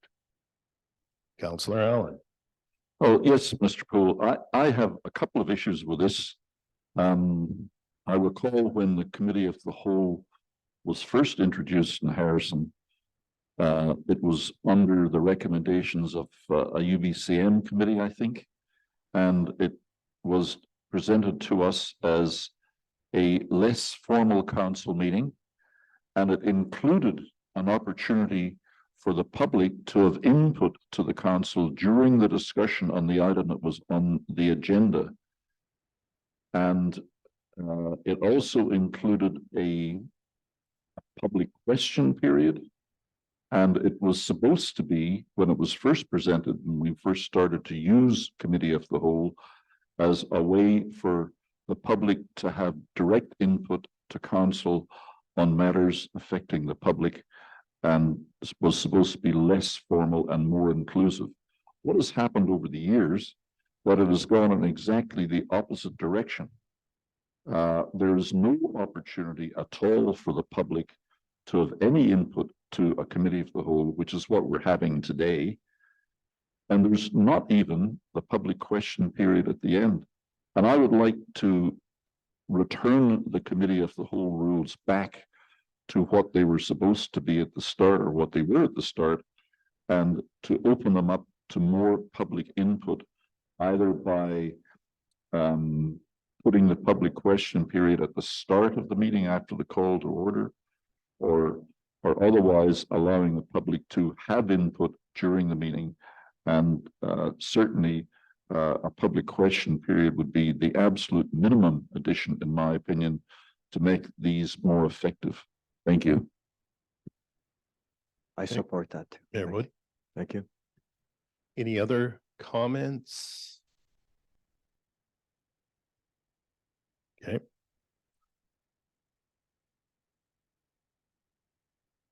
Hearing nothing, I'm going to move on to standing and select committees.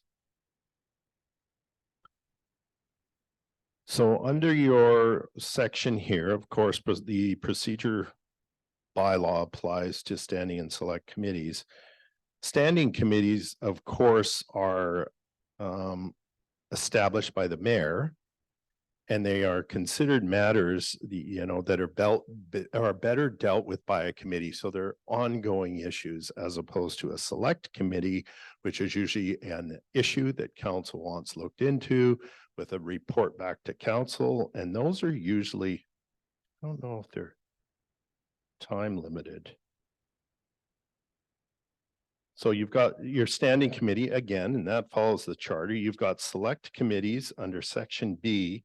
And I do note that in section B9, it says select committees must report, make recommendations to council at the next council meeting, if possible, unless council specifies a different date and time. A select committee is in some senses like a task force where you give them one issue, they deal with it, and they make recommendations back to council. Those are established by council. And again, these are all just basically pulled out of the community charter that we discussed this morning. Any questions on that? Concerns? Just a question. Yep. Do we have any select or standing committees currently active in the municipal corporation? Not to my knowledge. I know there's been a discussion about establishing one though. Thank you. Okay, which goes to the next one, commissions. And that's usually a commission is formed when council feels that there's a service is better managed by putting it towards a commission. Probably the most obvious would be a recreation commission where it's ongoing. You have parks and trails and arenas and, so council saying, yes, deal with those, but bring your recommendations to us when it needs to get to the level of finances or direction. I don't know if there's any commissions. Well, we used to have a recreation commission that was very active and which organized a lot of activities in this hall and throughout the village. And I think we possibly still have a recreation commission bylaw. Staff would hopefully know that. And I keep hearing people in the public asking why we don't have a recreation commission, because they were very effective in creating programs for youth, sports, et cetera, et cetera. So if we have a recreation commission bylaw, I think that we have an obligation to staff the bylaw and support their activities. And it could be senior card games here on a Thursday morning or whatever. But I'd like the staff to look into that and report back and let us know if we have a recreation commission. My second question is, we do have a advisory planning commission, which has recently added a couple of members, but I think it's still a couple of members short, and staff again will know the answer to that question. One of my concerns about the advisory planning commission is that it was initially set up in order to gather in a wider scope of opinions and input from the general public. And while it did have 6 members of the public appointed to it, it also had the opportunity for the general public to attend and to speak to issues before the APC and to receive correspondence from people who had concerns about projects that were before the APC for consideration. Unfortunately, the bylaw was changed, and now nobody is allowed to talk to the APC at a meeting.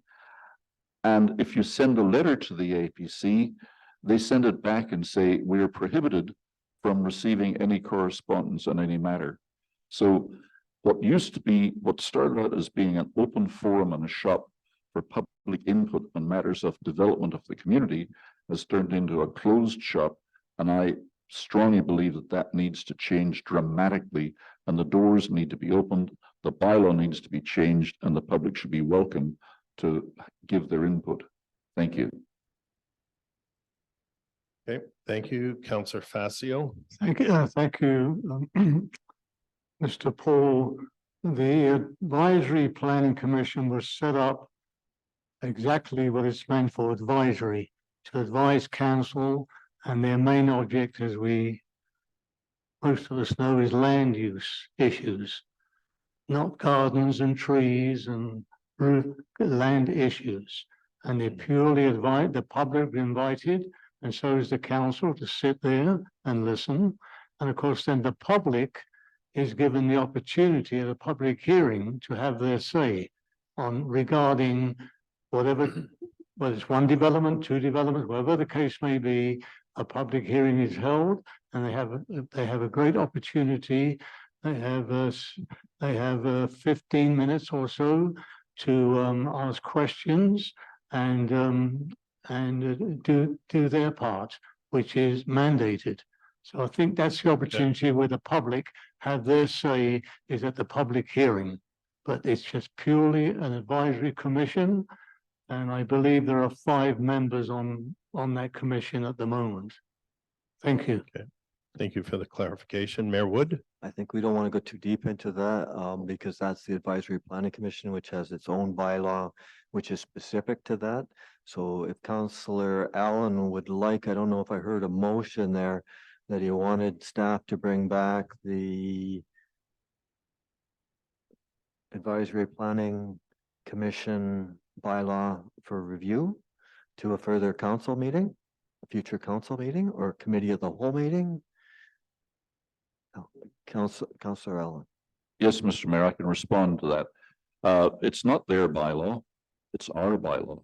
They are a creation of this council, and we are the people who will set the rules as to what and how they discuss things. And I think it's our responsibility to open it up. I speak from some experience because I was first appointed to the Advisory Planning Commission in Harrison in 1977, I think. And at that time, it was a very active commission that held meetings that were well attended and engaged the public in the issues of development of the community. And that's where I would like to see it return to. So I would very much like to have the APC bylaw revisited with a view towards opening it up to more public input. And if it requires me to make a motion to recommend to council from this committee that the APC bylaw be reviewed with a view towards encouraging and permitting more public input, I'd be happy to make that resolution. And to further put it on the next committee of the whole for discussion. Sorry, I didn't hear the question. Let me turn my mic off and then I can hear you. Just to refer to the next committee of the whole meeting for discussion. That would work. Thank you. Motion to refer then is what I will replace my previous ramblings with. Thank you. Okay, any further discussion on that motion? Councillor Vidal? May I have the exact motion read out then, please, Mayor Wood? Councillor Allen, could you repeat that again? My motion is to refer the issue of the Advisory Planning Commission bylaw review to the next meeting of the Committee of the Whole. Does that clarify it? Yep. Further discussion? Ready to call the question? All in favor? Opposed? Motion fails with Councillor Vidal and Councillor Facio opposed. Counselor Allen, you had one further bylaw that you were hoping to bring back to another. Did you complete the motion on that? Remind me, was that the APC bylaw? Oh, no, I talked about the Recreation Commission bylaw. And what I'm really looking for is just a report from staff as to the status of our APC bylaw. Do we have one? If not, what was the bylaw that was repealed and why was it repealed? Thank you. So your And I motion, think the staff may have an answer. I was going back to the recreation bylaw that you were discussing earlier. Sorry, I didn't hear the discussion. I apologize. But it was repealed in 2009. Repealed and not replaced with anything? Just repealed. Correct. Okay, I'd like to have a copy of that so I can review it. Thank you. you good with that, Counselor? So you withdrew your motion? Okay, thank you.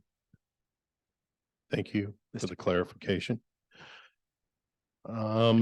Just as, not that I was reading ahead while you were talking, but under commissions CF, it does say a resolution at a regular meeting of council to adopt minutes of standing select committees and commissions shall constitute ratification of all motions therein. Issues are finalized and authorized once council has passed the resolution to adopt. So they do. Well, let me just for the record state that I'm extremely strongly opposed to that practice. I think it shortchanges the public and allows things to be whizzed through without public visibility. And I think it's a wrong thing and anti-democratic and a violation of civic rights.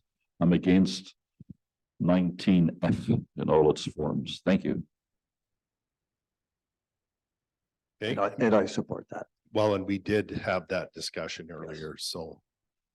Incoming correspondence, all correspondence addressed to the mayor and council, to any one of them individually or to village personnel, whether or not marked as personal or confidential, will be received and processed by the corporate officer and may be subject to disclosure in accordance with Freedom of Information and Protection of Privacy Act. Just an FYI. So I want to make changes to that. What changes I'm open to hear what staff report back on. I think there's too much missing in what's written in here, so I think we need more detail. Sometimes I get letters that are open, sometimes I get them sealed. I don't know if I have to respond to it. I don't know if I need to forward it.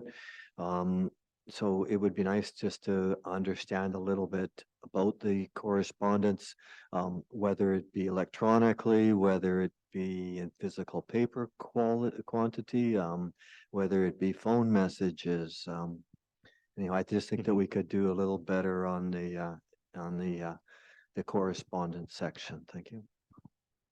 Okay, I'm sure that's probably a good area for, again, further orientation, so council's aware of it. My experience with this section is anything that you conduct as a council member is the property of the municipality. No different than any emails that go in and out from staff or emails that go in and out of your own personal email address.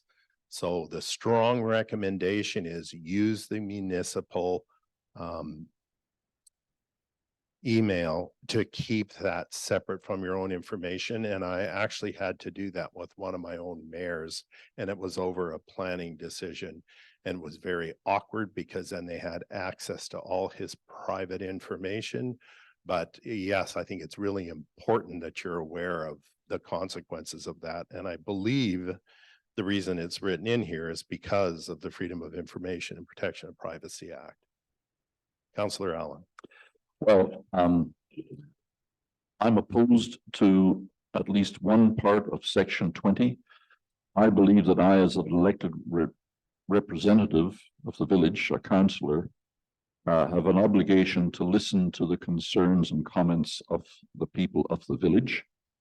And I believe that that is a special relationship, and that I believe that they are entitled to speak to me in confidence.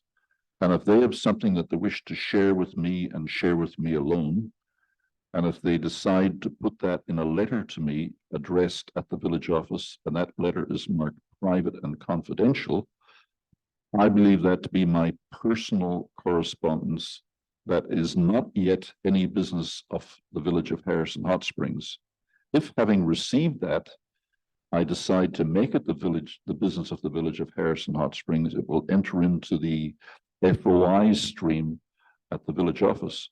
But until I or the sender choose to make it part of the village record, I believe that the resident and the elected official have the right to communicate privately. And I see that as a great invasion of my privacy if my mail, which is addressed to me personally and marked personal and confidential, is being opened by anybody, post office staff or whatever. I would never consider opening a letter addressed to somebody that was marked private and confidential. I just find that offensive that it's even contemplated. Thank you. Councillor Vital. Thank you, Mr. Poole. I know you specifically mentioned emails, but I'm wondering if that is also extended to phone texts, social media postings, or phone calls, if they fall under the FOI also. Thank you. Okay.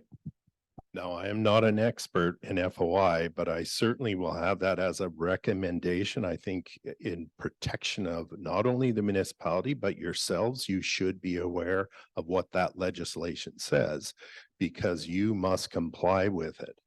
So this being written in there to me says we fall under that legislation. What we don't understand is, you know, with Councillor Allen's comments, is that correct? In other words, he is receiving that information in his capacity as a counselor, and I believe FOI will say that's the reason he's getting it. Therefore, it's the municipalities, regardless if it's confidential. If it is, it must remain confidential, and you guys all swear an oath to keep things confidential. I don't want to debate it. What I think is important is you need to understand it so that you're not getting too deep in there if something goes sideways. So that I'll leave it at that. I appreciate your comments and I absolutely understand where you're coming from, but I think we just need some clarity in there on what that means. So reports, it's got in here, reports of activities as required by council shall be submitted through the CAO for inclusion on the next regular council agenda for the following areas. So basically, if you're looking for updates from the different departments, they're requested through the CAO and added to the agenda. Councillor Allen. Well, that's quite ambiguous because it says reports of activities as required by council. It doesn't say as required by members of council or a member of council or any member of council. When it's written like that, it means that it requires a council resolution to ask for a report, and the resolution has to pass. And the council Correct. meetings are 2 or 3 weeks apart, so it does not help us with getting on with business to limit reports to council only to those that have been the subject of a formal resolution at a council meeting. I personally will continue to ask my chief executive officer a question on any issue that I have and hope and expect him to be able to answer it. I'm not going to wait 2 weeks till the next council meeting, put a resolution on the floor, argue in favor of it, wait for a vote, and if it passes, then wait 2 more weeks for an answer to my request for a report upon the income from the pay parking on the beach this year, for instance. I don't think that that is properly written, and I don't think it should stand. It shouldn't be as required by council. It should be as required by a council member. Thank you. I have to question whether the section is required or not. But I totally support Counselor Allen in his comments. Thank you. All right. Again, I'm just reading what your bylaw says. I didn't want to get any deeper or dissect it, but I imagine there was a reason why it was in there in the past, and it probably served a certain purpose. And now when you look at it, maybe it doesn't make sense, but I think staff are hearing the comments. Unprovided cases.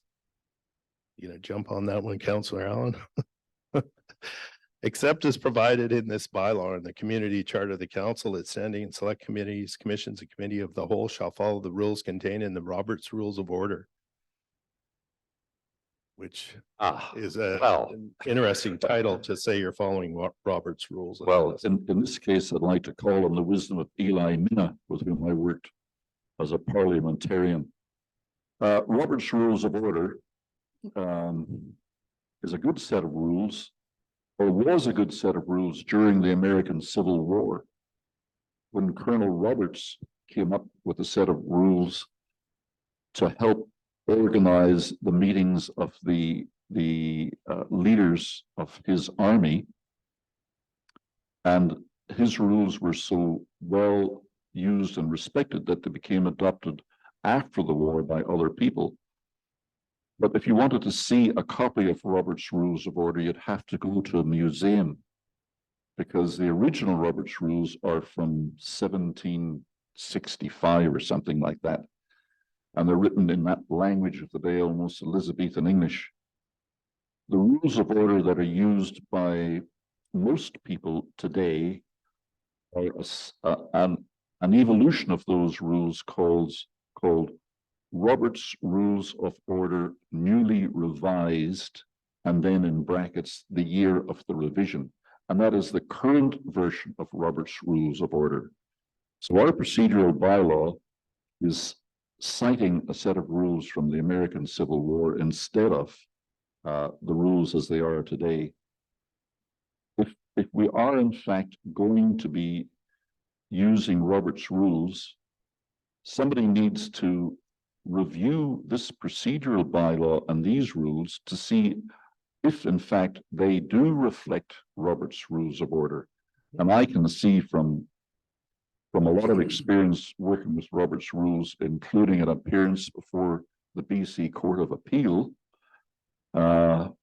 which upheld my position, by the way, that there may be areas here where Robert's Rules are in conflict with what we have published here. I don't profess to be currently up to speed on those because I haven't been chairing a lot of boards in the last few years, but somebody would need to look at it, maybe Eli Minna, and decide if it's appropriate to have Robert's Rules as the fallback rules for items that are not provided for in this.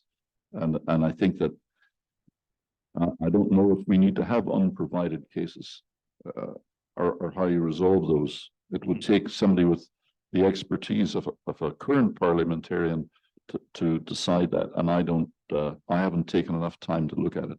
Thank you. All right, thank you.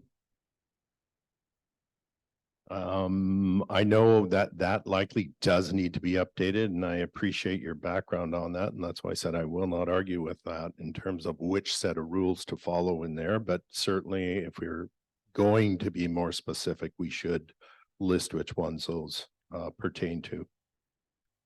Suspension of rules, any provision of this bylaw except those required by the Community Charter or the Local Government Act or any applicable legislation may be temporarily suspended for a single motion or a meeting by a motion passed by 2/3 vote of all council members present.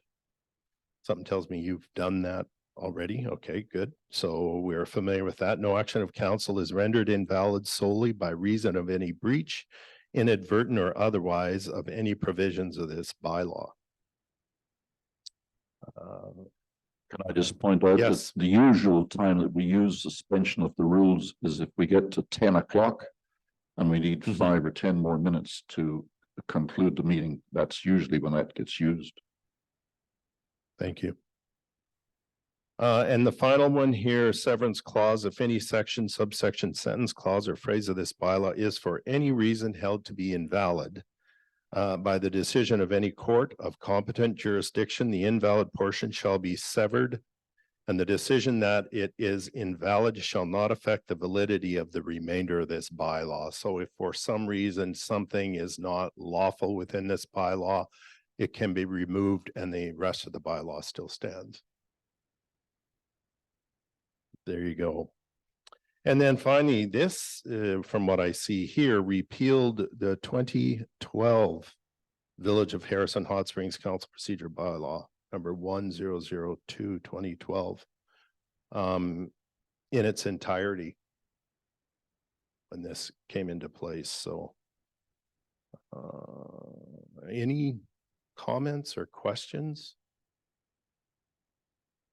I mean, there's some good thoughts in there. I appreciate the feedback. And again, this, if we focus again, it was an orientation to let you know where you're at and what you're dealing with. Yes, you need to look at it. You should look at making some positive changes to it. But that's moving forward. This is currently where you're sitting with this bylaw. And unless there's any questions, I think I'm just going to turn it back over to the mayor. Yeah, no, I don't have any other questions, but just a comment to staff. Just make sure that if we've missed something that comes out, again, in a similar sized village, please bring it forward. I think that we should be considering anything that sounds reasonable. I don't think I want that we should be limiting ourselves to just what's been discussed here today. Thank you. So I guess the recommendation here is that the committee of the whole rise and report to council. Do I have a mover? Moved by Councillor Facio. So the recommendation is that council adopt the report of the committee of the whole. Do I have a mover? Moved by Councillor Bidell, seconded by Councillor Facio. Are we still in committee, Mr. Mayor? I'm sorry. Are we still in committee of the whole? Nope, We're not. We've risen. we have risen. Okay. That was Thank you. moved Just for by Councillor, clarification. that was moved by Councillor Facio. Okay. And so we've reported, and that was moved by Councillor Bidell, seconded by Councillor Facio. So the next order of business is bylaws, which we have none. The next order of business here is questions from the public. Do we have any questions from the public? Can I go up and go around to the mic like I normally do? Is there anybody on Zoom that has any questions?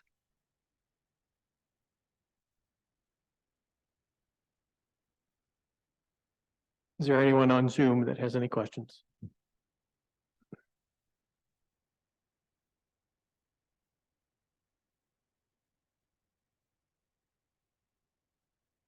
There are none. Thank you. I'd just like to thank Mr. Poole for his presentation today. I'm sure it was a challenge for you. It's a challenge for all of us, and that includes the staff.